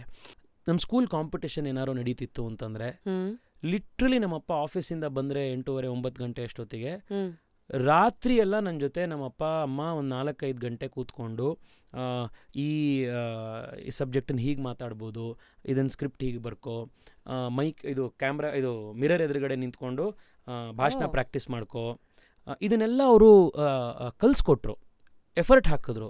ಯಾವುದೋ ಒಂದು ಕಾಂಪಿಟೇಷನ್ ಇತ್ತು ಅಂತಂದರೆ, ಇನ್ನೊಂದು ಕಡೆ ಇತ್ತು ಅಂತಂದರೆ ಅಲ್ಲಿಗೆ ಕರ್ಕೊಂಡು ಹೋಗೋರು, ಅಲ್ಲಿಗೆ ಪುಷ್ ಮಾಡು ಅಂತ. ಈಗ ನೀವು ಇದು ಯಾವುದೇ ಇವಾಗ ನಾನು ನೋಡ್ತೀನಿ, ನಾನು ಇವತ್ತು ಸ್ಕೂಲ್ಗೆ ಕಾಲೇಜ್ಗೆ ಹೋದಾಗ ನಮ್ಮ ಅಪ್ಪ ಅಮ್ಮ ನನಗಲ್ಲಿ ಕಾಣಿಸ್ತಾರೆ, ಅದೇ ನಮ್ಮ ಅಪ್ಪ ಅಮ್ಮನ ಪಾಪ ಹೀಗೆ ಮಾಡ್ತಿರ್ಬೋದಲ್ಲ ಅಂತ. ಯಾವುದೋ ಒಂದು ಸ್ವಿಮ್ಮಿಂಗ್ ಕ್ಲಾಸಿಗೆ ಹೋದರೆ ಅಲ್ಲಿ ಕರ್ಕೊಂಡು, ಆಮೇಲೆ ಜನರಲಿ ನೀವು ಇಂಡಿಯನ್ ಮಿಡಲ್ ಕ್ಲಾಸ್ ಪೇರೆಂಟ್ಸ್ ಇದ್ದಾರಲ್ಲ, ಅವ್ರ ಮಕ್ಕಳು ಸೂಪರ್ ಮ್ಯಾನ್ ಆಗಿಬಿಡ್ಬೇಕು ಅನ್ಕೋತಾರೆ. ಅಂದರೆ ಕ್ರಿಕೆಟ್ ಅಂದರೆ ಅದರೊಂದು ತೆಂಡೂಲ್ಕರೇ ಆಗಬೇಕು, ಈ ಕಡೆ ಸ್ವಿಮ್ಮಿಂಗ್ ಬಂದ ಅಂದರೆ ಮೈಕಲ್ ಫೆಲ್ಪ್ಸ್ ಲೆವೆಲ್ಗೆ ಸ್ವಿಮ್ಮಿಂಗ್ ಮಾಡಬೇಕು, ಅದಾದ ಮುಗಿಸ್ಕೊಂಡು ಒಂದು ಸಂಗೀತ ಕಲಿಬೇಕು, ಸಂಗೀತ ಮುಗಿಸಿ ಪೇಂಟಿಂಗಿಗೆ ಬರಬೇಕು, ಪೇಂಟಿಂಗ್ ಮುಗಿಸಿ ಡಾನ್ಸ್ ಕಲ್ತ್ಕೋಬೇಕು, ಅದಾದಮೇಲೆ ಒಂದು ಎಕ್ಸಾಮ್ದಲ್ಲೂ ಮಾರ್ಕ್ಸ್ ತೊಗೋಬೇಕು, ಎಲ್ಲದಕ್ಕೂ ಸೇರಿಸಿಬಿಟ್ಟಿರ್ತಾರೆ. ಆಲ್ರೌಂಡರ್. ಸೊ ಅಂದರೆ ಯಾವ್ದ್ರಲ್ಲಿ next then we keep finding our way. ಇಲ್ಲಿ ಅದು ಇಷ್ಟ ಆಗುತ್ತೆ, ಇನ್ನೊಂದಾಗುತ್ತೆ, ಅದು ಒಂದು ಕಚ್ಕೊಳ್ಳುತ್ತೆ, ಒಂದೇ ಸಲ ಹಂಗೆ ಸೈಡ್ ಹೋಗ್ಬಿಡುತ್ತೆ. ಹೇಗೆ ನಿಮ್ಮ ಕೇಸಲ್ಲೂ ಇವರ ಕ್ಲಾಸಿಕಲ್ ಕಲ್ತಿರೋ ಸಿಂಗರ್, ಬಟ್ ಇದೆಲ್ಲ ಕಲಿಸ್ತಾರಲ್ಲ. ಸೊ ಅದೇ ಥರನೇ ನಮ್ಮ ತಂದೆ ತಾಯಿಗಳು ಅದನ್ನೆಲ್ಲ ಕಲಿಸೋಕ್ಕೆ ಪ್ರಯತ್ನ ಪಟ್ಟರು. ಕೆಲವು ಕಲಿತೆ, ಕೆಲವು ಕಲಿಯಿಲ್ಲ. ಬಟ್ ಸೊ ನಾನು the things that I can't as my blessings ಅಂತಂದರೆ, ನಮ್ಮ ತಂದೆ ತಾಯಿಗಳು ಒಂದು ಡೀಸೆಂಟ್ ಆಗಿರೋವಂಥ, ಎಲ್ಲೂ ಕೊರತೆ ಅನ್ನೋವಂಥ ಅನಿಸ್ದಲೇ ಇರೋವಂಥ, ಲಕ್ಸುರಿ ಅಥವಾ ಒಪ್ಯುಲೆನ್ಸ್ ಅಲ್ಲ, ಆದರೆ ಯಾವುದಕ್ಕೂ ಕೊರತೆ ಇಲ್ದಲೇ ಇರೋವಂಥ, ಹೇಗೆ ಜೀವನ ನಡೆಸ್ಕೊಳ್ಬೇಕು ಅನ್ನೋವಂಥದ್ದನ್ನೆಲ್ಲ ಪ್ರೊವೈಡ್ ಮಾಡಿದ್ರು. ಒಳ್ಳೆ ಶಿಕ್ಷಣ ಕೊಟ್ಟರು, ಒಂದು ಸಂಸ್ಕಾರ ಕೊಟ್ಟರು, ಹಾರ್ಡ್ ವರ್ಕ್ ಮಾಡಬೇಕು, ನಿನ್ನ ಜೀವನ ಮೇಲೆ ನಿನ್ನ ಕಾಲ ಮೇಲೆ ನಿಂತ್ಕೊಳ್ಬೇಕು, ನಿನ್ನ ಐಡೆಂಟಿಟಿ ನೀನು ಕ್ರಿಯೇಟ್ ಮಾಡ್ಕೊಳ್ಬೇಕು, ಇದನ್ನೆಲ್ಲದನ್ನು ಕಲಿಸ್ಕೊಟ್ರು. ಇದಕ್ಕೆ I am so grateful. So ಈ ಎಕ್ಸೆಪ್ಷನ್ಸ್ ಎಲ್ಲ ನಾನು ಹೇಳ್ತಾ ಬಂದಲ್ಲ, these are all the exceptions. BJP ಅಂತ ಪಾರ್ಟಿಲಿದ್ದಿದ್ದು, ಪ್ರೈಮ್ ಮಿನಿಸ್ಟರ್ ಮೋದಿ ಅಂತ ವ್ಯಕ್ತಿ ಆಯ್ಕೆ ಮಾಡುವಂಥ ಸ್ಥಿತಿಗೆ ಇದ್ದಿದ್ದು, ಅವ್ರ ಹೆಸರಲ್ಲಿ ಎಲೆಕ್ಷನ್ ಗೆಲ್ಲುವಂಥ ವೇವ್ ಇದ್ದಿದ್ದು, ಪಾರ್ಟಿ ನಮಗೆ ಚುನಾವಣೆ ಟೈಮ್ನಲ್ಲಿ ಹೆಲ್ಪ್ ಮಾಡಿದ್ದು, ಆ್ಯಂಡ್ ಅದಕ್ಕೆ ಹಿಂದೆ ತಯಾರಿಗೆ ಒಂದು 7-8 ವರ್ಷ 2013 ಗಿವ್ ಎನ್ ಎಕ್ಸಾಂಪಲ್. ನಾನು 2013 ಕಾಲೇಜ್ ಪಾಸ್ಔಟ್ ಆದೆ. ಆ ಕಾಲೇಜ್ ಪಾಸ್ಔಟ್ ಆಗೋ ಟೈಮ್ನಲ್ಲಿ ನನಗೆ 2-3 ಕಡೆ ಪ್ಲೇಸ್ಮೆಂಟ್ಸ್ಗಳಾಗಿತ್ತು. ಬಟ್ ನನಗೆ ಅವಾಗ ಹೋದೆ, ನನಗೆ ಅಲ್ಲಿ ಇಂಟರ್ವ್ಯೂ ಮುಗಿಸಿ ಪ್ಲೇಸ್ಮೆಂಟ್ ಆಗಿ ಜಾಯ್ನ್ ಆಗೋ ಅಷ್ಟೊತ್ತಿಗೆ ಇಂಟ್ರೆಸ್ಟೇ ಇರಲಿಲ್ಲ ನನಗೆ. ಸೊ ನಾನು ಸ್ವರಾಜ್ಯ ಅಂತ ಒಂದು ಮ್ಯಾಗ್ಝೀನ್ ಇತ್ತು, ಆನ್ಲೈನ್ ಮ್ಯಾಗ್ಝೀನು, ಆ ಮ್ಯಾಗ್ಝೀನ್ ಹೋಗಿ ಜಾಯ್ನ್ ಆದೆ. Because I wanted to write and read about civilisational issues, Hindutva ಮತ್ತೊಂದು ಈ ವಿಷಯಗಳ ಬಗ್ಗೆ ಬರೀಬೇಕಿತ್ತು, ಓದಬೇಕಿತ್ತು ಅಂತ ಆ ರಿಸ್ಕ್ ತೊಗೊಂಡೆ. ಆ ರಿಸ್ಕ್ ತೊಗೊಳಕ್ಕೆ ನನಗೆ ಹೆಂಗೆ ಸಾಧ್ಯ ಆಯಿತು, ಆ ಕುಷನ್ ಎಲ್ಲಿತ್ತು ಅಂತಂದರೆ, ನಮ್ಮ ಅಪ್ಪ ಅಮ್ಮ ನನ್ನ ಮೇಲೆ ಡಿಪೆಂಡ್ ಆಗಿರಲಿಲ್ಲ ಅಂತ. ನನಗೆ ಉಳಿಯೋಕ್ಕೆ ನಮ್ಮ ಅಪ್ಪ ಅಮ್ಮನ ಜೊತೆ ಒಂದು ಮನೆ ಇದೆ ಅಂತ. ಎಷ್ಟೋ ಜನಕ್ಕೆ ಅದು ಇರಲ್ಲ, ಅವ್ರಿಗೆ ಇವೆಲ್ಲ ಕನಸುಗಳು ನನಸಾಗಕ್ಕೆ ಆಪರ್ಚುನಿಟೀಸ್ ಇರಲ್ಲ. ಅಲ್ಲ, ಆಗದೇ ಇಲ್ಲ ಅಂತ ನಾನು ಹೇಳ್ತಾ ಇಲ್ಲ. ಯಾಕೆಂದರೆ ರೈಲ್ವೆ ಸ್ಟೇಷನ್ ಪ್ಲ್ಯಾಟ್ಫಾರ್ಮ್ನಲ್ಲಿ ಚಾಯ್ ಮಾರ್ತಾ ಇದ್ದಂಥ ನರೇಂದ್ರ ಮೋದಿಯವರು ದೇಶದ ಪ್ರೈಮ್ ಮಿನಿಸ್ಟರ್ ಆಗ್ಬೋದು ಅನ್ನೋದಾದರೆ ನಮ್ಮ ಕಥೆ ಏನೂ ಇಲ್ಲ ಅದ್ರ ಮುಂದೆ. ಇನ್ನೂ ಇನ್ಸ್ಪಿರೇಷನ್ ಸಿಗುತ್ತೆ. ಯಾವುದೋ ಒಂದು ಅವ್ರ ಇಡೀ ಜನ್ರೇಷನ್ನು, ಅವ್ರ ಇಡೀ ಫ್ಯಾಮಿಲಿ ಕ್ಲಾಸ್ ರೂಮ್ ಅಂದ್ರೇನು ಅನ್ನೋದೇ ನೋಡಿರಲಿಲ್ಲ, ಬ್ಲ್ಯಾಕ್ ಬೋರ್ಡೇ ನೋಡಿಲ್ಲದೆ ಇದ್ದಂಥ ಅಂಬೇಡ್ಕರು ದೇಶಕ್ಕೆ ಸಂವಿಧಾನ ಬರೆಯೋ ಲೆವೆಲಿಗೆ ಬೆಳೀತಾರೆ ಅಂತಂದರೆ ಕನ್ಸು ಕಾಣ್ಬೋದು. ಆ ಕನ್ಸು ನನಸಾಗತ್ತೆ ಅನ್ನೋಕೆ ಅದಕ್ಕಿಂತ ದೊಡ್ಡ ಎಕ್ಸಾಂಪಲ್ ಬೇಕಿಲ್ಲ. ನಮ್ಮ ದ್ರೌಪದಿ ಮುರ್ಮು ಅವ್ರ ಕಥೆ ನೀವು ಕೇಳಿಬಿಟ್ರೆ ಅವ್ರ ಲೈಫಲ್ಲಿ ಅವ್ರು ನೋಡ್ದಲೇ ಇರುವಷ್ಟು ಕಷ್ಟನೇ ಇಲ್ಲ. ಮಕ್ಕಳು ತೀರ್ಕೊಂಡ್ರು, ಗಂಡ ತೀರ್ಕೊಂಡ್ರು, ಇದ್ದಂಥ ಕೆಲಸಗಳು ಕಳ್ಕೊಂಡ್ರು, ಬಡತನಕ್ಕೆ ಬಿದ್ದೋದ್ರು, ಮತ್ತಲ್ಲಿಂದ ಎದ್ರು, ರಾಷ್ಟ್ರಪತಿ ಆದರು. ಈ ಥರ ಎಕ್ಸಾಂಪಲ್ಸ್ ಇದೆ. ಪೇಪರ್ ಹಾಕ್ತಾ ಇದ್ದಂಥ ಅಬ್ದುಲ್ ಕಲಾಮು ಭಾರತ ರತ್ನ ಆಗ್ಬೋದು ಅಂತಂದರೆ ಸಾಧ್ಯ ಇದೆ. ಬಟ್ ನನ್ನ ಕೇಸಲ್ಲಿ ನಾನು ಅಷ್ಟೇ ಹೇಳಿದ್ದು. ನನ್ನ ಕೇಸಲ್ಲಿ ನನಗೆ ಈ ರಿಸ್ಕ್ ತಗೊಳ್ಳಿಕ್ಕೆ ಏನಾಯಿತು, ಆ ಒಂದು ಕ್ವಶನ್ ನಮ್ಮ ಅಪ್ಪ ಅಮ್ಮ ನನಗೆ ಕೊಟ್ಟಿದ್ರು. I am very grateful to that. So ಆ ಕಾರಣಕ್ಕೋಸ್ಕರ ಐ ಸ್ಟಿಲ್ ಸೇ, ಯಾರ್ಯಾರು ಯಂಗ್ ಏಜಲ್ಲಿ ಪಾಲಿಟಿಕ್ಸಿಗೆ ಬರಬೇಕು, ಮತ್ತೊಂದು ಬರಬೇಕು ಅಂತ ಅಂತಾರೆ, ಆಗಲ್ಲ ಅಂತ ನಾನು ಹೇಳ್ತಾ ಇಲ್ಲ, ಬರಬೇಡಿ ಅಂತ ನಾನು ಹೇಳ್ತಾ ಇಲ್ಲ. ಇದು ರಿಯಾಲಿಟಿ ಅಂತ ಅರ್ಥ ಮಾಡಿಕೊಂಡು ಆ ರಿಯಾಲಿಟಿಗೆ ಏನು ವ್ಯವಸ್ಥೆ ಮಾಡಬೇಕು ಫ್ಯಾಮಿಲಿಗೆ ಮತ್ತೊಂದಕ್ಕೆ ಅನ್ನೋದನ್ನು ವ್ಯವಸ್ಥೆ ಮಾಡಿಬಿಟ್ಟು ಈ ರಿಸ್ಕನ್ನು ತಗೊಳ್ಳೋದನ್ನು ನೀವು ಶುರು ಮಾಡಬೇಕು. ಏಕೆಂದರೆ ಯುವಕರು ಬರಲಿಲ್ಲ ಅಂತಂದರೆ, ಯಂಗ್ಸ್ಟರ್ಸ್ ಬರಲಿಲ್ಲ ಅಂತಂದರೆ, ಒಳ್ಳೆ ಕನ್ವಿಕ್ಷನ್ ಇರೋವಂಥ ಜನ ಬರಲಿಲ್ಲ ಅಂತಂದರೆ, ಶಿಕ್ಷಣ ಪಡ್ಕೊಂಡಿರೋವಂಥ ಒಳ್ಳೇದೇನೋ ಮಾಡಬೇಕು ಅನ್ನೋವಂಥ ತುಡಿತಾ ಇರೋ ಜನ ಬರಲಿಲ್ಲ ಅಂತಂದರೆ, ಒಬ್ಬ ನರೇಂದ್ರ ಮೋದಿ ಕೇಳಿ ದೇಶನ ಬದಲಾವಣೆ ಮಾಡೋಕ್ಕೆ ಸಾಧ್ಯನೇ ಇಲ್ಲ. ನಿಮ್ಗೆ ಎಲ್ಲ ಲೆವೆಲಲ್ಲೂ ಲೀಡರ್ಸ್ ಬೇಕು. ಹೌದು, ಎಲ್ಲ ಲೆವೆಲಲ್ಲೂ ನಿಮಗೆ ಒಳ್ಳೆ ಲೀಡರ್ಸ್ ಬೇಕು. ನಿಮಗೊಂದು ಸ್ಕೂಲ್ ಚೆನ್ನಾಗಿ ನಡೀಬೇಕು ಅಂತಂದರೆ ಅಲ್ಲಿ ಪ್ರಿನ್ಸಿಪಾಲ್ ಒಳ್ಳೆ ಲೀಡರ್ ಆಗಿರಬೇಕು. ಒಂದು ಮನೆ ಚೆನ್ನಾಗಿ ನಡೀಬೇಕು ಅಂತಂದರೆ ಅಲ್ಲಿರೋ ಆ ಮನೆ ತಾಯಿ ಒಳ್ಳೆ ಲೀಡರ್ ಆಗಿರಬೇಕು. ನಿಮ್ಗೊಂದು ಸಣ್ಣ ಕಿರಾಣಿ ಅಂಗಡಿ ಒಳ್ಳೆ ವ್ಯವಸ್ಥಿತವಾಗಿ ನಡೀಬೇಕು ಅಂತಿದ್ರೆ ಆ ಕಿರಾಣಿ ಅಂಗಡಿ ಮಾಲೀಕ ಚೆನ್ನಾಗಿ ಲೀಡರ್ಶಿಪ್ ತೋರಿಸ್ಬೇಕು, ಪ್ರಾಸೆಸ್ ಕರೆಕ್ಟ್ ಆಗಿರಬೇಕು ಅಲ್ವಾ? So the country needs leaders at every level. So ಎಲ್ಲ ಲೆವೆಲಲ್ಲೂ ಯಂಗ್ಸ್ಟರ್ಸ್ ಬೇಕು, ಒಳ್ಳೆ ಇದನ್ನು ಬರಬೇಕು. So please come to politics, please come to politics. ಅಲ್ಲ, ದೀಸ್ ಆರ್ ಪ್ರಾಕ್ಟಿಕಲ್ ಚಾಲೆಂಜಸ್. ನಾನು ಇದನ್ನು ಹೇಳ್ದಲೇ ನಾನು ಏನೋ ಒಂದು ರ್ಯಾಂಡಮ್ ಐಡಿಯಲ್ ಪಿಕ್ಚರ್ನ ಪೇಂಟ್ ಮಾಡೋಕ್ಕಾಗಲ್ಲ. ಬಟ್ ಬರಬೇಡಿ ಅಂತ I am never discouraging. I have given a reality check ಅಷ್ಟೇ. ಇದನ್ನು ರೆಡಿ ಮಾಡಿಬಿಟ್ಟು ಸ್ಟಾರ್ಮ್ ಇನ್ ಟು ಪಾಲಿಟಿಕ್ಸ್. ಇಲ್ಲಾಂತಂದರೆ ಪಾಲಿಟಿಕ್ಸ್ ಯಾವತ್ತೂ ಕೂಡ ಯಾರೋ ಒಂದಿಷ್ಟು ದುಡ್ಡು ಕಾಸು ಇರೋವಂಥವ್ರ ಕೈಯಲ್ಲೇನೆ ಬಿಸ್ನೆಸ್ ಆಗೋಗ್ಬಾರ್ದು. ಅವ್ರ ಕೈಯಲ್ಲೇ ಇರೋವಂಥ ಒಂದು ಇದಾಗೋಗುತ್ತೆ. ಆ ಕೋಟೆ ಅವ್ರದ್ದು ಏನು ವೆಸ್ಟೆಡ್ ಒಂದು ಕಟ್ಕೊಂಡಿರ್ತಾರೆ ಅವ್ರದ್ದೇ ಆಗುತ್ತೆ. ಅದನ್ನು ಹೊಡಿಬೇಕು ನಾವುಗಳು ಬಂದು. ಯಾರಿಗೆ ಏನೋ ಒಂದು ಒಳ್ಳೇದು ಮಾಡಬೇಕು ಅಕ್ರಾಸ್ ಪಾರ್ಟಿ. ನಾನು ಹೇಳ್ತಿರೋದು ಇದು BJPಗೆ ಸೇರಿ ಮತ್ತೊಂದಕ್ಕೆ ಸೇರಿ ಅಂತಲ್ಲ, ಯಾವ ಪಾರ್ಟಿ ಸರಿ ಅನ್ಸುತ್ತೆ, ನಿಮ್ಮ ವಿಚಾರಕ್ಕೆ ಅನ್ಸುತ್ತೆ, please come to politics. Because is one area where you can impact at scale. ದೊಡ್ಡ ಮಟ್ಟದಲ್ಲಿ ಬದಲಾವಣೆ ಮಾಡೋಕ್ಕೆ ನಿಮಗೆ ಒಂದು ಆಪರ್ಚುನಿಟಿ, ಇದು ಪವರ್ ಕೊಡುತ್ತೆ, ಒಂದು ಪ್ಲಾಟ್ಫಾರ್ಮ್ ಕೊಡುತ್ತೆ. ನೀವೊಂದು ಬದಲಾವಣೆ ತರೋದಕ್ಕೆ ಒಂದು ಅವಕಾಶ ಆಗುತ್ತೆ. ಸೊ ದಯವಿಟ್ಟು ಡಿಸ್ಕರೇಜ್ ಆಗಬೇಡಿ. ಈ ರಿಯಾಲಿಟಿಗಳನ್ನು ಅರ್ಥ ಮಾಡಿಕೊಂಡು ಛಲದಿಂದ ಪಾಲಿಟಿಕ್ಸಿಗೆ ಬನ್ನಿ. ಆ್ಯಂಡ್ ಯಾವಾಗ ಇದು ಸಾಧ್ಯ ಆಗಲ್ಲ ಇನ್ನೇನು ಅಂತ ಅನ್ಸುತ್ತೆ, ಅವಾಗ ಮೋದಿ ಎಕ್ಸಾಂಪಲ್ ನೋಡಿ. Take the right inspiration with the right leaders ಅಂತ. Exactly. Thank you so much for putting a very realistic picture in a very understanding. ಅಂದರೆ ಸುಮ್ಮನೆ ಏನೋ ಒಂದು ಹೇಳ್ಬಿಡೋದಲ್ಲ, ಹಂತವಾಗಿ ಅದನ್ನು ಅರ್ಥ ಮಾಡಿಸಿ ಈ ಥರ ಪ್ಲ್ಯಾಟ್ಫಾರ್ಮ್ಗಳಿಗೆ ಇದಕ್ಕೊಂದು ಪವರ್ ಕೂಡ ಇದೆ. ಮುಂದೆ ಟಾಕಿಂಗ್ ಅಬೌಟ್ ಪವರ್, ನನಗೊಂದು ಕ್ಯೂರಿಯಾಸಿಟಿ ಇದೆ. ಬಿಕಾಸ್ ಕೆಲವು ಹೆಸರುಗಳಿಗೆ ಎಷ್ಟು ಶಕ್ತಿ ಇದೆ ಅಂದರೆ ಎಂಥವ್ರು ತಿರುಗಿ ನೋಡ್ತಾರೆ. ಫಸ್ಟ್ ಟೈಮ್ ನೀವು ಮೋದಿಯವ್ರನ್ನ ಮೀಟ್ ಮಾಡಿದಾಗ ಹೆಂಗಿತ್ತು, ಏನು ಎಕ್ಸ್ಪೆಕ್ಟೇಷನ್ ಇಟ್ಕೊಂಡ್ರಿ? ಫಸ್ಟ್ ಅಲ್ಲಿಂದ ಶುರು ಮಾಡ್ತೀನಿ. ಮೇಡಮ್, ಮೋದಿ ಅವರಲ್ಲಿ ಒಂದು ದೊಡ್ಡ ಆರಾ ಇದೆ, ಏನೋ ಒಂದು ಪ್ರಭಾವಳಿ ಇದೆ, ಒಂದು ತೇಜಸ್ ಇದೆ ಮೋದಿಯವರು ನೋಡಿದ ತಕ್ಷಣ. ಅವ್ರ ಎದುರುಗಡೆ ಬಂದರೆ, ಒಂದು ರೂಮಲ್ಲಿ ಅವ್ರು ನಡ್ಕೊಂಡು ಬಂದರೆ ಆ ಇಡೀ ರೂಮ್ ಎದ್ದು ನಿಂತ್ಕೊಂಡು ಗಪ್ಚುಪ್ಪಾಗ್ಬಿಡತ್ತೆ. ಅಂಥ ಪರ್ಸ್ನಾಲಿಟಿ ಇದೆ ಅವರದ್ದು. ಸೊ ಮೋದಿಯವರನ್ನು ಇವಾಗಲೂ ಎಷ್ಟು ಸತಿ ಮೀಟ್ ಆದಮೇಲೂ ನೋಡಿದ್ರೂ ಆ ಒಂದು ಲಾರ್ಜರ್ ದ್ಯಾನ್ ಲೈಫ್ ಪರ್ಸನ್ ಅವ್ರದ್ದು ಎದ್ದು ಕಾಣುತ್ತೆ. ಗಪ್ಚುಪ್ಪಾಗಿ ಸುಮ್ಮನೆ ನೋಡಬೇಕು, ಅವ್ರನ್ನ ನೋಡಬೇಕು, ಅದೊಂದು ಇನ್ಸ್ಪೈರಿಂಗ್ ಅಂತ. That is the strength of his personality. ಎರಡನೇದು ನಾನು ಅಬ್ಸರ್ವ್ ಮಾಡಿರುವಂಥದ್ದು ಕ್ಲೋಸ್ ರೂಮ್ ಮೀಟಿಂಗ್ಗಳಲ್ಲಿ ಎಲ್ಲ, ಮೋದಿಯವರು ಈಸ್ ಅ ಫೆಂಟಾಸ್ಟಿಕ್ ಲಿಸ್ನರ್. ಇದು ಭಾಳ ಜನಕ್ಕೆ ಗೊತ್ತಿಲ್ಲ. ಆದರೆ ಅವರು ಹೆಂಗೆ ಕೇಳ್ತಾರೆ ಅಂತಂದರೆ, ಯಾವುದಾದ್ರೂ ಒಂದು ಪ್ರೆಸೆಂಟೇಷನ್ ನಡೀತಿದ್ರೆ, ಭಾಷಣ ನಡೀತಿದ್ರೆ, ಯಾವುದೋ ಒಂದು PPT ಆಗ್ತಿದ್ರೆ, ಒಂದು ಸ್ಪಂಜ್ ಥರ ಅದನ್ನೆಲ್ಲ ಗ್ರಾಸ್ಪ್ ಮಾಡ್ಕೊಳ್ಳೋ ಥರ ಅವರು ಹಂಗೆ ಕೀನಾಗಿ ಕೇಳಿಸ್ಕೊತಾ ಇರ್ತಾರೆ. ಅವ್ರು ಎಷ್ಟು ಚೆನ್ನಾಗಿ ಮಾತಾಡ್ತಾರಲ್ಲ, he is known as a great speaker, but is a better listener. ಆ ಕಾರಣಕ್ಕೋಸ್ಕರ ಅವರ ಮೆಮೊರಿ ಪವರ್ ಆ ಥರ. ಅವ್ರು ಒಂದು ಸತಿ ಯಾರನ್ನೋ ಭೇಟಿ ಮಾಡಿದರು, ಮತ್ತೊಂದು ಮಾಡಿದರು ಅಂತಂದರೆ ಹಂಗೆ ನೆನ್ಪಿಟ್ಕೊಳ್ತಾರೆ ಅವರನ್ನು. ಇದು ಅವರ ಎರಡನೇ ಗುಣ. ಮೂರನೇದು ನಾನು ಅವರು ಅಬ್ಸರ್ವ್ ಮಾಡಿದ್ದೀನಿ, ಅವರಲ್ಲಿ ಬಡವ್ರ ಬಗ್ಗೆ, ಕಷ್ಟದಲ್ಲಿರೋರ ಬಗ್ಗೆ ನಿಜವಾದ ಕಾಳಜಿ ಇದೆ. ಯಾವ ಮಟ್ಟದ್ದು ಅಂದರೆ, ನಾನೊಂದು ಸಣ್ಣ ಮೀಟಿಂಗ್ನಲ್ಲಿ ಒಂದು 8-10 ಜನ MP ಗಳು ಮಾತ್ರ ಕೂತ್ಕೊಂಡು ಅವರು ಒಬ್ಬೊಬ್ಬರ ಕಥೆಗಳು, ಅವ್ರ ಕಾನ್ಸ್ಟಿಟ್ಯೂನ್ಸಿದು ಯಾವುದೋ ಒಂದು ಕಥೆನೋ ಹಿಂಗೇನೋ ಮಾತನಾಡ್ತಾಯಿತ್ತು. ಒಬ್ಬರು ಛತ್ತೀಸ್ಗಢನಿಂದ ಒಂದು ಬುಡಕಟ್ಟು ಜನಾಂಗದಿಂದ ಆ ಥರದ ಏರಿಯಾಯಿಂದ ಬಂದಂಥ ಒಬ್ಬರು MP ಅವ್ರದ್ದೊಂದು ಕತೆ ಹೇಳ್ತಾಯಿದ್ರು. ಅಂದರೆ ಅವ್ರ ಮೇಲೆ ಬರಬೇಕಾದ್ರೆ, ಇನ್ನೊಂದು ಮಾಡಬೇಕಾದ್ರೆ ಕಾಲಲ್ಲಿ ಚಪ್ಪಲಿ ಇರಲಿಲ್ಲ, ಇಷ್ಟಿಷ್ಟು ಕಿಲೋಮೀಟ್ರ್ ಹೋಗಬೇಕಿತ್ತು, ಊಟಕ್ಕೆ ಸಮಸ್ಯೆ ಆಗಿತ್ತು, ಇನ್ನೊಂದಿತ್ತು. ಅಂಥವರು BJP ಅವ್ರನ್ನ ಗುರುತಿಸಿ, RSS ಅವ್ರನ್ನ ಗುರುತಿಸಿ ಅವ್ರನ್ನ MP ಮಾಡ್ತು, ಅವ್ರು ಇಲ್ಲಿಗೆ ಬಂದರು. ಅದು ಜೀವನದಲ್ಲಿ ಒಂದು ದೊಡ್ಡ ಇದು. ನಾನಿವತ್ತು ನಾನು ಆಶ್ಚರ್ಯ ಪಡ್ತಿದ್ದೀನಿ, ನಾನು MP ಆಗಿ ನನಗೆ ಪಾರ್ಟಿಯಿಂದ ಅವಕಾಶ ಮಾಡ್ತು ಅಂತ ನಾನು ಹೇಳ್ತೀನೋ, ಅದೇ ಥರನೇ ನನಗಿಂತ 100 ಕಥೆಗಳು ನಮ್ಮ ಪಾರ್ಟಿಲಿದೆ.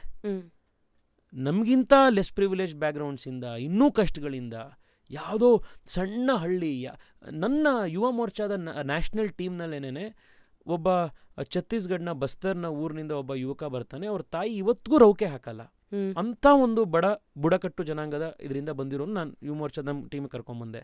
ಆ ಥರ ಮೋದಿಯವ್ರ ಪ್ರೈಮ್ ಮಿನಿಸ್ಟ್ರು ಅವ್ನು MP ಮಾಡಿದ್ರು, ಕರ್ಕೊಂಡು ಬಂದಿದ್ರು. ಅವರ ಕತೆ ಹೇಳಬೇಕಾದ್ರೆ ಲಿಟ್ರಲಿ ಮೋದಿಯವ್ರ ಕಣ್ಣಲ್ಲಿ ನೀರು ಬಂದ್ಬಿಡ್ತು. ಗದ್ಗದಿತರಾಗೋದ್ರು, ಹಿಂಗೆ ಇದಾಗಿ ನೀರು ತೊಗೊಂಡು ಕುಡಿದು ಒಂದು ಕತೆ. ಅಂದರೆ ಯಾರೋ ಬಡತನ, ಇನ್ನೊಂದು ಕಷ್ಟ, ಇನ್ನೊಂದು ಇದು ಅಂತ ಹೇಳಿದ್ರೆ ಕರಗ್ಬಿಡ್ತಾರೆ ಅವರು. ಎಲ್ಲರೂ ತುಂಬ ಗೌರವದಿಂದ ಕಾಣ್ತಾರೆ.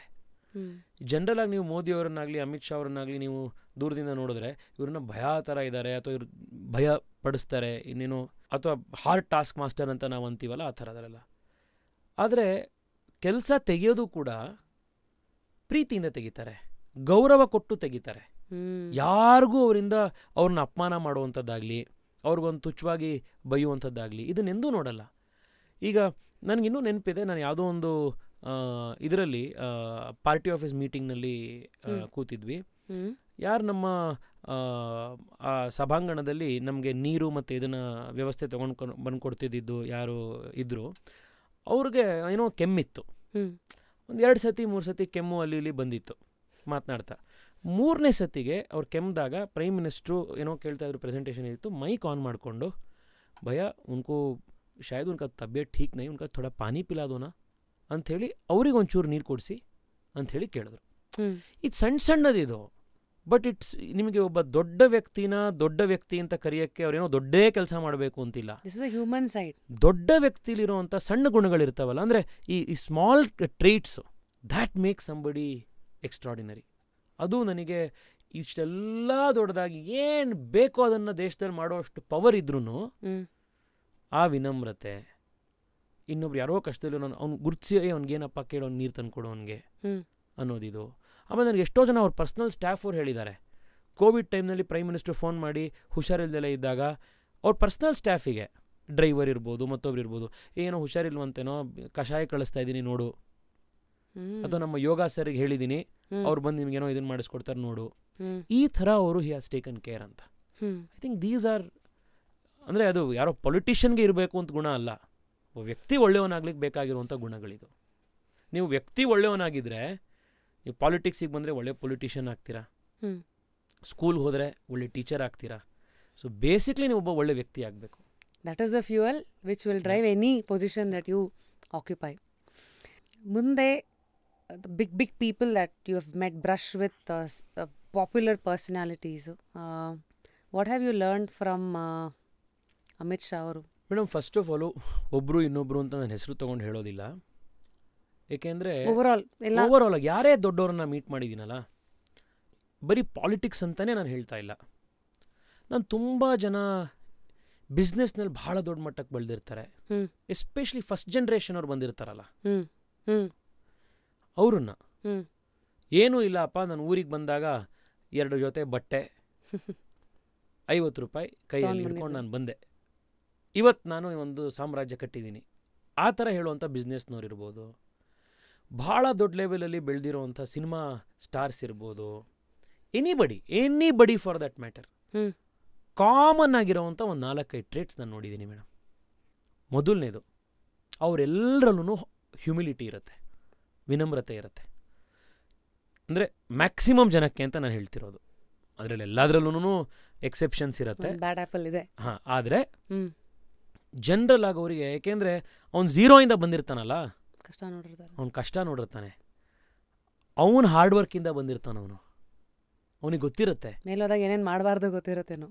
ಅಷ್ಟೇ ಅಲ್ಲ, ಅವನ ಮೇಲೆ ಹೋಗಕ್ಕೆ ಏನೇನೆಲ್ಲ ಮಾಡಿರ್ತಾನೆ ಅನ್ನೋದು ಗೊತ್ತಿರುತ್ತೆ. ಎಷ್ಟು ಜನರ ಆಶೀರ್ವಾದದಿಂದ ಅವ್ನ ಮೇಲೆ ಹೋಗಿರ್ತಾನೆ ಅಂತ ಗೊತ್ತಿರುತ್ತೆ. ಎಷ್ಟೊಂದು ಸತಿ ನನಗೆ ಅನ್ಸುತ್ತೆ, ಈ ಇಂಗ್ಲೀಷಲ್ಲಿ ನಮಗೊಂದು ಪದ ಇದೆ, ಸೆಲ್ಫ್ ಮೇಡ್ ಮ್ಯಾನ್ ಅಂತಾರೆ. ಆ್ಯಕ್ಚುಲಿ ಸೆಲ್ಫ್ ಮೇಡ್ ಅಂತ ಯಾರೂ ಇರೋದೇ ಇಲ್ಲ. ಎಷ್ಟೋ ಜನರದ್ದು ಬ್ಲೆಸ್ಸಿಂಗ್ಸು, ಆಶೀರ್ವಾದ, ಆಪರ್ಚುನಿಟೀಸ್ ಅವ್ರು ಕೊಟ್ಟಿರೋದು ಇದ್ರೇ ಒಬ್ಬ ವ್ಯಕ್ತಿ ಒಂದು ಲೆವೆಲಿಗೆ ಬರ್ತಾನೆ. ನಿಮ್ಮ ಲೈಫಲ್ಲೂ ಇದ್ದೇ ಇರುತ್ತೆ ಮೇಡಮ್. ನೀವು ಯಾವತ್ತೋ ನನಗೆ ಐ ಆಮ್ ಜಸ್ಟ್ ಅಸ್ಯೂಮಿಂಗ್, ನಿಮ್ಗೆ ಯಾರೋ ಒಬ್ಬರು ನಿಮ್ಮ ಕೆರಿಯರಲ್ಲಿ ಫಸ್ಟ್ ಟೈಮ್ ಪರವಾಗಿಲ್ಲ ಹುಡುಗಿ ಚೆನ್ನಾಗಿ ಮಾತಾಡ್ತಾಳೆ, ಒಂದು ಸ್ಪಾರ್ಕ್ ಇದೆ, ಹುಡುಗೊಂದು ಆಪರ್ಚುನಿಟಿ ಕೊಡೋಣ ಅಂತ ಯಾರೊಬ್ರು ಕೊಟ್ಟಿರ್ತಾರೆ ತಾನೇ ನಿಮಗೆ. ನಿಮ್ಗೆ ಯಾವುದೋ ಒಂದು ಟೈಮ್, ಆಮೇಲೆ ಎಲ್ರಿಗೂ ಗುಡ್ ಟೈಮ್ ಬ್ಯಾಡ್ ಟೈಮೇ ಎಲ್ರಿಗೂ ಬರುತ್ತೆ. ಆ ಬ್ಯಾಡ್ ಟೈಮ್ ಇದ್ದಾಗ ಯಾರೊಬ್ರು ಒಂದು ಫೋನ್ ತೊಗೊಂಡು ಹೇಳ್ತಾರೆ, it is not the end of the world, ಎದ್ದೇಳು, ನಾಳೆ ಚೆನ್ನಾಗಿರತ್ತೆ. ಅವರು ನಿಮಗೆ ಸಪೋರ್ಟ್ ಮಾಡಿದ್ದಾರೆ. ಆಮೇಲೆ ಯಾರೂ ನಿಮ್ಮನ್ನು ನಂಬಿರಲ್ಲ. ಅವಾಗ ಯಾವನೋ ಒಬ್ಬ ನಿಮ್ಮ ಹತ್ರ ಬಂದು ನಿಂಗೇನೋ ಒಂದು ಆಪರ್ಚುನಿಟಿ ಕೊಡ್ತಾನೆ. ಏನೋ ಬಿಸ್ನೆಸ್ ಮಾಡೋಕ್ಕೆ 10 ಬ್ಯಾಂಕಿಗೆ ಹೋಗ್ತೀರಾ, 10 ಕಡೆಗೆ ಹೋಗ್ತೀರಾ, ಯಾವನೂ ಸಾಲ ಕೊಡಲ್ಲ. ಯಾವನೋ ಒಬ್ಬ ಹುಚ್ಚ ಅವ್ನು ಬಂದು ನಿನಗೆ 10,000 ರೂಪಾಯಿ ಕೊಟ್ಟೆ, ಮಾಡು ಗುರು, ನಾನು ಏನೋ ಒಂದು ಸಾಲ ಕೊಡ್ತೀನಿ ಅಂತಾನೆ. It will come. ಇದು ಯಾರೋ ಒಬ್ರು ಇರ್ತಾರೆ ಈ ಥರ. ಅದು ನೋಡಿರ್ತಾನಲ್ಲ ಅವನು, ಆ ಕಾರಣಕ್ಕೋಸ್ಕರ ಅವನು ಹಂಬಲ್ ಆಗಿರ್ತಾನೆ. ಸೊ ಈ ಎಲ್ಲ ದೊಡ್ಡ ವ್ಯಕ್ತಿಗಳಲ್ಲಿ ನಾನು ನೋಡಿರೋವಂಥ ಒಂದು ಗುಣ, ಅವರಲ್ಲಿ ಒಂದು ವಿನಮ್ರತೆ ಇರುತ್ತೆ, ಹ್ಯೂಮಿಲಿಟಿ. ಎರಡನೇದು, ನಿಜವಾಗ್ಲೂ ಅವರಲ್ಲಿ ಒಂದು ಹಾರ್ಡ್ ವರ್ಕಿಂಗ್ ನೇಚರ್ ಇರುತ್ತೆ. ಮೇಡಮ್, ನಾನು ಮೀಟ್ ಮಾಡಿರೋ ಭಾಳ ದೊಡ್ಡ ವ್ಯಕ್ತಿಗಳು ಯಾರಿದ್ದಾರೆ, ಅವ್ರವ್ರ ಫೀಲ್ಡಲ್ಲಿ ಅವ್ರು ಟಾಪ್ ಅಂದಿರೋರಲ್ಲಿ ನೋಡಿರೋ, ಅವರು ಎಂದೂ ಕೂಡ ಹಾರ್ಡ್ ವರ್ಕಲ್ಲಿ ಕಾಂಪ್ರಮೈಸ್ ಮಾಡೋದೇ ಇಲ್ಲ. ನಿಮಗೆ I will give you 2-3 examples. ಒಂದು ಪ್ರೈಮ್ ಮಿನಿಸ್ಟ್ರು, ಈಗ ಅವರಿಗೆ 74 ವರ್ಷ. ಎಷ್ಟು ಹಾರ್ಡ್ ವರ್ಕ್ ಮಾಡ್ತಾರೆ ಮೇಡಮ್, ಎಷ್ಟು ಹಾರ್ಡ್ ವರ್ಕ್ ಮಾಡ್ತಾರೆ. ಇವತ್ತು ಒಂದು ಊರಲ್ಲಿ ಇರ್ತಾರೆ, ಮತ್ತೊಂದು ದಿವಸ ಇನ್ನೊಂದು ಊರಲ್ಲಿ ಇರ್ತಾರೆ, ಸಂಜೆಗೆ ಇನ್ನೊಂದು ಊರು, ಬಿಸಿಲು, ಒಂದು ದಿವಸ ಚಳಿ. ಇಲ್ಲಿ ಬೆಂಗಳೂರಲ್ಲಿ ನಮ್ಮ ಜೊತೆಗೆ ರೋಡ್ ಶೋ ಮಾಡಿದ್ರಲ್ಲ ಪ್ರೈಮ್ ಮಿನಿಸ್ಟ್ರು, ನಾನು ಅವ್ರ ಹಿಂದೆನೇ ನಿಂತಿದ್ದೆ, ಹಿಂಗೆ ಕೈ ಆಡಿಸ್ತಾನೆ ಇದ್ವಿ. ನನಗೆ ಅವತ್ತು ಸಾಯಂಕಾಲ ಕೈಯೆಲ್ಲ ನೋವಿತ್ತು, ಆನೆಸ್ಟಾಗಿ ನಾನು ಹೇಳ್ತಿದ್ದೀನಿ. ಯಾಕೆಂದರೆ ನಾವು 5 ಗಂಟೆ ಹಿಂಗೆ ನಿಂತ್ಕೊಂಡು ಕೈ ಎಲ್ರಿಗೂ ವೇವ್ ಮಾಡ್ಕೊಂಡು ಹೋಗಿದ್ರಿಂದ. ಸರಿ, ನಾನು ಅವತ್ತು ಆ್ಯಕ್ಚುಲಿ ಅಮ್ಮನ ಹತ್ರ ಹೋಗಿ, ಅಮ್ಮ ಕೈ ಹೊತ್ತಮ್ಮ ಚೂರು ಕೈ ನೋವು ಬರ್ತಾಯಿದೆ ಅಂತ ನಾನು ಹೇಳಿದ್ದೆ. ಮಾರನೇ ದಿವಸ ಬೆಳಗ್ಗೆ ಪ್ರೈಮ್ ಮಿನಿಸ್ಟ್ರು ತಿರ್ಗಾ ಹೋಗಿ 3 ಗಂಟೆಗಳ ರೋಡ್ ಶೋ, ಅದನ್ನು ಮುಗಿಸಿ ಶಿವಮೊಗ್ಗಗೆ ಹೋದರು, ಅದನ್ನು ಮುಗಿಸಿ ಇನ್ನೊಂದು ಕಡೆ ಡೆಲ್ಲಿಗೆ ವಾಪಸ್ ಹೋದರು.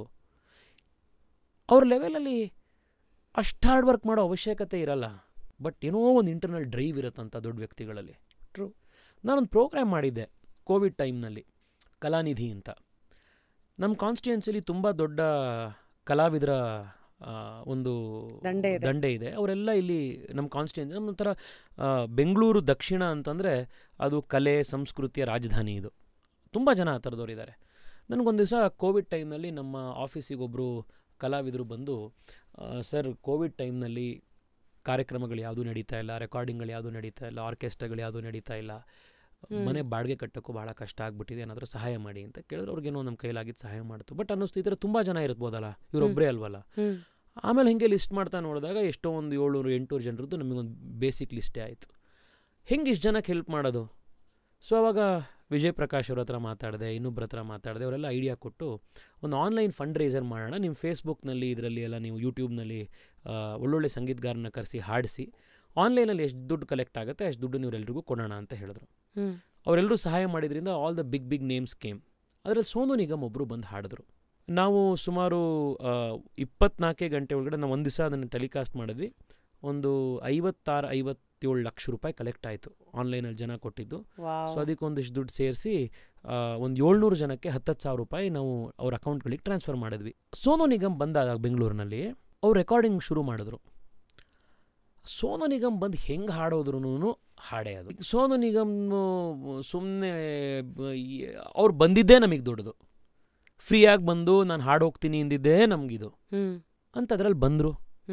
ಬರಬೇಕಾದಾಗ ಅವ್ರು ಒಂದು ಹೇಳಿದ್ರು, ಕರ್ನಾಟಕದ ಜನ ನನಗೆ, ನಾನು ಹಿಂದೀಲಿ ಎಷ್ಟು ಪ್ರೀತಿ ಸಿಕ್ಕಿದೋ ಅದಕ್ಕಿಂತ ಜಾಸ್ತಿ ಪ್ರೀತಿ ನನಗೆ ಕನ್ನಡದಲ್ಲಿ ಸಿಕ್ಕಿದೆ. ಕನ್ನಡದ ಕಲಾವಿದರು ಕಷ್ಟದಲ್ಲಿದ್ದಾಗ ನೀವೇನಾದ್ರು ಹೆಲ್ಪ್ ಮಾಡ್ತಿದ್ದೀರಾ ಅಂದರೆ ಅವ್ರನ್ನ ಆ ಟೈಮ್ನಲ್ಲಿ ನನಗೆ ಸಹಾಯ ಮಾಡೋದು ನನ್ನ ಧರ್ಮ ಅಂದರು. ಹ್ಯುಮಿಲಿಟಿ. ಎರಡನೇದು ಅವ್ರು ಬಂದ್ರ, ಅವ್ರಿಗೆ ಗಂಟ್ಲು ಏನೋ ಪ್ರಾಬ್ಲಮ್ ಇತ್ತು. ಅವತ್ತೇ ರೆಕಾರ್ಡಿಂಗ್ ಮಾಡಿ ಅವ್ರು ವಾಪಸ್ ಹೋಗಬೇಕಿತ್ತು. ಇವತ್ತು ಸಾರಿ, ನನಗೆ ಗಂಟ್ಲು ತುಂಬ ಪ್ರಾಬ್ಲಮ್ ಆಗಿದೆ, ಇವತ್ತು ನಾನು ರೆಕಾರ್ಡಿಂಗ್ ಮಾಡಲ್ಲ ಅಂತ ಅಂದರು. ನಾವು ಜನರಲಾಗಿ ಏನು ಗುರು ಸುಮ್ಮನೆ ರೆಕಾರ್ಡ್ ಮಾಡಿ ಹೋಗೋದ್ರ ಬದಲು ದೊಡ್ಡತನ ಇರ್ಬೋದು ಸುಮ್ಮನೆ ಫಸ್ಟ್ ಇಂಪ್ರೆಷನ್ ಆಗಿತ್ತು ಆಯಿತಾ, ಆ್ಯಟಿಟ್ಯೂಡ್ ಆಗೋರು ಫಸ್ಟ್ ಇಂಪ್ರೆಷನ್ನ ಸಹಜವಾಗಿ ಅನ್ಸುತ್ತಲ್ಲ. ನೆಕ್ಸ್ಟ್ ದಿವಸ ಮೇಡಮ್ ಅವರು ಇದನ್ನು ಶುರು ಮಾಡಿದ್ರು ರೆಕಾರ್ಡಿಂಗು. ಲಿಟ್ರಲಿ ಒಂದು ಅವ್ರ ಅನಿಸುತ್ತದೆ ಯಾಕೋ ಇಂದುನ ಎಷ್ಟು ಸತಿ ಹಾಡಿರ್ಬೋದು ಸೋನು ನಿಗಮ್, ಅವ್ರಿಗೆ ಬೈ ಹಾರ್ಟ್ ಆಗಿರ್ಬೋದು, ಆದರೂ ಲಿರಿಕ್ಸ್ನೆಲ್ಲ ಹಿಂದಿಲಿ ಬರ್ಕೊಂಡ್ರು. ರೆಕಾರ್ಡಿಂಗಿಂತ ಮುಂಚೆ 20 ಸತಿ ಹಾಡ್ಕೊಂಡು ರೆಡಿ ಮಾಡ್ಕೊಂಡ್ರು. ವಾಪಸ್ ಸ್ಟೇಜಿಗೆ ಬಂದರು, 3 ಸತಿ ಹಾಡಿದ್ರು, ಇಲ್ಲ ಸರಿಯಾಗಲಿಲ್ಲ, ಇನ್ನೂ ಸರಿ ಮಾಡಿ ಅಂದರು. ಒಂದು ಹಾಡಿಗೆ 25 ನಿಮಿಷ ಹಾಡಿ and then finally he felt he was right and then ಹಾಡಿ ರೆಕಾರ್ಡ್ ಮಾಡಿದ್ರು. Hard work, preparedness. ತೆಂಡೂಲ್ಕರ್ ಒಂದು ಕಡೆ ಮಾತು ಹೇಳಿದ್ರು, ನಾನು ಕ್ರಿಕೆಟ್ ಆಡೋಕ್ಕೆ ಇವತ್ತು ನಾನು ಹೋದ್ರೂ ಕೂಡ 100 ಸೆಂಚುರೀಸ್ ಬಾರಿಸಿರೋ ಅಂಥ ಒಬ್ಬ ಬ್ಯಾಟ್ಸ್ಮನ್ನು, ವರ್ಲ್ಡ್ಸ್ ಗ್ರೇಟೆಸ್ಟ್ ಬ್ಯಾಟ್ಸ್ಮನ್ನು, ನಾನು ಹೋದರೆ ಫಸ್ಟ್ ದಿನ ನನಗೆ ಏನು ಭಯ ಇರುತ್ತಲ್ಲ ಅದೇ ಭಯದಿಂದ ನಾನು ಹೋಗ್ತೀನಿ ಅಂತ.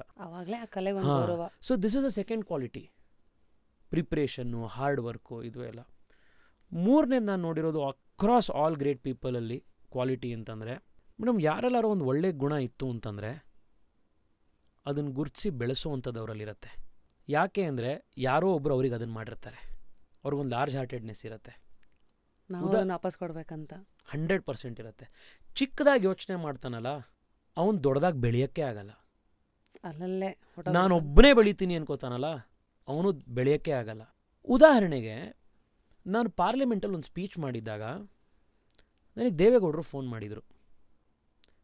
ಭಾಳ ಚೆನ್ನಾಗಿ ಮಾತಾಡಿದ್ಯಪ್ಪ, ಭಾಳ ಖುಷಿಯಾಯಿತು ನನಗೆ ಅಂಥೇಳಿ ಒಂದು 15 ನಿಮಿಷ ಫೋನಲ್ಲಿ ಮಾತನಾಡಿದ್ರು. ಯಾವಾಗಿದು? ನಾನು ಫಸ್ಟ್ ಸ್ಪೀಚ್ ಆಗಿದ್ದ ತಕ್ಷಣ ಪಾರ್ಲಿಮೆಂಟ್. ಅದಾದಮೇಲೆ 2-3 ಸತಿ ಹೇಳಿದ್ದಾರೆ ಒಳ್ಳೊಳ್ಳೆದಾದಾಗ. ಯಾಕೆ ಮಾತನಾಡಬೇಕು? ನಮ್ಮ ಪಾರ್ಟಿ ಹುಡುಗ ಅಲ್ಲ ಅಂದ್ಕೊಂಡು ಸುಮ್ಮನಾಗ್ಬೋದು. ಅಥವಾ ನೋಡ್ದ ಚೆನ್ನಾಗಿರ್ಬೋದು, ಚೆನ್ನಾಗಿ ಮಾತಾಡಿದ್ದಾನೆ ಅಂತ ಅಂದ್ಕೊಂಡು ಎಷ್ಟೋ ಸತಿ ಸುಮ್ಮನಾಗ್ತೀವಿ. ಹೇಳ್ದೆ ಅಲ್ಲೇ ಇಟ್ಕೊಂಡ್ಬಿಡ್ಬೋದು. ಅಲ್ಲ, ಚೆನ್ನಾಗಿರ್ತೀವಿ ಅಂತ ಅಂದ್ಕೊಂಡು ಸುಮ್ಮನೆ ಸತಿ ಯಾಕೋ ಚೆನ್ನಾಗಿ ಹೇಳಿದ್ದಾನೆ ಅದೇನೋ ಒಂದು ಒಳ್ಳೆ ಕೆಲಸ ಮಾಡಿದ್ದೇನೆ ಅಂದ್ಕೊಂಡು ನಂಬರ್ ತೊಗೊಂಡು ಇವನಿಗೊಂದು ಫೋನ್ ಮಾಡು, ಯಂಗ್ಸ್ಟರು ಅವ್ನಿಗೊಂದು ಹೇಳೋಣ ಒಂದು ಇದೆಲ್ಲ ಇರುತ್ತಲ್ಲ. I have seen this generally ದೊಡ್ಡ ವ್ಯಕ್ತಿಗಳಲ್ಲಿ. ಅಗೇನ್ ನಾನು ಸ್ಟ್ರೆಸ್ ಮಾಡಿ ಹೇಳ್ತೀನಿ, ಫಸ್ಟ್ ಜನ್ರೇಷನಿಂದ ಯಾರು ಏನೂ ಇಲ್ಲದಲ್ಲೇ ಮೇಲೆ ಬಂದಿರ್ತಾರಲ್ಲ ಅವರಲ್ಲಿ ಇದೆಲ್ಲ ಕ್ವಾಲಿಟೀಸ್ ಕಾಣಿಸುತ್ತೆ. ಅದು ಯಾವುದೇ ಫೀಲ್ಡ್ ಇರಲಿ, ವಿನಮ್ರತೆ ಇರುತ್ತೆ, ಹಾರ್ಡ್ ವರ್ಕಿಂಗ್ ನೇಚರ್ ಇರುತ್ತೆ, ಇನ್ಯಾರೋ ಒಬ್ಬರನ್ನ ಮೇಲೆ ತೊಗೊಂಬರ್ಬೇಕು ಅಂತ ಬೆಂತಟ್ಟುವಂಥ ಬುದ್ಧಿ ಇರುತ್ತೆ. I think these are some qualities. So while you are saying characteristics of ಇದು ಈ ಥರ ಪಾಪ್ಯುಲರ್ ಪರ್ಸ್ನಾಲಿಟೀಸು ಬ್ರಷ್ ಆಫ್ ಅಂತೆಲ್ಲ, you seem to be somebody whose like a sponge your self, ಎಲ್ಲ ಕಲಿತೀರಾ and you know what to speak, ಹೇಗೆ ಏನು ಅಂತ. ನಾವು I am curious to know about your sportive side. Sports ಗೀಟ್ಸ್ ಏನಾದ್ರು interest ಇದೆಯಾ? ಏನು ಕತೆ? ಎಲೆಕ್ಷನಲ್ಲಿ ಆಟ ಆಡೋದು ಒಂದು ಓಕೆ, ಅಲ್ಲೇ ಆಟ ನೋಡಿದ್ದೀರಾ? ನೋಡ್ತಾನೂ ಇದ್ದೀರಾ? ನೋಡ್ತೀರಾ? ಐ ಮೀನ್ ನನಗೆ ಸ್ಕೂಲಲ್ಲಿದ್ದಾಗ ಜನರಲಾಗಿ ಸ್ಪೋರ್ಟ್ಸ್ಗಳು ಯಾವುದೊಂದು ಕ್ರಿಕೆಟು, ಫುಟ್ಬಾಲು, ವಾಲಿಬಾಲು, ಸ್ವಿಮ್ಮಿಂಗು, ಈ ಥರದ್ದು ಯಾವುದೇ ಒಂದು ಸ್ಪೋರ್ಟ್ ಇತ್ತು ಅದನ್ನು ಬೇಸಿಕ್ ಒಂದು ಆಟ ಆಡಿರ್ತಾರೆ. ಬಟ್ ನಾನು ಎಂದೂ I was not very good. ಅಂದರೆ ಫುಟ್ಬಾಲ್ ಟೀಮಿಗೆ ಸೆಲೆಕ್ಷನ್ ಅಂತಂದರೆ ಇವನು ಟಾಪ್ ಫುಟ್ಬಾಲರು ಅದಕ್ಕೆ ತಗೊಳ್ಳಿ ಅಂತಾಗಲಿ, ಅಥವಾ I was not very good in any sport. But ಎಲ್ಲದರಲ್ಲೂ ಪಾರ್ಟಿಸಿಪೇಟ್ ಮಾಡ್ತಾಯಿದ್ದೆ. ಬಟ್ ನನಗೆ ಅದೊಂದು ಆ್ಯಕ್ಚುಲಿ ಮನಸ್ಸಲ್ಲಿ ಒಂದಿತ್ತು, ಸ್ಪೋರ್ಟ್ಸಲ್ಲಿ ಆ್ಯಕ್ಚುಲಿ ಏನಾದರೂ ಒಂದು ನಾನು ಮಾಡಬೇಕು ಅಂತ. ಸೊ ನಾನು ಆ್ಯಕ್ಚುಲಿ ಲಾಸ್ಟ್ ಇಯರು ನಾನೊಂದು ಅಯರ್ನ್ ಮ್ಯಾನ್ ಕಾಂಪಿಟೇಷನ್ ಪಾರ್ಟಿಸಿಪೇಟ್ ಮಾಡಿದೆ. ಈ ಅಯರ್ನ್ ಮ್ಯಾನ್ ಕಾಂಪಿಟೇಷನ್ ಅಂತಂದರೆ it's A triathlon, cycling, swimming and running ಇರುತ್ತೆ. ಗೋವಾದಲ್ಲಿ ನಡೆದಿತ್ತು, ಹಾಫ್ ಅಯರ್ನ್ ಕಾಂಪಿಟೇಷನ್ ನಡೆದಿತ್ತು. ಅದರಲ್ಲಿ ಸುಮಾರು 1.5 kilometre swimming, 90 kilometre cycling and 21 kilometres running, ಈ 3 ಆ್ಯಕ್ಟಿವಿಟೀಸ್ ಇತ್ತು. But the advantage was they was a team event. ನಾವು 3 ಜನ ಮಾಡ್ಬೋದಿತ್ತು ಅದನ್ನು. ಇಲ್ಲಿ ಬೆಂಗಳೂರಲ್ಲಿ ಒಬ್ಬರು ಬ್ಯೂರೋಕ್ರಾಟ್ ಇದ್ದಾರೆ ನನ್ನ ಫ್ರೆಂಡ್, ಅವರು, ಆ್ಯಂಡ್ ಒಬ್ಬರು ಸ್ಟಾರ್ಟಪ್ ಫೌಂಡರ್ ಅವರು, ಮತ್ತು ನಾನು. We train for a few months. So ಒಬ್ಬರು ಸ್ವಿಮ್ಮಿಂಗ್ ಮಾಡಿದ್ರು, ನಾನು 90 ಕಿಲೋಮೀಟರ್ ಸೈಕ್ಲಿಂಗ್ ಮಾಡಿದೆ, ಇನ್ನೊಬ್ರು 21 ಕಿಲೋಮೀಟರ್ಸ್ ರನ್ನಿಂಗ್ ಮಾಡಿದ್ರು. 3 ಜನ ಸೇರಿ we did this relay. And ಅದಕ್ಕೆ ನಾನು ಟ್ರೈನ್ ಮಾಡ್ತಾಯಿದ್ದೆ. And through the whole process ಸ್ಪೋರ್ಟ್ಸಲ್ಲಿ ಹಿಂದೆ ಆಗಲಿ ಅಥವಾ ಈಗ the more I play sports ಅಥವಾ ಒಂದು ಈಗ ನಾನು ವರ್ಕೌಟ್ ಮಾಡಿದಾಗ ಇನ್ನೊಂದು ಮಾಡಿದಾಗ ನನಗನ್ಸೋ ಅಂಥದ್ದು, ನಾವು ಸ್ಕೂಲಲ್ಲಿದ್ದಾಗ, ಚಿಕ್ಕ ವಯಸ್ಸಲ್ಲಿದ್ದಾಗ 2 things that we have to do ಅಂದರೆ ಒಂದು ಸ್ಪೋರ್ಟ್ಸು, ಒಂದು ಮ್ಯೂಸಿಕ್, ನನಗೆ ಅನಿಸೋದು. ಯಾಕೆಂದರೆ ಇದು ಎರಡರಲ್ಲೂ ನಿಮಗೆ ಜೀವನಕ್ಕೆ ಬೇಕಾಗುವಂಥ ಎಷ್ಟೊಂದು ಸಂಪತ್ತು ಇದರಲ್ಲಿ ಸಿಗತ್ತೆ, ಲೆಸನ್ಸ್ ಇದರಲ್ಲಿ ಸಿಗತ್ತೆ. ಫಸ್ಟ್ ಆಫ್ ಆಲ್ ಸ್ಪೋರ್ಟ್ಸಲ್ಲಿ ಈಗ ನಾನು ಜಿಮ್ಗೆ ಹೋಗಿ ಒಂದು ಮಸಲ್ ಬಿಲ್ಡ್ ಮಾಡಬೇಕು ಅಥವಾ ಒಂದು ಬಾಡಿ ಫಿಟ್ನೆಸ್ ಅಂದರೆ ಒಂದು ರೇಂಜ್ ಕಾಣೋ ಥರ ಇರಬೇಕು, ಒಂದು ನನ್ನ ಸ್ಪೆಸಿಫಿಕೇಷನ್ಸ್ಗೆ ಇರಬೇಕು, ಹೆಲ್ದಿ ಬಾಡಿ ಇರಬೇಕು, ಫಿಟ್ ಬಾಡಿ ಇರಬೇಕು ಅಂತಂದರೆ ನೀವು ಜಿಮ್ ಟ್ರೈನರಿಗೆ 25,000 ರೂಪಾಯಿ ದುಡ್ಡು ಕೊಟ್ಬಿಡ್ತೀನಿ ಅಂತಂದರೆ ಅದರಿಂದ ನಿಮಗದು ಬರಲ್ಲ.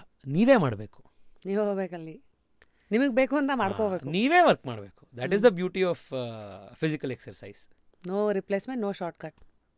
ಸೊ ಇದು ಫಸ್ಟ್ ಲೆಸನ್ನು, ಲೈಫ್ ಲೆಸನ್ ಇದು. ನಿನಗೇನಾದರೂ ಬೇಕಿದ್ರೆ ನೀನೇ ಪ್ರಯತ್ನ ಮಾಡಬೇಕು. ಎರಡನೇದು, ಸ್ಪೋರ್ಟ್ಸಲ್ಲಾಗಲಿ ಫಿಸಿಕಲ್ ಫಿಟ್ನೆಸ್ಸಲ್ಲಾಗಲಿ ಎಂಡ್ಯೂರೆನ್ಸ್ ನೀವು ಕಲ್ತ್ಕೊಳ್ಬೇಕು ಅಂದ್ರಾಗಲಿ ನಿಮಗೆ ರಾತ್ರಿ ಏನೂ ಸಿಗಲ್ಲ. ಪರ್ಸಿಸ್ಟೆನ್ಸು ಇವತ್ತು ಮಾಡಬೇಕು, ನಾಳೆನೂ ಮಾಡಬೇಕು, ನಾಡಿದ್ದು ಮಾಡಬೇಕು. ಇನ್ಸ್ಟೆಂಟ್ ಗ್ರ್ಯಾಟಿಫಿಕೇಷನ್ ಇಲ್ಲ ಅದರಲ್ಲಿ. Just like politics also. 2 minutes Maggi ಕಾನ್ಸೆಪ್ಟೇ ಇಲ್ಲ ಅಲ್ಲಿ. ಇವತ್ತು ಹೊಟ್ಟೆ ಇದೆ, ನಾಳೆ ಬೆಳಗ್ಗೆ ಹೊಟ್ಟೆ ಹೋಗ್ಬಿಡ್ಬೇಕು ಅಂತಂದರೆ ನೀವು 3 daysಲ್ಲಿ 5 daysಲ್ಲಿ ಕ್ರ್ಯಾಶ್ ಡೇಟ್ ಎಲ್ಲ ಮಾಡಿ ಏನೂ ಮಾಡೋಕ್ಕಾಗಲ್ಲ, ವಾಪಸ್ 6ನೇ ದಿವಸ ಬಂದ್ಬಿಡುತ್ತೆ ಅದು. ಸೊ ಮಸಲ್ ಬಿಲ್ಡ್ ಮಾಡಬೇಕು ಅಂತಂದರೆ, ಇನ್ನೇನೋ ನೀನು ಎಂಡ್ಯೂರೆನ್ಸ್ ಬಿಲ್ಡ್ ಮಾಡಬೇಕು ಅಂತಂದರೆ ಎವ್ರಿ ಡೇ ಅದನ್ನು ಪ್ರಾಕ್ಟೀಸ್ ಹಾಕಿದ್ರೇನೇ ಅದು ನಿನಗೆ ರಿವಾರ್ಡ್ ಕೊಡೋದು. This is second lesson. Practice, persistence ದಿನಾ ಮಾಡಬೇಕು. ಮೂರನೇದು, ನಿಮಗೆ ಸ್ಪೋರ್ಟ್ಸಲ್ಲಿ ಒಂದು ಭಾಳ ದೊಡ್ಡ ಲೈಫ್ ಲೆಸನ್ ಕಲಿಯೋದು ಅಂದರೆ ಎಸ್ಪೆಷಲಿ ಇನ್ ಟೀಮ್ ಸ್ಪೋರ್ಟ್ಸು ಅಥವಾ any sport for that matter, ನಿಮ್ಮ ಕೈಯಲ್ಲಿರೋ ಅಂಥದ್ದನ್ನು ನೀವು ಪ್ರಾಮಾಣಿಕವಾಗಿ ಮಾಡಬೇಕು. ರಿಸಲ್ಟ್ಸ್ ಅದಕ್ಕೆ ಭಾಳ ಅಟ್ಯಾಚ್ ಆಗಬಾರ್ದು ಅಂತ. ಏನು ಈ ಕರ್ಮಣ್ಯವಾಧಿಕಾರಸ್ಥೆ ಫಿಲಾಸಫಿ ಇದೆ ಭಗವದ್ಗೀತೆದು, ನಿಮಗೆ sports teachers you brilliant with practicals. Theory ಅದು ಪ್ರಾಕ್ಟಿಕಲ್ಸ್. ಓಕೆ, ಯಾಕೆಂದರೆ ನೀವೇನೋ ಮಾಡಿರ್ತೀರಾ, ಟೀಮ್ ಎಫರ್ಟು ಇನ್ನೊಂದು ಅವತ್ತು it may not be your day. So ಏನು ಲಾಭವೋ ಜಯವೋ ಅಂತಾರೆ, ಇಕ್ವಾನಿಮಿಟಿಲಿ ನೋಡಬೇಕು ಎಲ್ಲದೂ ಅಂತ. ವಿಕ್ಟ್ರಿನೂ ಹಾಗೆ ನೋಡಬೇಕು, ಡಿಫೀಟು ಹಾಗೆ ನೋಡಬೇಕು, ಸೋಲುನೂ ಹಾಗೆ ನೋಡಬೇಕು, ಗೆಲುವೂ ಹಾಗೆ ನೋಡಬೇಕು ಅನ್ನೋವಂಥದ್ದು.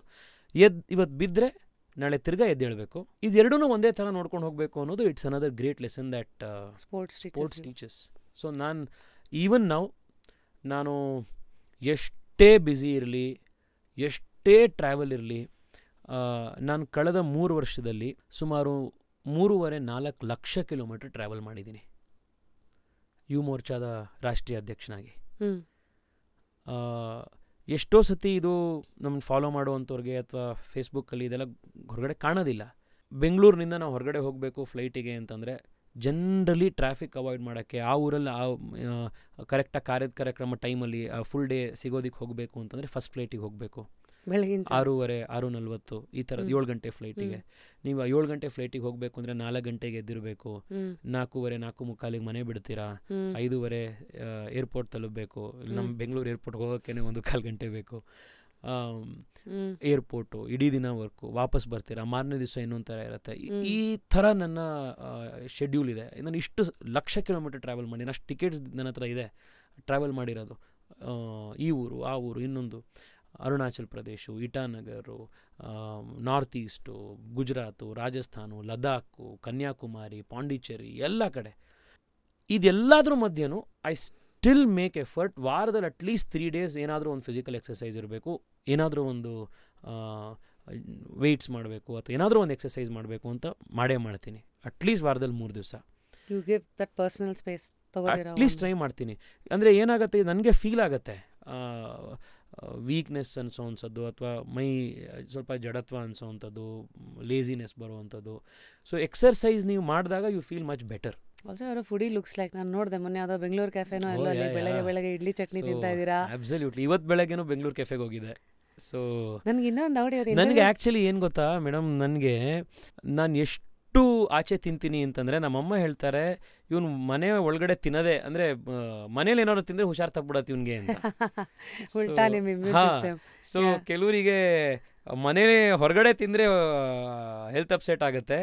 ನನಗೆ ಮನೇಲಿ ಏನಾರು 3 ದಿವಸ ಕಂಟಿನ್ಯೂಸ್ ಆಗಿ ತಿಂದ್ಬಿಟ್ರೆ ಹೆಲ್ತ್ ಅಪ್ಸೆಟ್ ಆಗ್ಬಿಡುತ್ತೆ. ನೀವು ಇದ್ರಲ್ಲ ಮನೆಯಲ್ಲಿ, ಅದೊಂದು. ಬಟ್ ಇನ್ನೊಂದೇನೆಂದರೆ ನಮ್ಮ ಬೆಂಗಳೂರು ಸೌತಲ್ಲಿ ನಮ್ಮ ಕಾನ್ಸ್ಟಿಟ್ಯೂನ್ಸಿ ಸ್ಪೆಷಾಲಿಟಿ ಏನು ಗೊತ್ತಾ, ನಿಮಗೆ ರಸ್ತೆಯಲ್ಲಿ ಒಂದೊಂದು ಸೂಪರ್ ಆಗಿರೋ ರೆಸ್ಟೋರೆಂಟ್ಗಳಿದೆ. ಆಮೇಲೆ ನಾನೊಬ್ಬನೇ ಫುಡ್ಡಿ ಅಲ್ಲ, ನೀವು ಬೆಂಗಳೂರು ಸೌತಲ್ಲಿರೋ ಯಾರು ಬೇಕಿದ್ರೂ ಕೇಳಿ, ಅವರೆಲ್ಲರೂ ಫುಡ್ಡೀಸು. ನೀವು ಯಾವ ರೆಸ್ಟೋರೆಂಟ್ಗೆ ಹೋದ್ರೂ ಫುಲ್ ಇರುತ್ತೆ ಆಯಿತಾ. ಒಂದು ದೋಸೆಗೆ ಫೇಮಸ್ಸು, ಇನ್ನೊಂದು ಇಡ್ಲಿಗೆ ಫೇಮಸ್ಸು, ಇನ್ನೊಂದು ಕಾಯಿ ಚಟ್ನಿಗೆ ಫೇಮಸ್ಸು, ಸ್ವಲ್ಪ ಗಟ್ಟಿ ಚಟ್ನಿ ಫೇಮಸ್ಸು. ಸಿಗ್ಬೇಕಂದ್ರೆ ನೀವು ಯಾವ್ಯಾವ ಏರಿಯಾ ಹೇಳ್ತೀರಾ, ನೀವು ಒಂದು ಐಟಮ್ ಹೇಳಿದ್ರೆ ಆ ಐಟಮಿಗೆ ಯಾವ್ದು ಫೇಮಸ್ಸು ಅಂತ ಹೇಳ್ಬೋದು. ಈಗ ನೀವು ಇಡ್ಲಿ ಜಯನಗರದಲ್ಲಂತೂ ಎಷ್ಟು ಮೇಡಮ್, ನಿಮಗೆ ದೋಸೆ ಬೇಕಾ, ನಿಮಗೆ ಉಪಹಾರ ದರ್ಶನ್ ಇದೆ, ಗಣೇಶ್ ದೋಸೆ ಕ್ಯಾಂಪ್ ಇದೆ, ನಮ್ಮ SLN ಇದೆ. ನೀವು ಹೋಗೋ ನಮ್ಮ ಜಾಗಗಳಿಗೆ ನಾನು ಹೋಗೋದು ಎಲ್ಲದಕ್ಕೂ ಹೋಗ್ತಿರ್ತೀನಿ. ಇನ್ಫ್ಯಾಕ್ಟ್ ನನಗೆ ಜನ ಎಷ್ಟೋ ದಿವಸ ಬಂದು ಸಿಗ್ತಾರೆ, ಓ ಸರ್ ಮೊನ್ನೆ SLVಲ್ ಸಿಕ್ಕಿದ್ರಿ, ಚೆನ್ನಾಗಿದ್ದೀರಾ, ಹಾಂ ಮೊನ್ನೆ, ಸರ್ ಮೊನ್ನೆ ಇನ್ನೂ NMHL ಸಿಕ್ಕಿದ್ವಿ ಸರ್, ನಾಪ್ಕ ಐತೆ ಸರ್ ಅಂತ. ಹೌದು ಸರ್. ಸೊ ಭಾಳ ಜನ ನನ್ನನ್ನು ಈ ರೆಸ್ಟೋರೆಂಟ್ ಸರ್ಕ್ಯೂಟ್ಗಳಲ್ಲಿ ನಾನು ನೋಡ್ತಾನೆ ಇರ್ತಾರೆ. ನಿಮ್ಗೊಂದು ಇಂಟ್ರೆಸ್ಟಿಂಗ್ ಸ್ಟೋರಿ ಹೇಳ್ತೀನಿ, ಮೊನ್ನೆ ಹೇಗಾಯಿತು ಅಂತ. ನಾನು ನಮ್ಮ NMH JC ರೋಡಲ್ಲಿ NMHಗೆ ತಿಂಡಿ ತಿನ್ನಕ್ಕೆ ಹೋಗಿದ್ದೆ ಬೆಳಗ್ಗೆ. ಸಾರಿ, ಫುಲ್ ಫಾರ್ಮ್ ಹೇಳಿ, ನನಗೆ ಗೊತ್ತಿಲ್ಲ. ನ್ಯೂ ಮಾಡರ್ನ್ ಹೋಟೆಲ್ ಅಂತ ಅದು. ನೀವು NMHಲ್ಲಿ ಅವರದ್ದು ಸಾಂಬಾರ್ ತಿಂದಿಲ್ಲ ಅಂದರೆ ನಿಮ್ಮ ಲೈಫ್ ಇನ್ನೂ ಅಪೂರ್ಣ ಅಂತ. ಸೊ 100% ಹೋಗಬೇಕು. ಸಕ್ಕದಾಗಿರುತ್ತೆ ಅವ್ರ ಸಾಂಬಾರು. ಅವ್ರು ಆ್ಯಕ್ಚುಲಿ ಒಂದು ಮಗ್ಗಲ್ಲಿ ಕೊಡ್ತಾರೆ ಸಾಂಬಾರು. ಎಷ್ಟೋ ಸತಿ ಸಾಂಬಾರು ಫುಲ್ ಮಗ್ಗೆ ಖಾಲಿ ಆಗಿಬಿಟ್ಟಿರುತ್ತೆ. ಅವ್ರು ಕೊಡೋ ಒಂದು ಚಿಕ್ಕ ಇದರಲ್ಲಿ ಬಕೆಟಲ್ಲಿ ಕೊಡ್ತಾರೆ. ಸೊ ನಾನು ತಿಂಡಿ ತಿಂತಾಯಿದ್ದೆ, ಒಂದು 4-5 ಜನ ಬಂದರು. ಸರ್ ನಮಸ್ಕಾರ ಸರ್, ಏನು ಚೆನ್ನಾಗಿದ್ದೀರಾ? ಆಯಿತು ಸರ್. ಆಮೇಲೆ ಸರ್ ಒಂದು ಹೆಲ್ಪ್ ಆಗಬೇಕು ಸರ್ ಅಂತ. ಏನು ಅಂದರೆ, ಸರ್ ನಮ್ಮ ಕೂಲ್ ಕಾರ್ನರ್ ಅಂತ ನಮ್ದು ಇನ್ನೊಂದು ಹೋಟೆಲ್ ಇದೆ, ಶ್ರೀನಿವಾಸ ಕೂಲ್ ಕಾರ್ನರ್. ಇಲ್ಲ ಅದು ಶ್ರೀನಿವಾಸ ನಗರ್, ಇದು ಬಸವನಗುಡಿ. ಇದು ಬರೀ ಕೂಲ್ ಕಾರ್ನರ್ ಅಂತ ನಮ್ಮ ಇಲ್ಲ ನ್ಯಾಷನಲ್ ಕಾಲೇಜ್ ಬಸವನಗುಡಿ ಇದೆಯಲ್ಲ, ಜೈನ್ ಕಾಲೇಜ್ ಪಕ್ಕದಲ್ಲಿ ಆಯ್ತಾ, ಆ ಡಬಲ್ ರೋಡಲ್ಲಿ ರೈಟ್ ಹ್ಯಾಂಡ್ ಸೈಡಿಗೆ ಇದೆ ಅದು. ನೀವು ವಿ ಪುರಂಗೆ ಹೋಗ್ಬೇಕಾದ್ರೆ ಸಿಗುತ್ತೆ ಆಯಿತಾ. ಜೈನ್ ಕಾಲೇಜಿಂದ ಹಿಂದೆ ನ್ಯಾಷನಲ್ ಕಾಲೇಜ್ ಸರ್ಕಲ್ ಹತ್ರ ಕೂಲ್ ಕಾರ್ನರ್ ಅಂತ. ಸಿಕ್ಕಾಪಟ್ಟೆ ಚೆನ್ನಾಗಿರುತ್ತೆ ಅವ್ರ ದೋಸೆ ಎಲ್ಲ. ಸೊ ಇವರು ನನಗೆ ಬಂದು ಕೇಳಿದ್ರು, ಸರ್ ಕೂಲ್ ಕಾರ್ನರಲ್ಲಿ ಕೋವಿಡ್ ಆದಮೇಲಿಂದ ಈ ಆನಿಯನ್ ಉತ್ತಪ್ಪ ಮಾಡೋದು ನಿಲ್ಲಿಸ್ಬಿಟ್ಟಿದ್ದಾರೆ ಸರ್, ಮಾತಾಡಿಸಿ ಒಂಚೂರು ಶುರು ಮಾಡಿಸ್ಕೊಡಿ ಸರ್ ಅಂತ. ನಾನು ಶಾಕ್ ಆಗೋದೆ. ನಿಮಗೆ ಬಸ್ ಬಿಡಿಸ್ಕೊಡಿ ಅಂತ MP ಹತ್ರ ಬರೋದು ಕೇಳಿದ್ದೀನಿ, ನೀರಿಲ್ಲ ಅಂತ ನೀರು ಬಿಡಿಸ್ಕೊಡಿ ಅಂತ ಕೇಳಿದ್ದೀನಿ. Madam sir metro line open ಆಗೋದು ಲೇಟ್ ಆಗ್ತಾ ಇದೆ, ಅದನ್ನ ಓಪನ್ ಮಾಡಿಸ್ಕೊಡೋದು ಕೊಡಿ ಅಂತ ಕೇಳಿದ್ದೀನಿ. ನಮ್ಮ ಕ್ಷೇತ್ರ ಜನ ಬಂದು ಸರ್ ಟೊಮೆಟೊ ಉಪ್ಪುತ್ತಪ್ಪ ಬಿಡಿಸ್ಕೊಡಿ ಸರ್ ಅಂತಲೂ ಕೇಳಿದ್ರು. ಸೊ ಪೀಪಲ್, ನಮ್ಮ ಕ್ಷೇತ್ರದಲ್ಲಿ ಜನಕ್ಕೂ ಕೂಡ ನಾನು ಎಂಥ ಫುಡ್ಡಿ ಅಂತ ಗೊತ್ತು. ನಾನು ಅವ್ರ ಕಡೆ ಎಲ್ಲ ಸಿಗ್ತಾ ಇರ್ತೀನಿ. This is how you are connecting food and people. Also ಒಂದು ಬರುತ್ತೆ, ಪರ್ಸ್ನಲ್ ಟೈಮ್ ಕೊಡೋಕ್ಕೆ. When we look at your schedule, we honestly want to know how are you handling it. ಅಲ್ಲ, ಗರ್ಲ್ ಫ್ರೆಂಡ್ಸ್ ಇದ್ದಾರಾ, ಯಾವ ಸೀರೀಸ್ ನೋಡ್ತಾ ಇದ್ದೀರಾ, ಈ ಥರ ತೇಜಸ್ವಿ ಸೂರ್ಯ ಅವ್ರನ್ನ ನಾವು ಸ್ವಲ್ಪ ನೋಡೋಕ್ಕೆ ಇಷ್ಟಪಡ್ತಿದ್ದೀವಿ. ಆ್ಯಕ್ಚುಲಿ ಪಬ್ಲಿಕ್ ಲೈಫ್ನ first casualty is your private life. ಸತ್ತೋಗತ್ತಾ? ಹಾಂ, ಆ್ಯಕ್ಚುಲಿ ನಿಮಗೆ ಸಮಯ ಸಿಗೋದೇ ಇಲ್ಲ. ಆ್ಯಂಡ್ ನಾನು ಹೇಳ್ತಾ ಇದ್ನಲ್ಲ ನಿಮಗೆ, ಲಾಸ್ಟ್ 3 ವರ್ಷದಲ್ಲಿ ನಾನೊಂದು 3.5-4 ಲಕ್ಷ ಕಿಲೋಮೀಟ್ರ್ ಓಡಾಡಿದ್ದೀನಿ ಅಂತಂದರೆ ನಾನು ಎಷ್ಟು ಟ್ರಾವೆಲ್ ಮಾಡಿರ್ಬೋದು. ಇವತ್ತೊಂದು ಊರು ಲಿಟ್ರಲಿ ನಾನು ಸೂಟ್ ಕೇಸಲ್ಲೇ ಬದುಕೋದು. ಸೊ ಆ ಥರ ಇದ್ದಾಗ ನಿಮಗೆ ಅನ್ನೋ ಅಂತ ಸಿಗುವಂಥ ಟೈಮು ಆ್ಯಕ್ಚುಲಿ ಕಡಿಮೆ. ಹೌದು. ಅಲ್ಲ, ನಾನು ಮುಂಚೆಯಿಂದನೂ ನನಗಿದೇ ಡ್ರೈವ್ ಇತ್ತು. ಸೊ ಅದರಿಂದ ನನಗೇನು ಅದನ್ನು ಭಾಳ ಮಿಸ್ ಮಾಡ್ಕೋತೀನಿ ಅಂತಿಲ್ಲ. ಆದರೆ ನನಗೆ ಮಿಸ್ ಆಗುವಂಥವು ಯಾವ್ಯಾವುದು ಅಂತಂದರೆ, ಕೆಲವು ಸತಿ ಇವತ್ತು ಏನೂ ಮಾಡೋದು ಬೇಡಪ್ಪ ಅಂತ ಅನ್ಸುತ್ತೆ. ಬಹುಶಃ ಎಲ್ರಿಗೂ ಆ ಥರದ ಒಂದೊಂದು ದಿನಗಳಿರುತ್ತೆ. ನಿಮ್ಮ ಲೈಫಲ್ಲಿ ಸಂಡೇನೇ ಇಲ್ವಲ್ಲ, ಹೇಳಿ ಕೇಳಿ ಮೇಡಮ್. ನಮಗೆ ಸ್ಯಾಟರ್ಡೆ ಸಂಡೇನೇ ಪನಿಷ್ಮೆಂಟ್ ಡೇ. ನಿಮಗೆ ವೀಕೆಂಡ್ ಅಂದರೆ ನೀವು ಫುಲ್ ಫ್ರೀ ಇರ್ತೀರಾ. ಹೌದು. ನಮ್ಮ ಸ್ಯಾಟರ್ಡೆ ಸಂಡೇ ನಮ್ಮದು ಟೂರ್ ಪ್ಲ್ಯಾನ್ ನೋಡ್ಬಿಟ್ರೆ, ಬೆಳಗ್ಗೆ ಯಾವುದೋ ಒಂದು ವಾಕತ್ತಾನೋ ಮ್ಯಾರಥಾನೋ ಯಾವುದೋ ಒಂದು ಬೆಂಗಳೂರಲ್ಲಿ ನಡೀತಾನೆ ಇರುತ್ತೆ, ಹೋಗಲೇಬೇಕು. ಅದಕ್ಕೆ ಬೆಳಗ್ಗೆ 6 ಗಂಟೆಗೆ ಕಾರ್ಯಕ್ರಮಕ್ಕೆ ಕರೆದಿರ್ತಾರೆ. ಸೊ 6:30, 7 o'clock ಏನಾರೋ ನೀವು ಹೋಗಿ ಅದು ಯಾವುದೋ ಫ್ಲ್ಯಾಗ್ ಆಫ್ ಇದು ಪ್ರಾರಂಭ ಆಯಿತು ಅಂತಂದರೆ, ಆ ಕಾರ್ಯಕ್ರಮ ಇದನ್ನೊಂದು ಮತ್ತೊಂದು TV ಇಂಟರ್ವ್ಯೂ, ಇನಾಗ್ರೇಷನ್ಸು, ಇನ್ಸ್ಪೆಕ್ಷನ್ಸು, ಪ್ರೋಗ್ರಾಮ್ಸು, ಮದುವೆ, ಗೃಹ ಪ್ರವೇಶ, ಆಮೇಲೆ ಮದುವೆಗಳು ಎಲ್ಲ ಮುಗಿಸಿ, ಒಂದು ಮದುವೆ ಬೊಮ್ಮನಹಳ್ಳಿಲಿರುತ್ತೆ, ಇನ್ನೊಂದು ಮದುವೆ ಗೋವಿಂದರಾಜನಗರದಲ್ಲಿರುತ್ತೆ, ಇನ್ನೊಂದು ಯಾವುದೋ ಪ್ಯಾಲೇಸ್ ಗ್ರೌಂಡ್ಸಲ್ಲಿರುತ್ತೆ. ಇಷ್ಟನ್ನೆಲ್ಲ ಮಾಡಿ ವಾಪಸ್ ಬರ್ತೀರಾ. ಮನೆ ಹತ್ರ ಬಂದರೆ ಇನ್ನೂ ಯಾರೋ ಜನ ಕಾಯ್ತಿರ್ತಾರೆ, ಅವ್ರನ್ನೂ ನೀವು ಮಾತನಾಡಿಸಿ. That's when your day ends. So Saturday Sunday horrible days. But ಕೆಲವು ದಿವಸ ನನಗೆ ಮಿಸ್ ಮಾಡ್ಕೊಳ್ಳೋ ಅಂಥವು ಅಂತಂದರೆ, ಈ ಇದರಲ್ಲಿ ಒಂದು ಇವತ್ತೇನು ಮಾಡಕ್ಕೆ ಇಷ್ಟ ಇಲ್ಲಪ್ಪ ಏನು ಬೇಡಪ್ಪ, ಯಾರನ್ನೂ ಮಾತಾಡ್ಸೋದು ಬೇಡ ಇದೆ, ಸುಮ್ಮನೆ ರೂಮ್ ಬಾಗ್ಲಾಕೊಂಡ್ಬಿಟ್ಟು ಸುಮ್ಮನೆ ಇರೋಣ ಅಂತ ಯಾವತ್ತು ಅನ್ಸಿರತ್ತೆ ಅವತ್ತು ನೀವು ಆಚೆ ಹೋಗಲೇಬೇಕಾಗಿರತ್ತೆ, ಅವತ್ತು ನಿಮ್ಮ ಕಮಿಟ್ಮೆಂಟ್ಸ್ ಇರುತ್ತೆ. ಅದು ನೀವು ಹೋಗಲೇಬೇಕಾಗಿರತ್ತೆ. ಅದು ಕೆಲವು ಸತಿ ಇವತ್ತು ಎಲ್ಲವನ್ನೂ ಆಫ್ ಮಾಡಿಬಿಟ್ಟು ಮನೇಲಿ ಕೂತ್ಕೊಂಡ್ಬಿಡೋಣಪ್ಪ ಅಂತ ಅನ್ಸಿದ್ರು you can not do it. ಕೆಲವು ಸತಿ ನನಗನ್ಸುತ್ತೆ. ಎರಡನೇದು,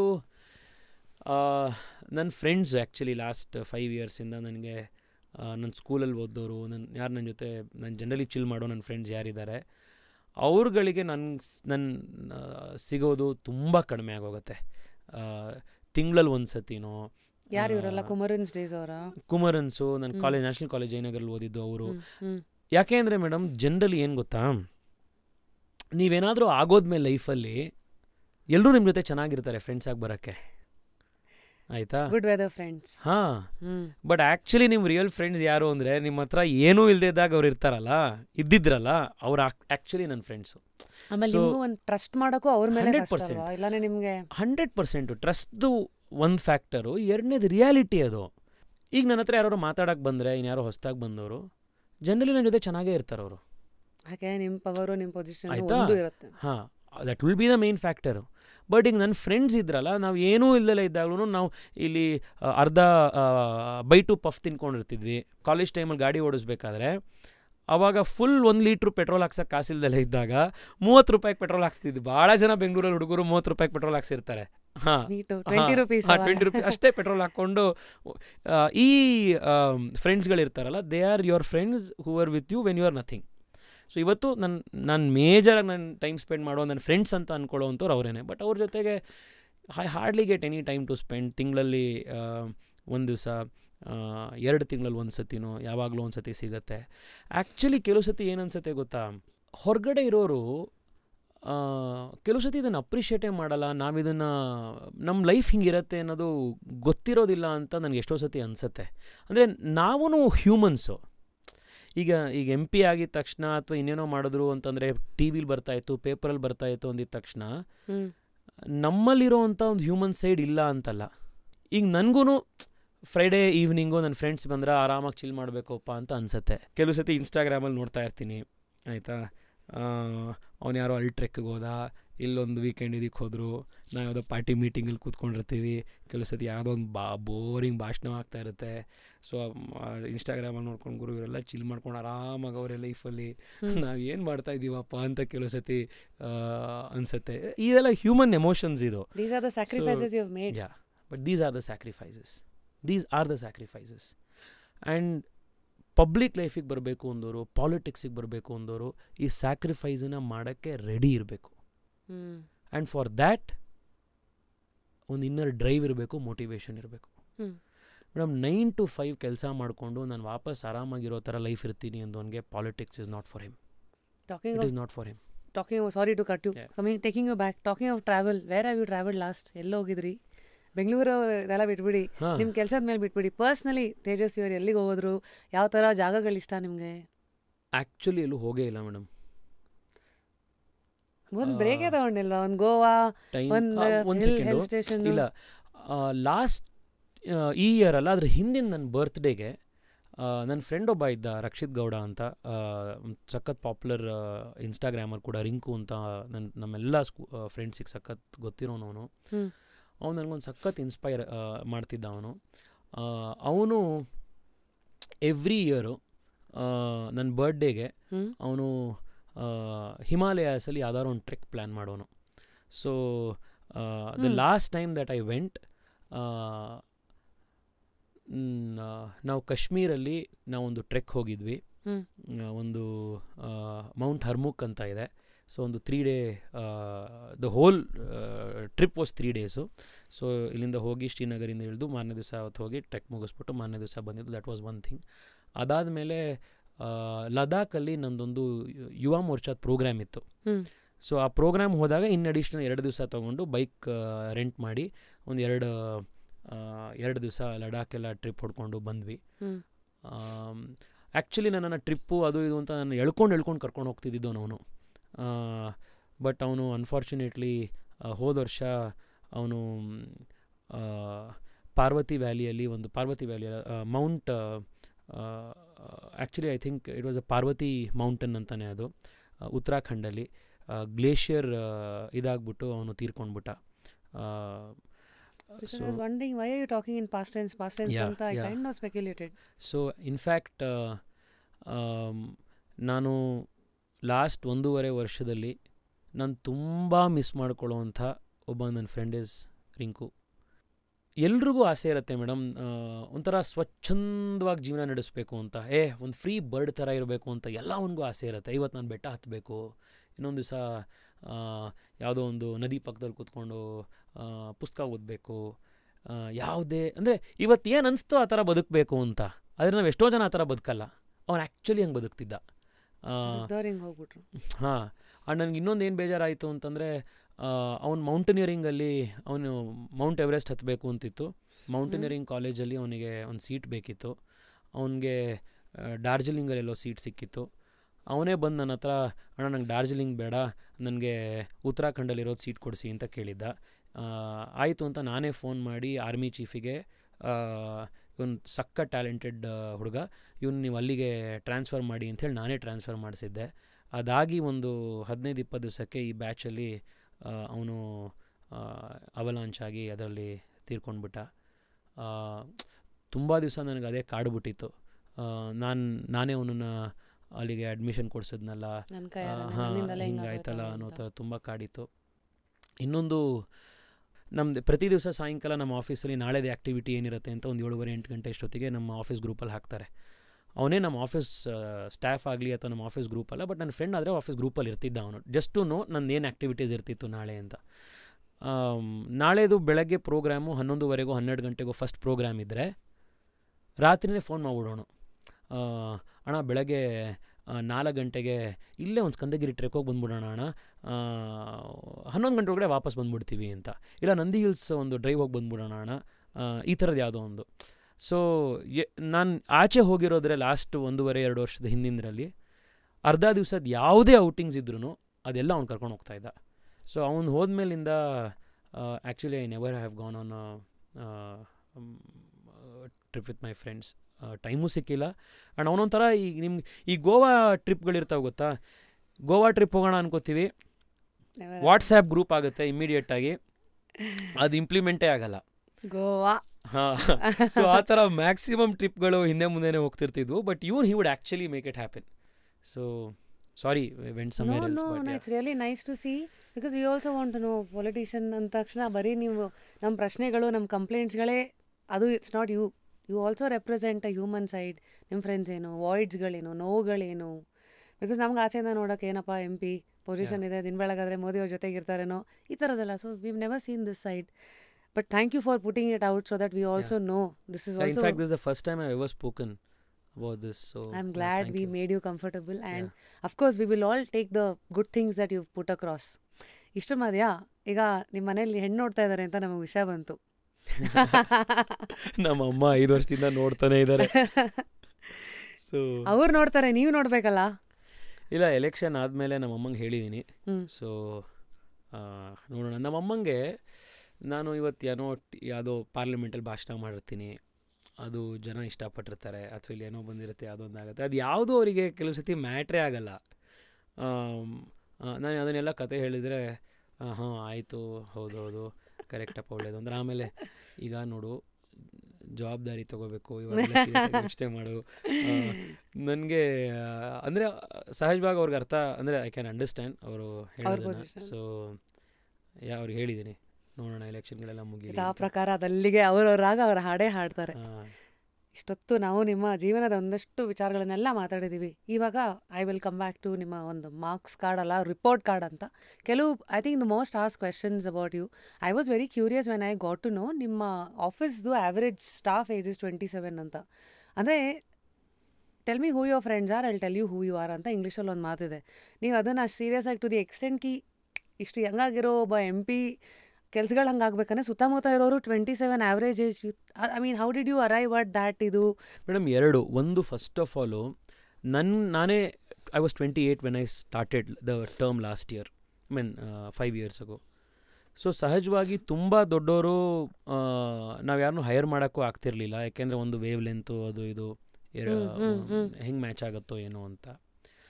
ಎರಡನೇದು, ನಾನು ಜನರಲಾಗಿ ಅಬ್ಸರ್ವ್ ಮಾಡಿರೋದು, ನೀವು ನಿಮ್ಮ ಕೆರಿಯರಲ್ಲಿ 100% ಅಬ್ಸರ್ವ್ ಮಾಡಿರ್ತೀರ, ಯಾರಾದರೂ ಯಂಗ್ಸ್ಟರಿಗೆ, ಯಾರಿಗೊಬ್ಬನಿಗೆ ರೆಸ್ಪಾನ್ಸಿಬಿಲಿಟಿ ಇದೆ, ಡ್ರೈವ್ ಇದೆ, ಏನೋ ಮಾಡಬೇಕು ಅನ್ನೋನ್ನ ಐಡೆಂಟಿಫೈ ಮಾಡಿ ಅವನನ್ನು ನಂಬಿ ನೀವು ಕೆಲಸ ಕೊಟ್ಟರೆ, ಆ youngster he will go out of the way to prove you right. 100% ಅವನು ಎಫರ್ಟ್ ಹಾಕ್ತಾನೆ. ಸೊ ನಾವು ಎಷ್ಟೋ ಸತಿ ಯೂತ್ಸ್ನ ಏನು ಅನ್ಕೋತೀವಿ ಅಂತಂದರೆ, ಅವ್ರಿಗೇನು ರೆಸ್ಪಾನ್ಸಿಬಿಲಿಟಿ ಇರಲ್ಲ, ಅವ್ರಿಗೆ ಓತ್ಲ ಹೊಡ್ಕೊಂಡಿರ್ತಾರೆ ಹಾಗೆ ಅಂತ. ಚಾನ್ಸೇ ಇಲ್ಲ. ಎಲ್ಲರಲ್ಲೂ ಆಯ್ತಪ್ಪ, ಈಗ ನನಗೂ ಆಯಿತು ಸಾಕಾಯಿತು ಅಂತ ನಾನು ಎಷ್ಟೋ ದಿವಸ ಈ ಗುರು ಸುಮ್ಮನಿರೋಣ ಅಪ್ಪ ಇವತ್ತು ಚಿಲ್ ಮಾಡೋಣ ಅಂತ ಅಂದ್ಕೊಳ್ತೀವಿ. ಅದೆಲ್ರಿಗೂ ಅನಿಸುತ್ತೆ. But that doesn't define them as a person. So ನನ್ನ ಟೀಮಲ್ಲಿ ಮ್ಯಾಕ್ಸಿಮಮ್ ಜನ ಇರೋವಂಥದ್ದು 24, 25, 26, 28 ಈ ವಯಸ್ಸು ಹುಡುಗರೇನೆ. 5 ವರ್ಷ ಇವತ್ತು ನಾವು MP ಆಗಿ ಕೆಲಸ ಮಾಡಿದ್ದೀವಿ ಅಂತಂದರೆ ಇದು ನನ್ನೊಬ್ಬನ ಶ್ರೇಯಸ್ಸಲ್ಲ, ಇದು ಇಡೀ ಟೀಮ್ ಶ್ರೇಯಸ್. ಇದು ಅವರೆಲ್ಲ they have risen to the occasion. And ಇವ್ರು ಯಾರೂ ಮೇಡಮ್ ಏನೋ ಭಾಳ ದೊಡ್ಡ ಬ್ಯಾಕ್ಗ್ರೌಂಡ್ ಇಟ್ಕೊಂಡು ಬಂದಿರೋವಂಥವ್ರು, ಏನೋ ಶ್ರೀಮಂತರ ಮನೆ ಮಕ್ಕಳು, ಈ ಥರದ್ದು ಯಾರೂ ಅಲ್ಲ. ನಾರ್ಮಲ್ ಸ್ಕೂಲ್, ಯಾರು ಅಥವಾ IIT IIM ಅಲ್ಲೇ ಓದ್ಕೊಂಡು ಬಂದು ಇನ್ನೇನೋ ಭಾಳ ನಾರ್ಮಲ್ ಸ್ಕೂಲ್ಗಳಲ್ಲಿ ಓದ್ಕೊಂಡು, Yellamma Dasappa, KSIT, Saptagiri engineering college, ಈ ಥರದ ಕಡೆ, ಆಕ್ಸ್ಫರ್ಡ್ ಕಾಲೇಜು, ಇಂಥ ಕಡೆನೇ ಓದ್ಕೊಂಡು ಬಂದು ಹಾರ್ಡ್ ವರ್ಕ್ ಮಾಡಿ ಎಕ್ಸೆಪ್ಷನಲ್ ಕೆಲಸ ಮಾಡಿರುವಂಥ ಟೀಮ್ ಅದು. So I am very very proud of them. ಆಮೇಲೆ ಇನ್ಕ್ಲೂಡಿಂಗ್ ಮೀ, ನಮ್ಮೆಲ್ರಿಗೂ ನಮ್ಗೆ ಇದ್ದಿದ್ದು ಒಂದು ದೊಡ್ಡ ಚಾಲೆಂಜ್ ಅಂದರೆ, ನಮ್ಮನ್ನು ಎಲೆಕ್ಟ್ ಆದಮೇಲೆ ನಮ್ಗೆ ಏನು ಮಾಡಬೇಕು, ಹೇಗೆ ಏನು ನಡೆಸಬೇಕು ಅನ್ನೋಕ್ಕೆ ನಮ್ಗೆ ಯಾರೂ ಏನೂ ಟ್ರೈನಿಂಗ್ ಕೊಡಲಿಲ್ಲ. ನೀರಿಗೆ ತಳ್ಳಿದ್ರು. ನಾವೇ ಅದನ್ನು ಕಲ್ತ್ಕೊಂಡ್ವಿ. Actually one of the aspects that I feel is under appreciated. There are so many things that can go wrong. ಉದಾಹರಣೆಗೆ ಒಂದು ಲೆಟರ್ ಹೆಡ್ಡು, ಯಾರೋ ಬಂದು ಒಂದು ಲೆಟರ್ ಕೇಳ್ತಾರೆ, ಇನ್ನು ಯಾವುದೋ ಒಂದು ಮಾಡಿಸ್ಕೊಡಿ, ಅದು ಮಾಡಿಕೊಡಿ ಅಂತ. ನಮಗೆ ಯಾವುದಕ್ಕೆ ಲೆಟರ್ ಕೊಡಬೇಕು, ಯಾವುದಕ್ಕೆ ಲೆಟ್ರ್ ಕೊಡಬಾರ್ದು, ಹೇಗೆ ಕೊಡೋದು, ಹೇಗೆ ಬರೀಬೇಕು. ಈಗ ಪ್ರೈಮ್ ಮಿನಿಸ್ಟ್ರಿಗೆ ಲೆಟ್ರ್ ಬರೀಬೇಕು ಅಂತಂದರೆ ಆ ಫಾರ್ಮ್ಯಾಟ್ ಹೆಂಗಿರಬೇಕು, ಫಾರ್ಮ್ಯಾಲಿಟಿ ಹೇಗಿರಬೇಕು, ಇದು ಯಾವುದೂ ಗೊತ್ತಿರಲಿಲ್ಲ ನಮಗೆ. ಇದೆಲ್ಲ ಝೀರೋಯಿಂದ ಕಲ್ತ್ಕೊಂಡ್ವಿ. ಪಾರ್ಲಿಮೆಂಟಿಗೆ ಹೋದಾಗ ಕ್ವೆಶ್ಚನ್ಸ್ ಎಲ್ಲಿ ಹಾಕಬೇಕು, ಯಾವ ಡಿಪಾರ್ಟ್ಮೆಂಟಲ್ಲಿ ನಾವು ಪೇಪರ್ ಎತ್ಕೋಬೇಕು, ಯಾರಲ್ಲಿ ಸೆಕ್ರೆಟರಿ ಜನರಲು, ಯಾರನ್ನು ಮಾತಾಡಿಸ್ಬೇಕು, ಇದೂ ಗೊತ್ತಿರಲಿಲ್ಲ. ಅಲ್ಲಿಂದ ಶುರು ಮಾಡಿದ್ವಿ. ಆಫೀಸಿಗೆ MP ಆದ್ವಿ, ಮಾರನೇ ದಿವಸದಿಂದ ಆ ಜನ ಈ ಜನ ಕಾರ್ಯಕ್ರಮ, ಅಲ್ಲಿ ಇದಕ್ಕೆ ಹೋಗಬೇಕು, ಇದನ್ನ ಲೆಟ್ರ್ ಕೊಡಿ, ಇನ್ನೊಂದು ಕೊಡಿ, ಅವ್ರಿಗೆ ಮಾತಾಡಿ. ಈಗ ಯಾವುದೋ ಒಂದು IT-BT ಮಿನಿಸ್ಟ್ರಿಗೆ ಮಾತಾಡಬೇಕು, ಅವ್ರ ಸೆಕ್ರೆಟ್ರಿಗೆ ಮಾತನಾಡಬೇಕು, ಹೇಗೆ ಮಾತಾಡೋದು, ಯಾರಿಗೆ ಮಾತನಾಡಬೇಕು, ಅವ್ರ ಸೆಕ್ರೆಟರಿ ನಂಬರ್ ಎಲ್ಲಿ ಸಿಗುತ್ತೆ, ಇದೇ ನಿಮಗೆ ಬೇಸಿಕ್ ಇದಿರಲಿಲ್ಲ. Everything we learned on the job. ನನಗೆ ಇವತ್ತು ಖುಷಿ ಏನಿದೆ ಅಂದರೆ, 5 ವರ್ಷದಲ್ಲಿ ನಾವು ಯಾವುದೇ ಮೇಜರ್ ಗೂಫ್ ಅಪ್ ಮಾಡೇ ಇಲ್ಲ. ನಾವು it's a collective effort of the Young mind, the whole team. ನನಗೆ ಇನ್ನೂ ನೆನಪಿದೆ, ನಾವು ಇವತ್ತು ಸರಿಗಿಲ್ಲ ಕೆಲಸ ಅಂತಂದರೆ ಏನೋ ಬೈತಿರ್ತೀವಿ, ಇನ್ನೊಂದಾಗುತ್ತೆ, ನಾಳೆ ಇಂಪ್ರೂವ್ ಮಾಡ್ಕೊಳ್ಳಿ ಅಂತೀವಿ. ನಮ್ಮ ಟೀಮಲ್ಲಿ ಫೋಟೋಗ್ರಾಫರ್ ಆಗಿ ಬಂದಿದ್ದು ಒಬ್ಬ ಹುಡುಗ ಕಿಶೋರ್. ಅವನು ಆ್ಯಕ್ಚುಲಿ ಅವ್ನು ಫೋಟೋಗ್ರಾಫರ್ ಅಲ್ಲ, ಬಟ್ ಅವ್ನು ಆನ್ ದ ಜಾಬ್ ಕಲ್ತ. ಅವನೇನು he may not take the best photographs, but he gives his best every day. That's what you see in people. ಯಾಕೆಂದ್ರೆ ಅವ್ನು ನಾಳೆ ಕಲಿತಾನೆ, ಅವನು ಕಲಿಬೇಕು ಅನ್ನೋದೇನೋ ಇದೆ. ನಾನು ಆ್ಯಕ್ಚುಲಿ ಜನರಲ್ ನೋಡೋದು 2-3 ಕ್ವಾಲಿಟಿ ಮೇಡಮ್. ಅವನೇನು ತುಂಬ ಬುದ್ಧಿವಂತನ ಅಥವಾ ತುಂಬ ಇದೇನಲ್ಲ. ಒಂದು, ಅವನಿಗೆ ಏನಾದರೂ ಒಂದು ಹಾರ್ಡ್ ವರ್ಕ್ ಮಾಡಬೇಕು, ಏನಾದರೂ ಜೀವನದಲ್ಲಿ ಮುಂದೆ ಬರಬೇಕು ಅನ್ನೋ ಒಂದು ಫ್ಯಾಕ್ಟರ್ ಇದೆಯಾ, ಓಕೆ, ಇದು ಒಂದು. ಎರಡನೇದು, ಅವನು ಹಾರ್ಡ್ ವರ್ಕ್ ಮಾಡ್ತಾನ. ಮೂರನೇದು, ಅವನು ಪ್ರಾಮಾಣಿಕನ. ಆ್ಯಕ್ಚುಲಿ ಈ 3 ಕ್ವಾಲಿಟೀಸ್ ಇತ್ತು ಅಂತಂದರೆ you can go anywhere in life. ಯಾರೇ ನಿಮ್ಮನ್ನು ಕೆಲಸಕ್ಕೆ ತೊಗೊಳ್ಬೇಕು ಅನ್ನೋರು ಅಥವಾ ನಿಮ್ಮ ಮೇಲೆ ರೆಸ್ಪಾನ್ಸಿಬಿಲಿಟಿ, ಈ 3ನೇ ನೋಡೋದು. ಆ್ಯಕ್ಚುಲಿ ನಾವು ಇಷ್ಟು CV ಎಲ್ಲ ಬರ್ಕೊಂಡು ಹೋಗ್ತೀವಲ್ಲ, ಅದು ಆ್ಯಕ್ಚುಲಿ ಇಟ್ ಇಸ್ ಒಂದು ಎಂಟ್ರಿ ಪಾಯಿಂಟ್ ಆಗ್ಬೋದು ಅಷ್ಟೇ. ಬಿಟ್ಟರೆ ನಿಮ್ಮನ್ನು ಮುಂದೆ ತೆಗೆದುಕೊಂಡು ಹೋಗೋದು ಇದೇನೆ. ನೀವು ಮುಂದೆ ಬರಬೇಕು ಅನ್ನೋ ಛಲ ಇದೆಯಾ, ಆ ಛಲಕ್ಕೆ ಕಮೆನ್ಸುರೇಟ್ ಆಗಿ ಹಾರ್ಡ್ ವರ್ಕ್ ಮಾಡೋವಂಥ ಹಾರ್ಡ್ ವರ್ಕ್ ತಾಕತ್ತಿದೆಯಾ, ಪ್ರಾಮಾಣಿಕನ ನೀನು. ಈ 3 ಆ್ಯಕ್ಚುಲಿ ಇತ್ತು ಅಂತಂದರೆ ನಿಮಗೆ ಎಲ್ಲ ಕಡೆ. ಸೊ ನಮ್ಮ ಟೀಮಲ್ಲೂ ಅಷ್ಟೇ ಇದನ್ನೆಲ್ಲ ತೋರಿಸಿದ್ರು. And what all things we did Covid ಟೈಮ್ನಲ್ಲಿ, ಇಡೀ ದೇಶ ಏನು ಮಾಡೋದು, ಯಾವುದು ಅನ್ನೋದು ನಮ್ಗೆ ಯಾರಿಗೂ ಗೊತ್ತಿರಲಿಲ್ಲ ಅದನ್ನು ಹೇಗೆ ಹ್ಯಾಂಡಲ್ ಮಾಡೋದು ಅಂತ. 30 ದಿವಸದೊಳಗಡೆ ನಮ್ಮ ಸುತ್ತಮುತ್ತ 4 ಆಸ್ಪತ್ರೆಗಳು, ಪಾಳು ಬಿದ್ದೋಗಿದ್ದಂಥ ಆಸ್ಪತ್ರೆಗಳನ್ನು 30 ದಿವಸದೊಳಗಡೆ ನಾವು ಅದನ್ನು ರಿವ್ಯಾಂಪ್ ಮಾಡಿದ್ವಿ. 350ಕ್ಕೂ ಹೆಚ್ಚು ಆಕ್ಸಿಜನ್ ಬೆಡ್ಸ್ಗಳನ್ನು ICU ಬೆಡ್ಗಳನ್ನು 30 ಡೇಸ್ ಒಳಗಡೆ ಶುರು ಮಾಡಿ 4 ಆಸ್ಪತ್ರೆ ಉದ್ಘಾಟನೆ ಮಾಡಿದ್ವಿ.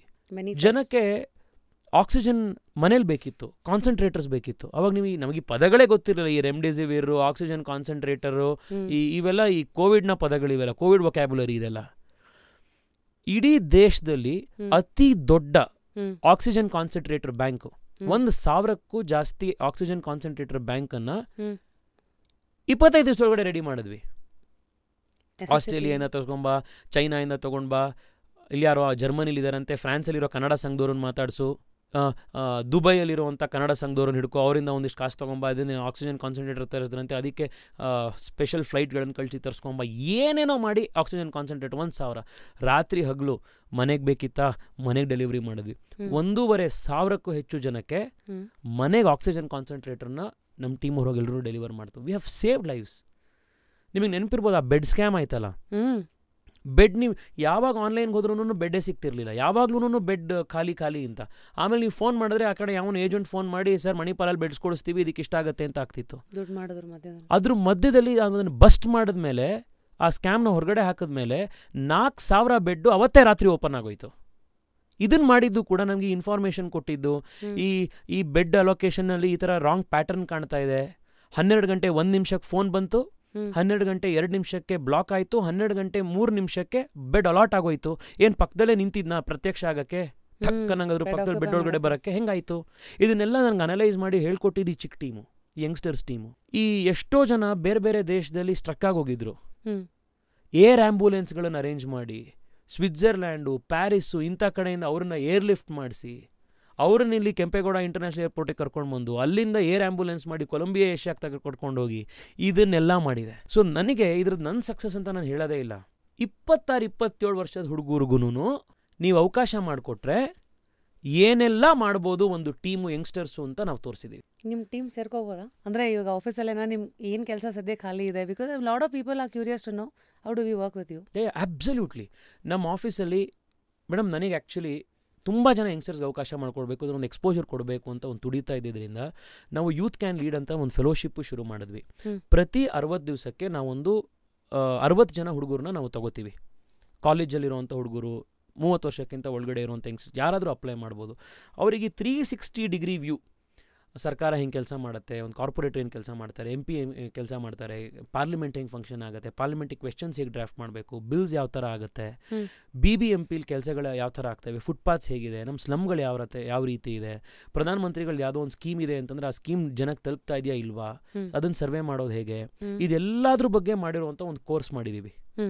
ಬಹುಶಃ India ದೇಶದಲ್ಲೇನೆ ours is the only MP office that actually has this kind of a ready-made course. Return material ಇದೆ, ಲೆಕ್ಚರ್ಸ್ ಆರ್ಗನೈಸ್ ಮಾಡಿಸ್ತೀವಿ, ಟೂರ್ ಕರ್ಕೊಂಡು ಹೋಗ್ತೀವಿ ಬೇರೆ ಬೇರೆ ಕಡೆ ಡಿಪಾರ್ಟ್ಮೆಂಟ್ಸಲ್ಲಿ ಇದರಲ್ಲಿ ತೋರ್ಸೋಕ್ಕೆ. Just because I want young people to see this and come to politics, come to become responsible citizens.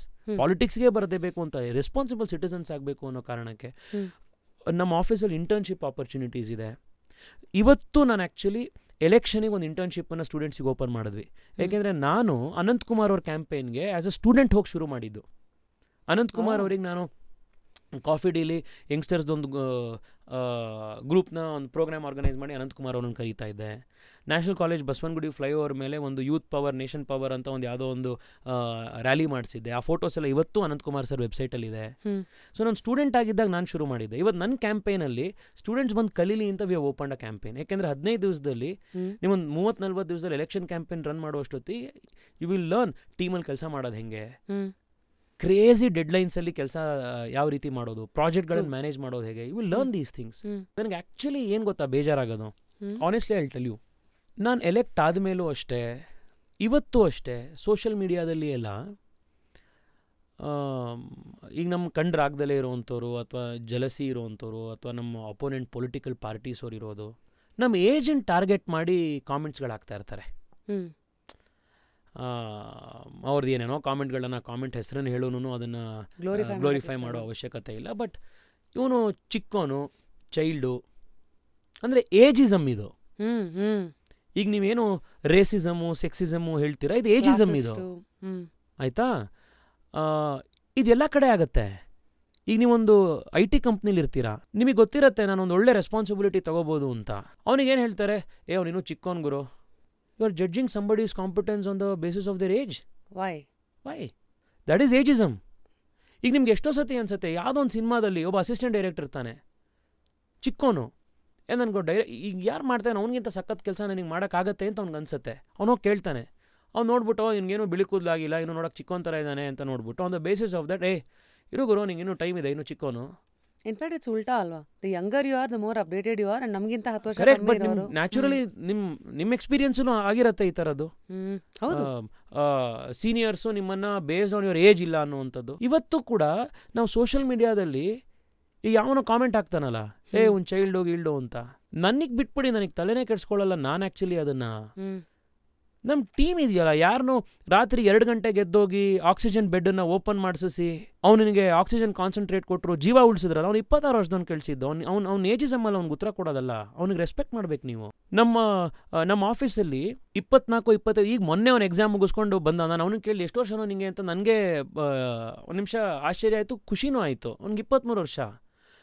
ಅವನು ನಮ್ಮ ಆಫೀಸಲ್ಲಿ ಯಾವ್ದು ಈ ಫಾರಿನ್ ಎಂಬಸೀಸ್ಗಳಿದಾವೆ, ಆ ಎಂಬಸೀಸ್ಗಳ ಜೊತೆ ಕೋಆರ್ಡಿನೇಷನ್ ಮಾಡ್ತಾನೆ ಅವನು, ಅಂಬಾಸಿಡರ್ಸ್ಗಳ ಜೊತೆಗೆ. ಈಗ ನಮ್ಮಲ್ಲಿ ವೀಸಾ ರಿಕ್ವೆಸ್ಟು ಯಾರೋ ಬಂದು ಕೇಳ್ತಾರೆ, ಸರ್ ನಾವು US ವೀಸಾಗೆ ಅಪ್ಲೈ ಮಾಡಿದ್ದೀವಿ, ಆಸ್ಟ್ರೇಲಿಯಾ ವೀಸಾಗೆ ಅಪ್ಲೈ ಮಾಡಿದ್ದೀವಿ, ಅದು ಸಿಕ್ಕಿಲ್ಲ, ದಯವಿಟ್ಟು ಒಂಚೂರು ಮಾಡಿಸ್ಕೊಡಿ. ಅವ್ನು ಲೆಟರ್ ಬರೀತಾನೆ ಅಂತ ಅಂಬಾಸಿಡರ್ಸ್ ಜೊತೆಗೆ, ಅವ್ರ ಆಫೀಸ್ ಜೊತೆಗೆ, ಇವ್ರ ಜೊತೆಗೆ. 23 ವರ್ಷದವನು. ರೆಸ್ಪೆಕ್ಟ್ ಮಾಡೋದು ಕಲ್ತ್ಕೊಳ್ಳಿ ಜನನ.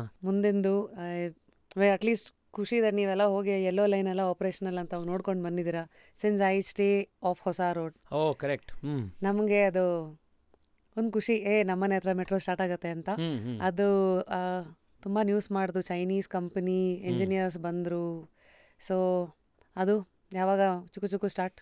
ಐ ಥಿಂಕ್ ಇದೇ ವರ್ಷ ಸೆಪ್ಟೆಂಬರ್ ನವೆಂಬರಿಗೆ ಅದು ಶುರು ಆಗಬೇಕು. It was actually a very complex. ಇದು ಏನಾಗಿತ್ತು, ಕೋವಿಡ್ ಬಂತು, ಮತ್ತೊಂದಾಯಿತು, ಈ ಸಿವಿಲ್ ವರ್ಕ್ ಎಲ್ಲ ಆಗೋಗ್ಬಿಟ್ಟಿತ್ತು. ಈ ಮೆಟ್ರೋ ಪಿಲ್ಲರ್ಗಳಾಯಿತು, ರೈಲ್ವೆ ಹಳಿ ಮಾಡಾಯಿತು, ಸ್ಟೇಷನ್ಗಳು ಕಟ್ಟಾಯಿತು, ಟ್ರೈನೇ ಇರಲಿಲ್ಲ. ಸೊ ಯಾಕೆ ಟ್ರೈನ್ ಇರಲಿಲ್ಲ? ಟ್ರೈನ್ ಯಾಕಿರಲಿಲ್ಲ ಅಂದರೆ ರೈಲ್ ಹಳಿ ಆಯಿತು, ಈ ಸ್ಟೇಷನ್ ಆಯಿತು, ಟ್ರೈನ್ ಓಡ್ಸೋಕ್ಕೆ ಟ್ರೈನೇ ಇರಲಿಲ್ಲ. ಯಾಕೆಂದರೆ 2016-17 ಈ ಕಾಂಟ್ರಾಕ್ಟ್ ಮಾಡಿದಾಗ ಇದನ್ನು ಚೈನಾದ ಒಂದು ಕಂಪ್ನಿಗೆ CRRC ಅಂತ, there one of the largest rail coach manufacturer, rail train manufacturer company in the world. ಅದು ಅವರಿಗೆ ಆ ಟೆಂಡರ್ ಸಿಕ್ಕಿತ್ತು, ಅವರು ಅದನ್ನು ಮಾಡ್ತಿದ್ರು.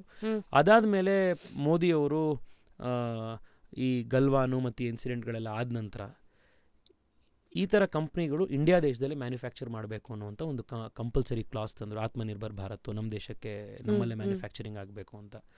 ಸೊ ಆಗ ಅವರು ಇಂಡಿಯಾದಲ್ಲಿ ಮ್ಯಾನುಫ್ಯಾಕ್ಚರ್ ಮಾಡೋದಕ್ಕೆ ಒಂದು ಹೊಸ ಪ್ಲ್ಯಾಂಟ್ ಶುರು ಮಾಡಬೇಕಾಯಿತು. ಅವರು ಕಲ್ಕತ್ತಾದ ಟೀಟಾಗರ್ ಅನ್ನೋ ಒಂದು ಜಾಗದಲ್ಲಿ ಆಗಲೇ ಒಂದು ಕಂಪ್ನಿ ಜೊತೆಗೆ ಟೈಅಪ್ ಮಾಡಿಕೊಂಡು ಅಲ್ಲಿ ಪ್ಲ್ಯಾಂಟ್ ಮಾಡೋದಕ್ಕೆ ಶುರು ಮಾಡಿದ್ರು. ಅದೆಲ್ಲ ಸ್ವಲ್ಪ ಡಿಲೇ ಆಯಿತು. ಸೊ ನಾನು ಇಲ್ಲಿ ಯಾವಾಗ ಮೀಟಿಂಗ್ಗಳು ಮಾಡಿ ಇದೆಲ್ಲ ರೆಡಿ ಆಗಿದೆ, ಯಾಕೆ ಇದು ಮುಂದುವರಿತಾ ಇಲ್ಲ ಅಂತ ತಿಳ್ಕೊಂಡಾಗ BMRCಯಲ್ಲೂ ನಮ್ಮ ಮೆಟ್ರೋ ಅವರು ಈ ಟೀಟಾಗರ್ ಜೊತೆ ಕೋಆರ್ಡಿನೇಷನ್ ಇರಲಿಲ್ಲ, ಟೀಟಾಗರಿಗೆ CRRC ಜೊತೆ ಕೋಆರ್ಡಿನೇಷನ್ ಇರಲಿಲ್ಲ. CRRC ಬರೀ ಟ್ರೈನ್ ಮಾಡ್ತಾರೆ, ಆದರೆ ಟ್ರೈನಿಗೆ ಸಪೋರ್ಟ್ ಮಾಡೋಕ್ಕೆ ಬೇಕಾಗಿರುವಂಥ ಎಲೆಕ್ಟ್ರಿಕ್ ಸಪ್ಲೈಸ್ ಯಾವುದಿರುತ್ತೆ, ಅವರು ಮಿತ್ಸುಬಿಷಿ ಎಲೆಕ್ಟ್ರಿಕ್ ಅಂತ ಅವ್ರು ಸಾಫ್ಟ್ವೇರ್ ಮಾಡುವಂಥದ್ದು, ಈ ಟ್ರೈನ್ ಕಮ್ಯುನಿಕೇಷನ್ ಸಾಫ್ಟ್ವೇರು, ಆ ಸಾಫ್ಟ್ವೇರ್ ಜೊತೆ ಅವ್ರದ್ದು ಕೋಆರ್ಡಿನೇಷನ್ ಇರಲಿಲ್ಲ. ಲಾಸ್ಟ್ ಯಾವಾಗ ಈ ಕೋಆರ್ಡಿನೇಷನ್ ಮೀಟಿಂಗ್ ಆಗಿತ್ತು ಅಂತಂದರೆ ತಿಂಗಳಾನ್ಗಟ್ಟಲೆ ಆಗೋಗಿತ್ತು.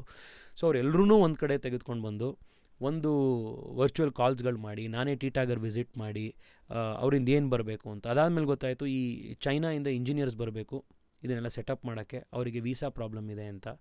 ಸೊ ಜೈಶಂಕರ್ ಅವರನ್ನು ಮೀಟ್ ಮಾಡಿ, ಅಮಿತ್ ಶಾ ಅವರ ಆಫೀಸಲ್ಲಿ ಅವರಿಗೆಲ್ಲ ಕ್ಲಿಯರಿಂಗ್ಸಸ್ ಕೊಡಿಸಿ, ಒಂದು 60-65 ಜನ ಚೈನೀಸ್ ಇಂಜಿನಿಯರ್ಸು ಇಂಡಿಯಾಗೆ ಬರೋ ರೀತಿ ಮಾಡಿಸಿ, ಈ ನೆನ್ನೆ ಏನು ಒಂದು ವಾರದ ಹಿಂದೆ ಟ್ರಯಲ್ ಟೆಸ್ಟಿಂಗ್ ಪ್ರಾರಂಭ ಆಗಿದೆ, ಇಲ್ಲ ಅವರು ಶುರು ಮಾಡಿದ್ರು. ಟೀಟಾಗರಲ್ಲಿ ಅಸೆಂಬ್ಲಿ ಲೈನು ರೋಬೋಟ್ಸ್ಗಳು ರೆಡಿ ಇತ್ತು, ಬಟ್ ಅದನ್ನು ರೆಡಿ ಮಾಡೋಕ್ಕೆ ಅಲ್ಲಿಂದ ಇಂಜಿನಿಯರ್ಸ್ ಬರಬೇಕಿತ್ತು, ಅವರೆಲ್ಲ ಹೋಗಿ ಅಲ್ಲಿ ರೆಡಿ ಮಾಡಿಸಿ ಸ್ಟಾರ್ಟ್ ಮಾಡಿಸ್ತು. ಸೊ ಈಗ ಪ್ರಾರಂಭ ಆಗಿದೆ, ಒಂದು 2-3 ತಿಂಗಳೊಳಗಡೆ ಟೆಸ್ಟಿಂಗ್ ಎಲ್ಲ ಕಂಪ್ಲೀಟ್ ಆಗುತ್ತೆ. ಆ್ಯಂಡ್ ಅಧಿಕಾರಿಗಳು ಹೇಳ್ತಾ ಇರೋದು ಬೈ ಎಂಡ್ ಆಫ್ ನವೆಂಬರ್ ಅದು ಓಪನ್ ಆಗುತ್ತೆ ಅಂತ. ಅದು ಓಪನ್ ಆಯಿತು ಅಂತಂದರೆ ಸುಮಾರು 4.5 ಲಕ್ಷ ಜನ ಯಾರು ನಮ್ಮ ಸೌತ್ ಬೆಂಗಳೂರಿಂದ RV ರೋಡಿಂದ ಎಲೆಕ್ಟ್ರಾನಿಕ್ ಸಿಟಿ ತನಕ ಹೋಗ್ತಾರೆ, ಬೊಮ್ಮಸಂದ್ರ ತನಕ ಹೋಗ್ತಾರೆ, ಇನ್ಫೋಸಿಸ್ಗೆ ಹೋಗ್ತಾರೆ, ಬಯೋಕಾನಿಗೆ ಹೋಗ್ತಾರೆ, ಅವರೆಲ್ಲರಿಗೂ ಕೂಡ, ಅಥವಾ ನಮ್ಮ ಸಿಲ್ಕ್ ಬೋರ್ಡ್ ಜಂಕ್ಷನ್ ಕ್ರಾಸ್ ಮಾಡ್ತಾರೆ, ಅವರೆಲ್ಲರಿಗೂ ಕೂಡ ಭಾಳ ದೊಡ್ಡ ಹೆಲ್ಪ್ ಆಗುತ್ತೆ. ಇದು ಯಾಕೆ ನನಗೆ ಇಷ್ಟು ಇಂಪಾರ್ಟೆಂಟ್ ಇತ್ತು ಅಂತಂದರೆ ಇದು ಮತ್ತು ಮೆಟ್ರೋ ಕನೆಕ್ಟಿವಿಟಿ. ಹ್ಮ್ ನೋಡಿ, ಬೆಂಗಳೂರಿಗಿರೋ ದೊಡ್ಡ ಪ್ರಾಬ್ಲಮ್ಮು ಟ್ರಾಫಿಕ್ಕು. ನೀವು ಬೆಂಗಳೂರಿನಲ್ಲಿ ಯಾರನ್ನೇ ಕೇಳಿದ್ರು ಏನು ಸಮಸ್ಯೆ ಅಂದರೆ ಟ್ರಾಫಿಕ್ಕು ಅಂತಾರೆ. ಇದಕ್ಕೆ ಕಾರಣ ಏನಂದರೆ ಲಾಸ್ಟ್ ಒಂದು 20-25 ಇಯರ್ಸಲ್ಲಿ ಬೆಂಗಳೂರು ಯಾವ ಸ್ಪೀಡಲ್ಲಿ ಆರ್ಥಿಕವಾಗಿ ಬೆಳೀತೋ ಬೆಂಗಳೂರಿನ ಇನ್ಫ್ರಾಸ್ಟ್ರಕ್ಚರ್ ಅಷ್ಟು ವೇಗವಾಗಿ ಬೆಳೀಲಿಲ್ಲ. ಸೊ ನಮಗೆ ಕಂಪ್ನಿಗಳು ಬಂದವು, ಜನ ಬಂದರು, ಅವರು ಕಾರ್ಗಳು ಕೊಂಡ್ಕೊಂಡ್ರು, ರಸ್ತೆಗಳಷ್ಟೇ ಇದ್ವು. ಸೊ ಕಾರ್ಗಳು ಜಾಸ್ತಿ ಆಗಿದ್ದರಿಂದ ಟ್ರಾಫಿಕ್ ಜಾಮ್ಗಳು ಜಾಸ್ತಿ ಆದವು. ಇದು ಇಷ್ಟೇ, ಇದರಲ್ಲಿ ಏನು ಯಾಕಾಯಿತು ಅನ್ನೋದ್ರ ಬಗ್ಗೆ ಏನು ರಾಕೆಟ್ ಸೈನ್ಸ್ ಅಲ್ಲ. So all over the world ನೀವು ಯಾವುದೇ ದೇಶದ ರಾಜಧಾನಿ ತೊಗೊಂಡ್ರೆ, ಟೋಕಿಯೋ ಇರ್ಬೋದು, ಹಾಂಗ್ಕಾಂಗ್ ಇರ್ಬೋದು, ನ್ಯೂಯಾರ್ಕ್ ಇರ್ಬೋದು, ಲಂಡನ್ ಇರ್ಬೋದು, ಆ ಎಲ್ಲ ಊರುಗಳಲ್ಲಿ ಟ್ರಾಫಿಕ್ನ ಬಗೆಹರಿಸಿರುವಂಥದ್ದು ರಸ್ತೆ ಅಗಲೀಕರಣದಿಂದಲ್ಲ, ಹೈವೇ ಮಾಡೋದ್ರಿಂದಲ್ಲ, ಅಥವಾ ಈಗ ಡಿ.ಕೆ. ಶಿವಕುಮಾರ್ ಅವ್ರು ಹೇಳ್ತಾ ಇರೋ ರೀತಿ ಟನಲ್ ರೋಡ್ ಮಾಡೋದ್ರಿಂದಲ್ಲ. It's only through mass rapid rail. Rail ಒಂದೇ ಅದಕ್ಕಿರುವಂಥ ಸಮಾಧಾನ, ಅದಕ್ಕಿರುವಂಥ ಒಂದು ಸೊಲ್ಯೂಷನು. ಬೆಂಗಳೂರಿಗೆ ಟ್ರಾಫಿಕ್ ಸಮಸ್ಯೆ ಬಗೆಹರಿಸೋಕ್ಕೆ ಸಾಧ್ಯ ಆಗೋದು only through metro. I hope one case study like this, ಈ ಥರ ಇನ್ನೂ ಎಷ್ಟೆಷ್ಟೋ ಇದರಲ್ಲಿ gaps to be filled in. We just keeping fingers crossed and then ensuring these gaps are avoided. Munde, through that report card of yours, 112 pages, you've, I think, many slides of projects, from scholarships to ಈ ಥರದ್ದು civil work, all of that. ಇದೆಲ್ಲ ಒಂದು ಕಡೆಗೆ ಏನೂ ಗೊತ್ತಿಲ್ಲದೆ 4-5 ವರ್ಷದಲ್ಲಿ ನೀರಿಗಿಳಿದು ಈಜಿದಾಯಿತು. ಈಗ ಮುಂದೆ ಎಲೆಕ್ಷನ್ಸ್ ಬರ್ತಾ ಇದೆ, ಒಂದು ಸತಿ ಗೆದ್ದಿದ್ದೀರಾ, ಜನಗಳ ದನಿ ಅರ್ಥ ಮಾಡ್ಕೊಂಡಿದ್ದೀರಾ, ಗ್ಯಾಪ್ಸ್ ಎಲ್ಲಿದೆ, ನಿಮ್ಮ ಕೈಲಲ್ಲಿ ಆಗಿರೋದು ಏನೂ ಎಲ್ಲ ಮಾಡಿದ್ದೀರಾ. ಈ ಸತಿ how prepared are you, and ಇನ್ನೂ ಏನೇನು ಕೆಲಸಗಳ ಮೇಲೆ ಫೋಕಸ್ ಇದೆ, and what are the challenges that you are up against today? So first of all ನನಗೆ ಲಾಸ್ಟ್ 5 ವರ್ಷ it has been a very big learning curve. So ನಾನು ಹೇಳಿದ್ನಲ್ಲ, ನಾವು ಲೆಟರ್ ಹೆಡ್ಡನ್ನು ಹೆಂಗೆ ಡಿಸೈನ್ ಮಾಡಿ ಪ್ರಿಂಟ್ ಮಾಡಬೇಕು ಅನ್ನೋದ್ರಿಂದ ನಾವು ಕಲಿತಾ ಬಂದ್ವಿ, ನಮ್ಮ ಇಡೀ ಟೀಮು. ಸೊ ನನಗಾಗಲಿ ನಮ್ಮೆಲ್ರಿಗೂ, ನಮ್ಮ ಇಡೀ ತಂಡಕ್ಕೆ it has been a learning experience. So ನಾವು ಫಸ್ಟ್ 5 ವರ್ಷ ಏನು ಅನುಭವ ಪಡ್ಕೊಂಡಿದ್ದೀವಿ, ಆ ಅನುಭವ ನಮಗೆ 2ನೇ ಈ ಟರ್ಮ್ನಲ್ಲಿ we can do much better. ಈ ಸಿಸ್ಟಮ್ ಇನ್ನೂ ಚೆನ್ನಾಗಿ ಕೆಲಸ ಮಾಡೋಕ್ಕೆ ಏನೇನು ಪುಷ್ ಮಾಡಬೇಕು ಅನ್ನೋದು ಅರ್ಥ ಆಗಿದೆ. ಆ್ಯಂಡ್ ವಿಶೇಷವಾಗಿ ಬೆಂಗಳೂರಿಗೆ top class, world class infrastructure ತರಬೇಕು ಅನ್ನೋದು ನಮ್ಮ ಫೋಕಸ್ಸು. ಏಕೆಂದರೆ ಬೆಂಗಳೂರು ಇಡೀ ದಕ್ಷಿಣ ಭಾರತದ ಆರ್ಥಿಕ ರಾಜಧಾನಿ. It's like the economic capital ನಮ್ಮೂರು. ಎಷ್ಟು ಜನ ಇಲ್ಲಿ ಕನ್ಸೊತ್ತು ಬರ್ತಾರೆ, ಇಲ್ಲಿ ಬಂದರೆ ನಾನು ಏನು ಮಾಡಬೇಕು, ಇಲ್ಲಿಂದ ಕನ್ಸುಗಳಿಗೆ ರೆಕ್ಕೆ ಸಿಗತ್ತೆ ಅಂತ.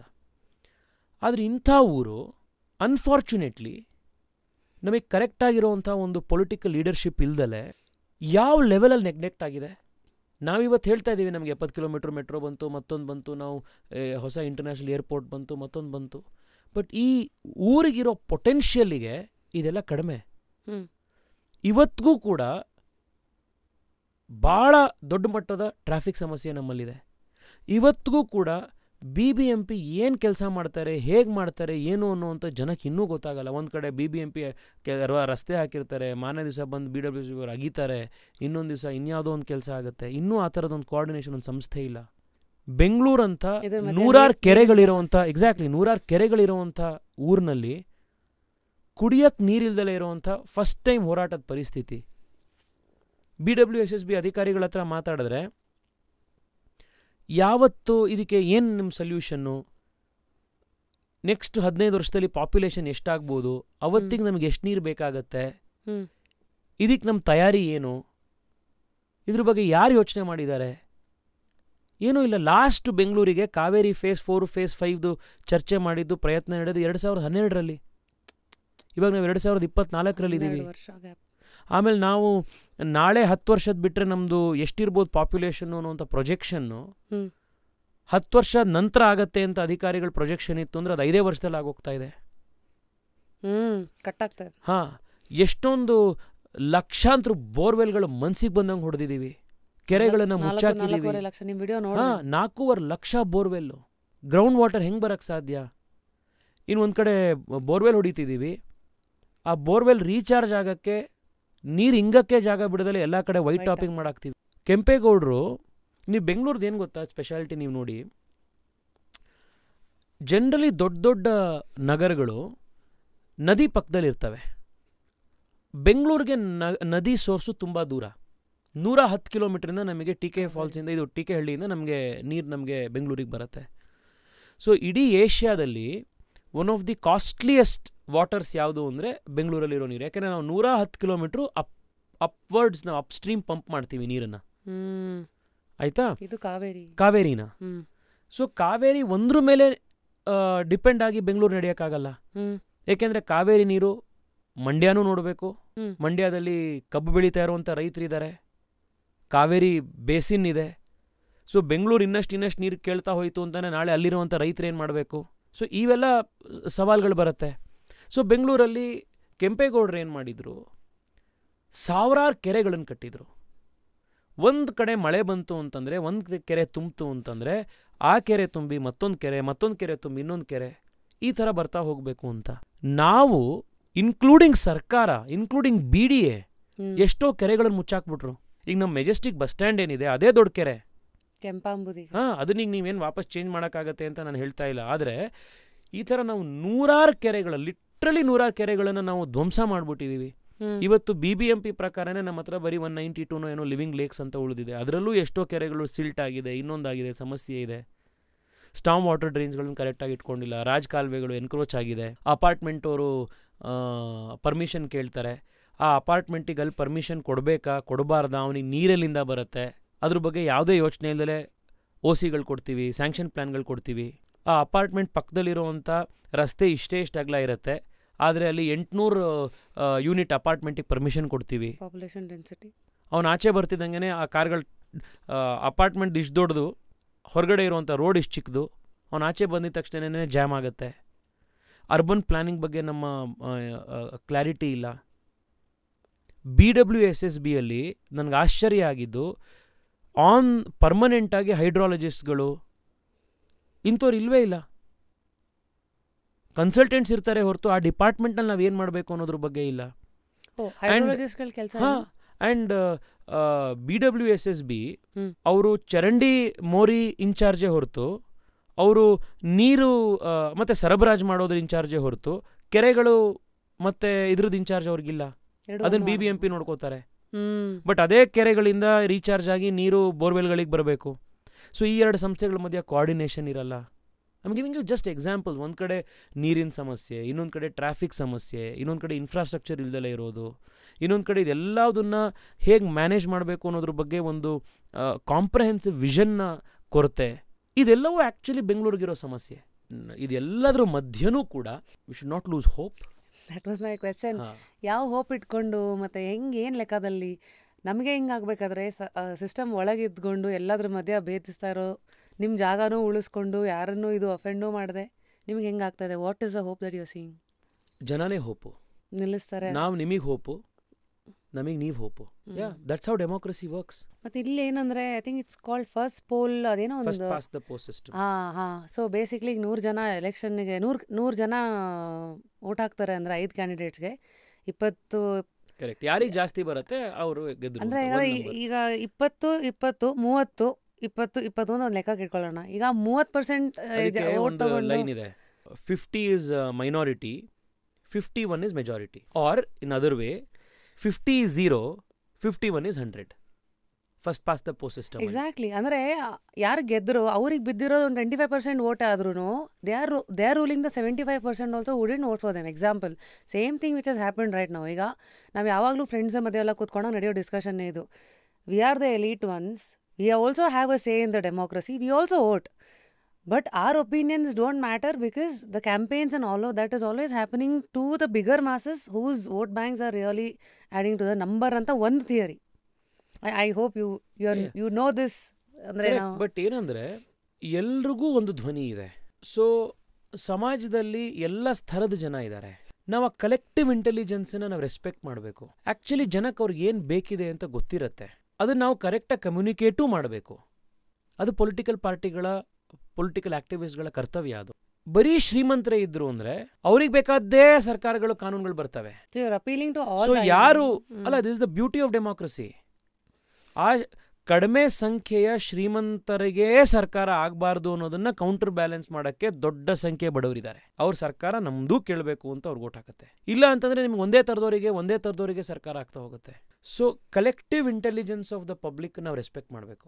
ಈ ಕಾಂಗ್ರೆಸ್ ಗೆದ್ರು, ಫ್ರೀ ಬಿ ಕೊಟ್ಟರು, ಜನ ಏನಪ್ಪ ಎಲ್ಲ ಫ್ರೀ ಓಟ್ ಹಾಕಿದ್ರು ಅಂತ ಜನನ್ ಬೈಯೋದು ಅಲ್ವೇ ಇಲ್ಲ. ನಾನು ಎಂದೂ ನಾ ಹೇಳೋದು, ನಾವು ಫೇಲ್ ಆಗಿದ್ದೀವಿ ಜನಕ್ಕೆ ಇದು ಸರಿ ಇಲ್ಲ ಅಂತ ಕನ್ವಿನ್ಸ್ ಮಾಡೋದ್ರಲ್ಲಿ. ನಾವು ಅವ್ರಿಗೆ ಕನ್ವಿನ್ಸ್ ಮಾಡಿದ್ರೆ ಅವ್ರು ನಿಜವಾಗ್ಲೂ ಓಟ್ ಹಾಕ್ತಾರೆ. ಸೊ ಅಂದರೆ ಐ ಡೆಂಟ್ ಎಕ್ಸ್ಪೆಕ್ಟ್ ಈ ಥರದೆಲ್ಲ ಒಂದಷ್ಟು ವಿಚಾರಗಳನ್ನು ಒಂದು ಕ್ಯಾಶುವಲ್ ಕಾನ್ವರ್ಸೇಷನಲ್ಲಿ ಟಚ್ ಮಾಡ್ತೀವಿ ಅಂತ. I think we taken a lot of your in fact ನಾವು ಎಷ್ಟೊತ್ತು ಮಾತಾಡಿದ್ದೀವಿ ಅಂತಲೂ ಗೊತ್ತಿಲ್ಲ. No the beauty of this show is 2 hours 3 hours ಎಷ್ಟಾದರೂ, ಬಿಕಾಸ್ ಇಟ್ಸ್ ಯೋರ್ ಟೈಮ್. ನಾವೇನೋ ಮಾತಾಡ್ತೀವಿ, ಜನ ನೋಡ್ಬೇಕಲ್ಲ. No I mean I am sure ಇದು ಹೆಂಗಂದ್ರೆ ಪೀಪಲ್ ಲಿಸನ್ ಟು ಇಟ್. ಒಂದು ಮಾರತಹಳ್ಳಿಯಿಂದ ಬಸವೇಶ್ವರ ನಗರ್ಗೆ ಹೋಗ್ಬೇಕಾದ್ರೆ ಗಾಡಿನಲ್ಲಿ ರೇಡಿಯೋ ಆ ಜಾಗದಲ್ಲಿ ಇದನ್ನ ಆನ್ ಮಾಡಿ ಬಿಟ್ಬಿಡ್ತಾರೆ. ಇದೇ ಈ ಎಪಿಸೋಡ್ಗಳನ್ನ 3-4 ದಿವಸ ಕನ್ಸ್ಯೂಮ್ ಮಾಡ್ತಾರೆ. Seriously that's how it works. That is reminding me, ಮಾರತಹಳ್ಳಿಯಿಂದ ಬಸವೇಶ್ವರ ನಗರಕ್ಕೆ 3 hours ಆಗೋದನ್ನ ಕಡಿಮೆ ಮಾಡಬೇಕಾಗಿರೋ ಜವಾಬ್ದಾರಿ ಎಲ್ಲ ನಮ್ಮದೇ. ಸೊ ಅಲ್ಲಿಗೂ we have to work towards metro. Collective ಆಗಿ ಇದನ್ನು ಮಾಡಬೇಕು. ನಾನು ಜಸ್ಟ್ ಒಂದು ಅಪೀಲ್ ಇದೆ ನನಗೆ ಜನರ ಹತ್ರ, ನಾನು ನಿಮಗೆ ಥ್ರೂ ಎವ್ರಿಬಡಿ ಮಾಡೋದು, ಪೊಲಿಟಿಕಲ್ ಲೀಡರ್ಸಿಗೆ ಜನರ ಸಪೋರ್ಟ್ ಅವಶ್ಯಕತೆ ಇರುತ್ತೆ. ಆ್ಯಂಡ್ ಆ ಸಪೋರ್ಟ್ ಅಂದರೆ ನಾನು ಹೇಳೋದು ಬರೀ ಎಲೆಕ್ಷನ್ ಟೈಮಲ್ಲಿ ಅಷ್ಟೇ ಅಂತಲ್ಲ. ಈಗ ಯಾವುದೋ ಒಂದು ಇಶ್ಯೂ ನಾವು ತಗೋತೀವಿ ಅಂತಂದರೆ ಆ ಇಶ್ಯೂನ ಒಂದು ಲಾಜಿಕಲ್ ಎಂಡ್ ತನಕ ತೊಗೊಂಡು ಹೋಗೋಕ್ಕೆ ಒಂದು ವೋಕಲ್ ಕಮ್ಯುನಿಟಿ ಸಪೋರ್ಟ್ ಬೇಕು, ಇದನ್ನು ಮಾಡಿ ಅಂತ. ಯಾಕೆಂದರೆ ಅದನ್ನು ಆಗದಲ್ಲೇ ಇರೋ ರೀತಿ ನೋಡೋಕ್ಕೆ ಭಾಳ ಲಾಬಿಗಳಿರ್ತವೆ. ಈಗ ಬೆಂಗಳೂರಿಗೆ ಟನಲ್ ರೋಡ್ ಬೇಡ ಅಂತ ನಾ ಹೇಳ್ತಿದ್ದೀನಿ. ಕಾರಣ ಯಾಕೆ ಅಂತಂದರೆ IASC ಮತ್ತು ಈ ರೀತಿ ಎಷ್ಟೋ ಸಂಸ್ಥೆಗಳು ಅವ್ರ ಸಿಮ್ಯುಲೇಷನ್ ಸ್ಟಡಿಗಳು ಮಾಡಿದ್ದಾರೆ. ಟನಲ್ ರೋಡ್ ಇತ್ತು, 2 ವರ್ಷದಲ್ಲಿ ಆ ಟನಲ್ ರೋಡ್ ಜಾಮ್ ಆಗಿಬಿಡತ್ತೆ, ಈ ಪ್ರೋಗ್ರೆಸ್ಸಲ್ಲಿ ಈ ಸ್ಪೀಡಲ್ಲಿ ವೆಹಿಕಲ್ ಟ್ರಾಫಿಕ್ ಬೆಳೆದ್ರೆ ಅಂತ. ಸೊ ನಾವು ಟನಲ್ ರೋಡ್ ಮಾಡೋಕ್ಕೆ ಎಷ್ಟು ದುಡ್ಡು ಖರ್ಚು ಮಾಡ್ತೀವೋ ಅಷ್ಟೇ ದುಡ್ಡನ್ನ ನಾವು ಟನಲ್ ರೇಲಿ ಖರ್ಚು ಮಾಡಿದ್ರೆ ನಿಮಗೆ ಲಾಂಗ್ ಟರ್ಮ್ ಎಫಿಷಿಯನ್ಸಿ ಇರುತ್ತೆ ಅಂತ. ಅದನ್ನು ನಾನೊಬ್ಬನೇ ಹೇಳಿದ್ರೆ ಆಗಲ್ಲ. ನಮ್ಮ ಜೊತೆಗೆ ಧ್ವನಿಗೂಡಿಸೋವಂಥ ಒಂದು ಸಿವಿಲ್ ಸೊಸೈಟಿ ಇರಬೇಕು. ಅದು ನಿಮ್ಮ ಟ್ವಿಟರ್ ಆಗ್ಬೋದು, ನಿಮ್ಮ ಫೇಸ್ಬುಕ್ ಆಗ್ಬೋದು, ಅಥವಾ ಯಾವತ್ತಾರು ಒಂದು ದಿವಸ ನೀವು ಪತ್ರ ಸರ್ಕಾರಕ್ಕೆ ಬರೆಯುವಂಥದ್ದು ಇರ್ಬೋದು, ಅಥವಾ ನಾವು ಹೋರಾಟ ಮಾಡಿದ್ವಿ ಅಂತ ಈ ಥರದ ಇಶ್ಯೂಸ್ಗಳ ಬಗ್ಗೆ ಜನ ಅಲ್ಲಿಗೆ ಬರುವಂಥದ್ದು ಇರ್ಬೋದು. ಯಾಕೆಂದರೆ ಸರ್ಕಾರ ಅಥವಾ ಇದು BJPದೇ ಕೆಲಸ ಅಲ್ಲ, ಅದು ತೇಜಸ್ವಿ ಸೂರ್ಯದ ಕೆಲಸ ಅಲ್ಲ, ಅಥವಾ ಯಾವುದೋ ಎಲೆಕ್ಟ್ ಆಗಿರುವಂಥ ಜನಪ್ರತಿನಿಧಿ ಅಷ್ಟೇ ಕೆಲಸ ಅಲ್ಲ. ಇದು ನಾವೆಲ್ಲ ಸೇರ್ ಮಾಡಿದಾಗ ಇದಾಗತ್ತೆ ನಮ್ಮೂರ್ದು. ಇನ್ನು ಈಗ ಇನ್ನೊಂದು ಹೊಸ ಪ್ರಪೋಸಲ್ ಕೊಡ್ತಾ ಇದ್ದಾರೆ. ಮೆಟ್ರೋನ ನಾವು ಚಿಕ್ಕಬಳ್ಳಾಪುರಕ್ಕೆ ತೊಗೊಂಡು ಹೋಗಬೇಕು, ಮೆಟ್ರೋನ ತುಮಕೂರಿಗೆ ತೊಗೊಂಡು ಹೋಗಬೇಕು ಅಂತ. ಮೆಟ್ರೋ ಅಂತ ಹೆಸರಲ್ಲೇ ಇರೋದು ನಗರ ಪ್ರದೇಶದ ಕೋರ್ ಭಾಗದೊಳಗಡೆ ಅದನ್ನು ಯೂಸ್ ಮಾಡಬೇಕು ಅಂತ. ತುಮಕೂರಿಗೆ ಯಾಕೆ ಬೇಕು ಮೆಟ್ರೋ? ಚಿಕ್ಕಬಳ್ಳಾಪುರಕ್ಕೆ ಯಾಕೆ ಬೇಕು ಇಲ್ಲಿಂದ ಮೆಟ್ರೋ? ಅಲ್ಲಿ ತನಕ ಫಾಸ್ಟ್ ರೈಲ್ ಕೊಡಬೇಡಿ ನಾನು ಹೇಳ್ತಾ ಇಲ್ಲ. ಅಲ್ಲಿರೋ ಜನ ಕನ್ಫ್ಯೂಸ್ ಮಾಡ್ಕೋಬಾರ್ದು ಅದನ್ನು. That is not my intention. ಅಲ್ಲಿಗೆ ನಿಮಗೆ ರ್ಯಾಪಿಡ್ ರೈಲ್ ಸರ್ವಿಸ್ ಅಂತ ಇದೆ, ಅಲ್ಲಿ ನಿಮಗೆ ಫಾಸ್ಟ್ ಪೇಸ್ ಸಬರ್ಬನ್ ಟ್ರೈನ್ಸ್ ಇದೆ. ನೀವು ಬೇರೆ ಥರದ್ದು ಏನು ಸಿಸ್ಟಮ್ ಬೇಕು ಅಂತ ಕೊಡಿ, ಬಟ್ ಮೆಟ್ರೋ ಅಂತ ಅಂದು ಅಲ್ಲಿಗೆ ಮೆಟ್ರೋ ತೊಗೊಂಡು ಹೋಗ್ತೀವಿ ಅನ್ನೋದು ಯಾಕೆ? ಸೊ ಈ ಥರದ ಸಬ್ಜೆಕ್ಟ್ಗಳು ಬಂದಾಗ ಅದನ್ನು ವಿರೋಧ ಮಾಡಿದಾಗ ಅದು ನಮ್ಮ ವೈಯಕ್ತಿಕ ಒಬ್ರದ್ದು ವಿರೋಧ ಆದರೆ ಅದು ಉಪಯೋಗ ಆಗಲ್ಲ, ಸರ್ಕಾರ ಕೇಳಲ್ಲ. ಅದನ್ನು ಸಪೋರ್ಟ್ ಮಾಡೋವಂಥ ಜನರು ಗುಂಪಬೇಕು. ಸೊ ಜನ ಅದ್ರ ಬಗ್ಗೆ ಆ್ಯಕ್ಟಿವ್ ಆಗಿರಬೇಕು, ವೋಕಲ್ ಆಗಿರಬೇಕು ಅಂತ ನನ್ನ ರಿಕ್ವೆಸ್ಟು. ಕೆರೆಗಳು ಬೆಂಗಳೂರ್ದು ನಾವು ನೋಡ್ತಾ ಎಷ್ಟೋ ಕೆರೆಗಳು ಎನ್ಕ್ರೋಚ್ ಆಗೋಗ್ತವೆ. ನಮ್ಮ ಮನೆ ಹತ್ರ ಯಾವ್ದಾದ್ರು ಒಂದು ಕೆರೆ ಎನ್ಕ್ರೋಚ್ ಆಗ್ತಾ ಇದೆ, ಯಾವನೋ ಬಿಲ್ಡರ್ ಇದು ಮಾಡ್ತಾ ಇದ್ದಾರೆ, ಅದ್ರ ಜೊತೆಗೆ ಯಾರೋ ಒಂದಿಷ್ಟು ಅಧಿಕಾರಿಗಳು ಪೊಲಿಟಿಷಿಯನ್ಸ್ಗಳೆಲ್ಲ ಸೇರ್ಕೊಳ್ಳೋದನ್ನು ಮುಚ್ಚಿಸ್ತಾ ಇದ್ದಾರೆ ಅಂತ ಅನಿಸ್ತು ಅಂತಂದರೆ, ಬೆಂಗಳೂರಲ್ಲಿ ಎಷ್ಟೋ ಕೆರೆಗಳನ್ನು ಸಿವಿಕ್ ಆ್ಯಕ್ಟಿವಿಸಮ್ ಉಳಿಸಿದೆ. ಜನ ಕೋರ್ಟಿಗೆ ಹೋಗಿ, ಹೈಕೋರ್ಟು, ಸುಪ್ರೀಂ ಕೋರ್ಟ್ ತನಕ ಹೋಗಿ ಹೊಡೆದಾಡಿದ್ದಾರೆ. ಅದರಿಂದ ಎಷ್ಟೋ ಕೆರೆಗಳು ಉಳಿದಿದೆ. Those are models of citizen activism. So ಜನ ಅದನ್ನು ಆ್ಯಕ್ಚುಲಿ ಅದು ಇನ್ನೂ ದೊಡ್ಡದಾಗಿ ಬೆಳಿಬೇಕು. So you are encouraging civic activism. Absolutely. ಅದು ಏನಂದರೆ ಅಧಿಕಾರಿಗಳಿಗಾಗಲಿ ಪೊಲಿಟಿಷಿಯನ್ಸ್ಗಾಗಲಿ ನಮ್ಮನ್ನು ಯಾರೋ ನೋಡ್ತಾ ಇದ್ದಾರೆ ಅನ್ನೋ ಒಂದು ಭಯ ಇರಬೇಕು. ನೀ ತಪ್ಪು ಮಾಡಿದ್ರೆ ಅದನ್ನು ಶಿಕ್ಷೆ ಮಾಡುವಂಥ ಜನ ಇದ್ದಾರೆ ಅಂತ ಗೊತ್ತಿರಬೇಕು. ಆ್ಯಂಡ್ ನಿಮಗಿಂತ ಪವರ್ಫುಲ್ ಆಗಿರೋವಂಥ ಒಂದು ಸೋರ್ಸ್ ಆಫ್ ಪವರ್ ಇದೆ, ಅದು ಜನ ಅನ್ನೋದು ಪ್ರತಿ ಸತಿ ನಾಪಿಸ್ತಾ ಇರಬೇಕು ಜನ. ಆವಾಗ ಪೊಲಿಟಿಷಿಯನ್ಸ್ ಆಗಲಿ ಬ್ಯೂರೋಕ್ರಾಟ್ಸ್ ಆಗಲಿ ಇನ್ಯಾರೇ ಆಗಲಿ ಅವ್ರವ್ರ ಲಿಮಿಟ್ಸಲ್ಲಿ ಅವರವರ ರೆಸ್ಪಾನ್ಸಿಬಿಲಿಟೀಸನ್ನು ಕರೆಕ್ಟಾಗಿ ಮಾಡೋವಂಥದ್ರಲ್ಲಿ they will be force to do it. Hmm. Because the final source of power ಜನ. ಅದು ಜನ ಮನ್ಸು ಮಾಡಿದ್ರೆ, ಜನ ಕಲೆಕ್ಟಿವ್ ಆಗಿ ಎದ್ದು ನಿಂತರೆ ಏನು ರೆವಲ್ಯೂಷನ್ ಬೇಕಿದ್ರೂ ಆಗುತ್ತೆ. ಸೊ ಅದಾಗಬೇಕು ಅನ್ನೋವಂಥದ್ದು ಆ್ಯಕ್ಚುಲಿ ನನ್ನ ಹಂಬಲ ಅದು. Thank you. So I guess we've touched through many topics. ತುಂಬ ಕೂಲಾಗಿ ಅದನ್ನು ನೀವು ಹ್ಯಾಂಡಲ್ ಮಾಡಿ ನಿಮ್ಮ ಒಂದು ಎಕ್ಸ್ಪೀರಿಯನ್ಸ್ಗಳ ಮೂಲಕ ಬೇರೆ ಬೇರೆ ಪ್ರಾಬ್ಲಮ್ಸ್ಗಳ ಒಂದು ಎಸೆನ್ಸು ಫ್ಲೇವರ್ನ ತಂದಿಡಿದಿರಿ. So here something for you from polar bear. ನಿಮ್ಮ ಲೈಫಲ್ಲಂತೂ ಸಂಡೇ ಇಲ್ಲ, ಅಟ್ಲೀಸ್ಟ್ ಒಂದು ಬೋಲಲ್ಲರೂ ಒಂದು ಹ್ಯಾಪಿ ಸಂಡೇ ಇರ್ಬೋದು ಅಂತ. Thank you. I love ice creams. Oh yeah? ಅಯ್ಯೋ ಬೇಜಾನು. ನಾನು ವಾರದಲ್ಲಿ ಅಟ್ಲೀಸ್ಟ್ 3 ದಿವಸ 4 ದಿವಸ ಐಸ್ ಕ್ರೀಮ್ ತಿಂತೀನಿ. ಇವಾಗ ಹೇಳಿದ್ದೀರಾ, ನೆಕ್ಸ್ಟ್ ಟೈಮ್ ಆಫೀಸ್ ಹತ್ರ ಜನ ಬರ್ಬೇಕಾದ್ರೆ ಏನು ತೊಗೊಂಬರ್ತಾರೆ ನೋಡಿ. ಕರ್ಗೋಗ್ಬಿಟ್ಟಿರುತ್ತೆ. And also here's something for you from Big Barbecue. I know you're a vegetarian. Vegetarian ಅಲ್ಲ ನೀವು? Yeah. But Yes. I'm sure vegetarian. Yeah, they have all the... And... ಎಷ್ಟು ಜನ ಕರ್ಕೊಂಡು ಹೋಗೋ? $1,000. How cute are you? ಎಷ್ಟು ಜನಕ್ಕೆ ಏನೇನು ಸ್ಕಾಲರ್ಶಿಪ್ಸ್ಗಳು ಏನೆಲ್ಲ ಕೊಟ್ಟಿಲ್ಲ. So I don't know, somebody has given you something. Thank you so much. And ಇದು wake up to fresh ideas. And ಇದು music pillow. You can connect your phone and this is something for you. Thank you so much.